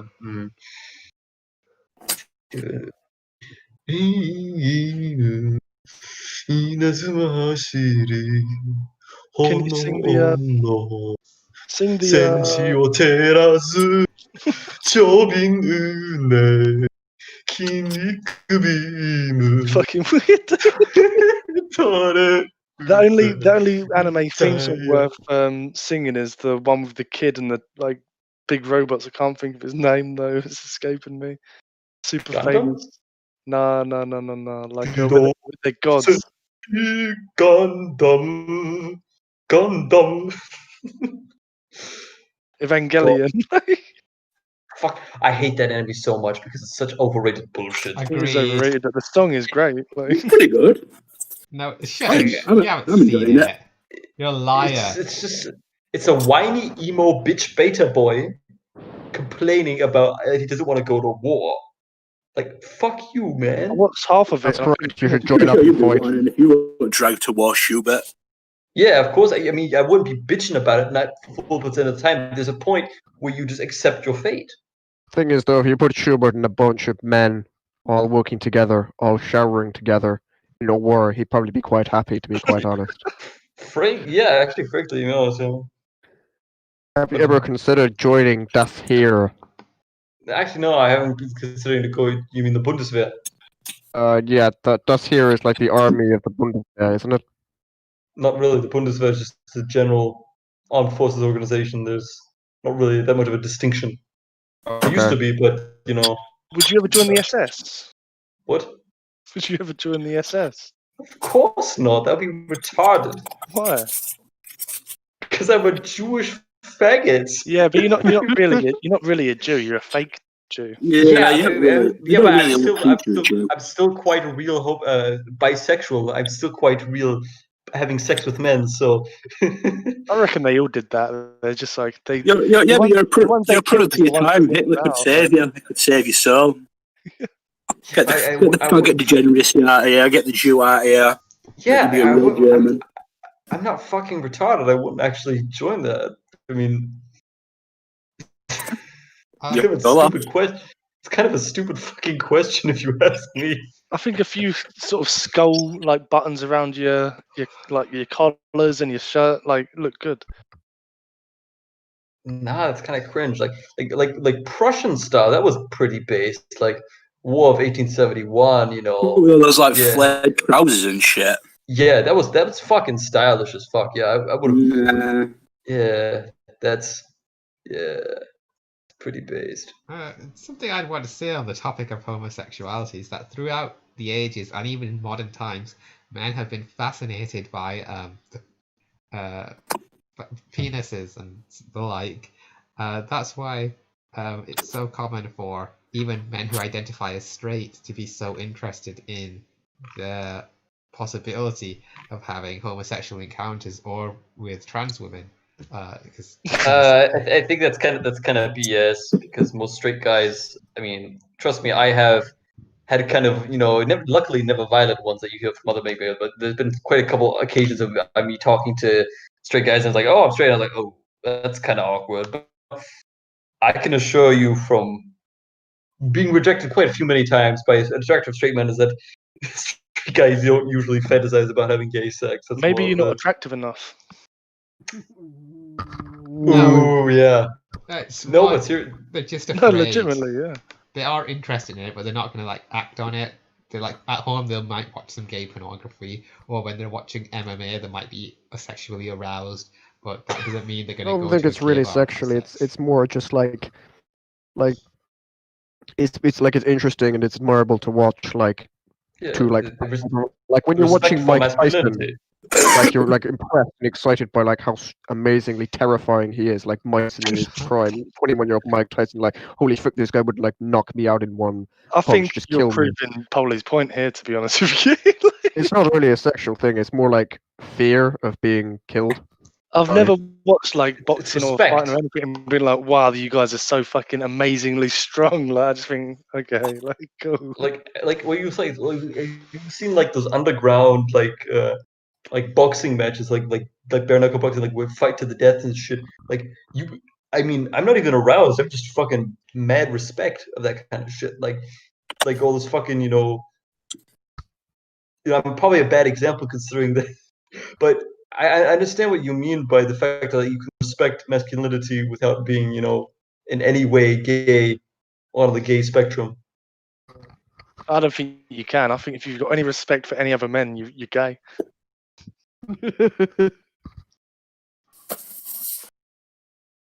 You should exist as a lone wolf and shag women, and that's it.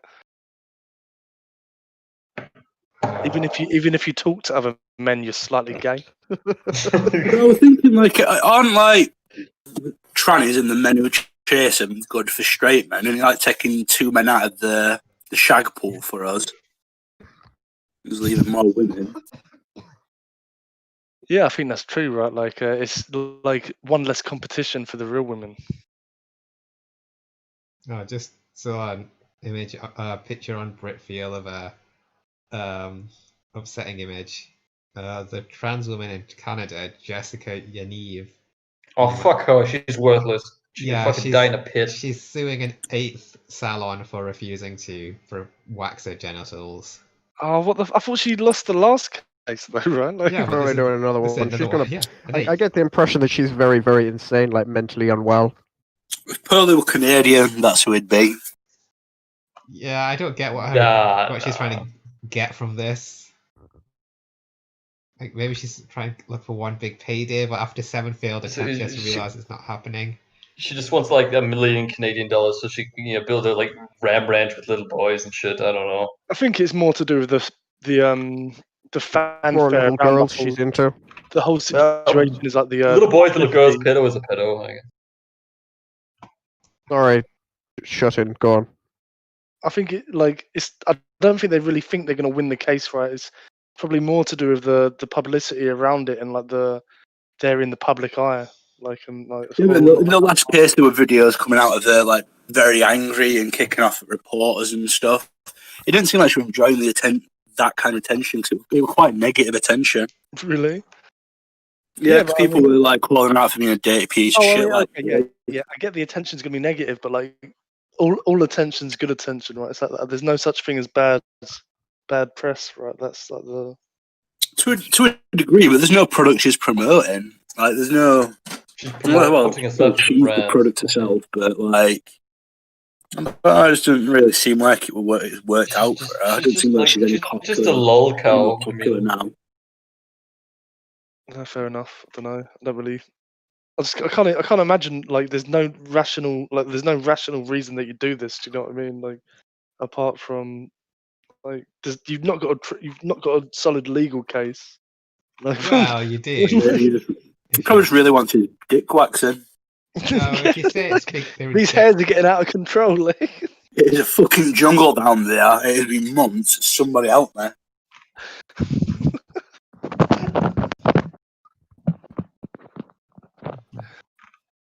So, still pro white people. Because Jessica Yaniv is white. Yeah, so. Yaniv. That sounds pretty fucking kikey to me, mate. Hey, I'm not taking the fucking blame for this shit. Well, I mean, She's one of yours. She's one of yours. You take the blame. No, she's Canadian. That supersedes it. Like if she, like that's why I don't take. Anytime a Californian Jewish person does anything, fuck it, not my fault. It's California. That just like California, certain parts of Canada, it just does something to people that sucks out their soul. So, yeah, so we can say that white people are terrible, but the group is not yet ready to turn their back on them. I don't think anybody's really terrible except for PRC Chinese people. I don't know. I think the fake Jews are pretty terrible. Oh, fuck off, man. I think the real ones are pretty fucking bad and all. No, the real ones, they can't help it. You know, they're children of Satan, so they were born that way. Any convert, you know, don't know what's going on.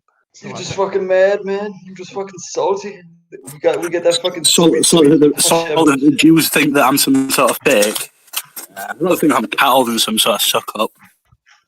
I can hear some thing about kettle. Yeah, what are everyone's favourite energy drinks? I like a bit of Carabao apple flavour, sugar-free, tastes just I like cider. the Coca-Cola energy drink. Oh, it's really? so full of fucking sugar. It's so sugary, but it It fills you with such energy, it's unreal. Like if you're tired, you will not be tired after drinking a can of that. I initially hated the taste, and I still don't exactly like it, but I bought like 48 or 24 cans of it, and I can swallow Why it. did you buy so much if you didn't like it? Just because it was on Hot UK sale. deals or something? Yeah, it was like 10p a can. It worked out at. But it's drinkable. But I think it hasn't done very well in the marketplace because I don't see it with the other energy drinks. Have you guys had the Mike Tyson energy drink that came out quite a few years ago, like the black can or something? No, I had Pussy. I don't think it's very great, but yeah, I've tried that energy drink called Pussy. Have you tried that one? No. There's one called Pussy, like just legitimately Pussy. There's two like dots over the U or something. And it's just called Pussy. Wait. It's in a white can.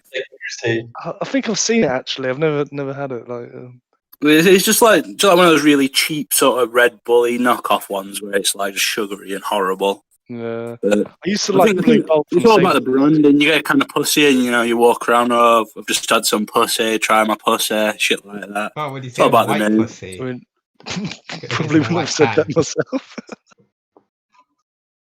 Part Out of of the fun, big three, like what would you go for? Relentless, Monster, or Rockstar? Oh, Red Bull. Red Bull's big. I like Red Monster. Bull. I like that Monster. I like that pink Monster, that punch or whatever it is. Oh, I saw that today. I saw that in the shop for the first time. I was like, oh, I might try that, but just didn't. Is it good? Yeah, I like a bright pink can. The colour pink. Pink is it's a very masculine color, isn't it? Yeah. I used to like Relentless as my favorite energy drink, but now it's Monster. I don't know why. Like, I started drinking Monster. I was like, oh, I don't like this, but I just continued drinking it. And then, yeah, don't know what happened there. They come in a lot of different flavors though, so you might be able to find something that you like. They've got berry flavor. They've got they've got like a lemonade flavor, which is okay-ish. Oh, we're talking about vape or energy drinks? Energy drinks, but Oh. they're quite similar markets, I think, between the two. What, vaping and energy drinks? Yeah, Yeah, horny 12-year-olds. Yeah. Maybe that's a crossover. You get like a vape juice that tastes like Monster. A little bit of energy in it. They made fucking billions with that. Oh my god. I'm gonna steal that idea and make a bunch of money. Go for it. They probably don't want to be associated with like the tobacco industry though. Like, Yeah, because energy drinks are so good for you with all the fucking sugars and fake sugars. but you can advertise them, right? Like, you can't advertise fags. Like, and maybe I don't know. You can advertise vape though. You can do that. I don't know the details. There's a thread up on What are the TV right things now. that it's just illegal to fruit advertise shops. that are not illegal? So there's smoking, there's prostitution. What else? Can't advertise drinking on TV anymore, I don't think. You can't advertise Really? medications. In Britain, you can't. You can in America. Yeah. It's really weird when you're watching like American sports and it's like, now Valtrex brought to you by Thingy, and it gives you all the side effects. And You see like this guy just dancing through the field, and it's like side effects may include cancer. Literally, yeah, literally that. Don't take this if you're prone to any heart conditions or blah blah blah. It's like, okay, Don't cool. take this if you're prone to any muscle movement over 5 minutes per day. So would you say that this is this is inappropriate? I was about to This read out is a someone's bit image back. young, man. Like, The thing I linked, I thought you lot might enjoy it. Because you were talking about like approaching women and stuff. If you scroll down, there's another picture of another woman and a bunch of replies to that as well. Just people with like, yeah. what, the number 4 on the bus? It could be a tram. It's a bus Oh, or a I tram. guess so, yeah. Yeah. Wait, is a tram like a Straßenbahn? Like a train inside the city? Yeah, that's it. Okay, yeah, call those literally street trains. Well, they go much slower though. But yeah, Really, my friend says you're boring. Well, we've been going for 3.5 hours. We're only continuing to go so we can hit midnight and hit 4 hours like usual. Tell him to fuck off. Tell him. Oh yeah, this Muslim white girl on the train with the big ass on the tube. Perfect. But yeah, you mean the white chick that looks kind of like Ilsa Jean? Yeah. Speakers too shit. Britfeel for the Brits. I bet your friend isn't even white, is he? But a 5 years to Paula. My friend wants to fight, yeah. Well, I'll tell him that he's a Pakistani. Tell him that. Yeah, tell him that from me. Smash your back up, kind of pass, lad. Whoa, he sounds very chavvy and threatening just like you. I don't think I want to spend any time with him, actually. Seems violent. Right, lads. Why I do think you I'm gonna make have to go to bed. round your house like midnight? Yeah, we're turning off like 7 Shit, minutes it's anyway. 12:53. Yeah, I gotta get going to bed too. He just finished work and he asked me if I wanted to go for a cheeky McDonald's on his way back. Well, I'm And going I'm to ramble for sure. 7 minutes. Yeah, I'm gonna go to sleep. I need to talk to my ex-girlfriend. Or go to sleep. Yeah. I'm gonna leave. Like, I The ex-girlfriend, that sounds interesting. Yeah. Getting back with her. nah, she's in Taiwan. So If you want to get into it, I tell was this. just going to ask if she was Chinese. what? I was just going to ask if she was Chinese, but you answered it for me. Yeah. All right. Good Well, night. Taiwan isn't China. Taiwan is like China but based. Yeah, but it's still China. It's still full of Chinese people there. They're all But, Chinese, mate. but you know, it's like if it's like Chiang Kai-shek China is based. Well, in that case, I shall also make my leave because I have to go to City Hall tomorrow to have some documents stamped off. Well, good night. Sleep tight and yeah. Don't hit the bye. Yeah, don't shit the bed. Good night. That's nice of you to say. Bye bye. Apparently, an opening line that works on Tinder, according to this article I've seen, is "Wanna smash?" That seems a little bit. A sexology person interviewed people, and apparently that line works. I don't know, I'll stick with my regular routine. It's doing pretty well since lockdown started. Okay, but just so you know, women like muscular, well-endowed, relaxed, and little beer belly. So maybe I've already got a beer belly. So, regarding social media and race and the effects that this has had on the Pakistani population, would you say it's been overall positive, and has it resulted in higher or lower levels of discrimination? Higher levels because you're dirty packy bastards and you won't abide by lockdown. You keep flogging it, going to mosques. It's untrue and it's you're absolutely ruining it for restaurants, to be honest. No, I thought that would have just flown right over your head, actually. That would have been a bit too quick-witted for you. No. So, do you like pancakes? American style, yeah. The British ones are a bit boring, aren't they? Do you have any Pakistani friends? No, I don't mingle with you a lot. Uh-huh. I got a black friend from Nigeria there. It's called Shed. I believe you mentioned him before. Why don't you have more Pakistani friends? They just smell weird, and I just don't like. I think there were like 2 Pakis in our entire secondary school. Like, I went out with one of them, and over him were called Gary, and that wasn't even his real name. I think it was like something like really Muslim sounding, but we used to just call him Gary. Like that thing from Uncles and Horses, Gary. That's what we used to do to him. So those were only 2, so I've never really had the opportunity to mingle. Mm-hmm. So do you think that to make up for it, you should become my boyfriend? No, I've already had a Pakistani girlfriend, but that one didn't have a penis. Okay. Would you perhaps consider it? Because you seem to be struggling a little bit in the dating market. But what about my friend? You got a grand on you? Does he want to date me? Yeah, I'll do you for a grand, he says. No, he's got to do it because he wants to. Well, I want to do it for a grand. No, because I could get a male prostitute for a lot less than that, and one that's more attractive. You haven't seen one mate yet. It'd do you a good job. Good kid. Still not worth a grand. Oh, that No, Finnish, fine, that autistic Finnish lad quoted me and soy-jacked me with a trans picture. The one who's in our group thing. So yeah, just got 2 more minutes to fill. So thoughts on black people? Good or bad? They're alright. I couldn't eat a full one though. No, black people. Yeah, I'm saying they're alright. I couldn't eat a full one though. Oh, okay, that's an interesting viewpoint.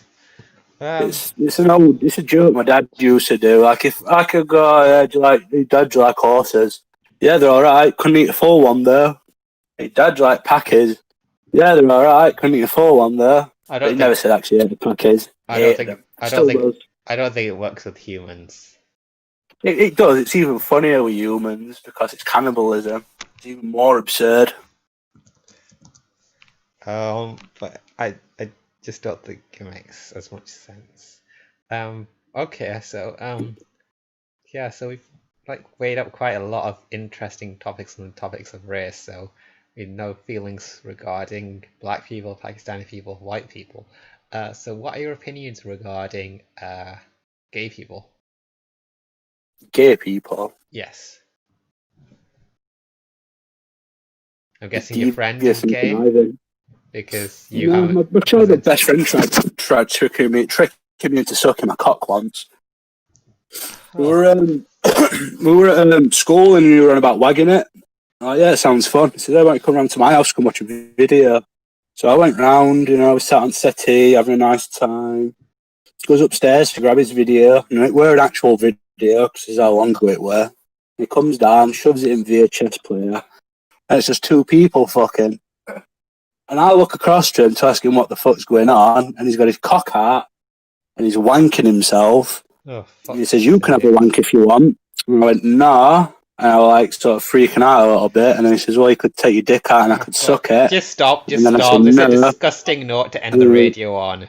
And then I pretty much excused myself and hid in the toilet for 20 minutes. Right, okay, fine. Do you have anything nice to say before we close? It was nice of him to offer me a blowjob instead of offering me to suck his dick. Stay positive and be kind to each other. Peace and love. Bye.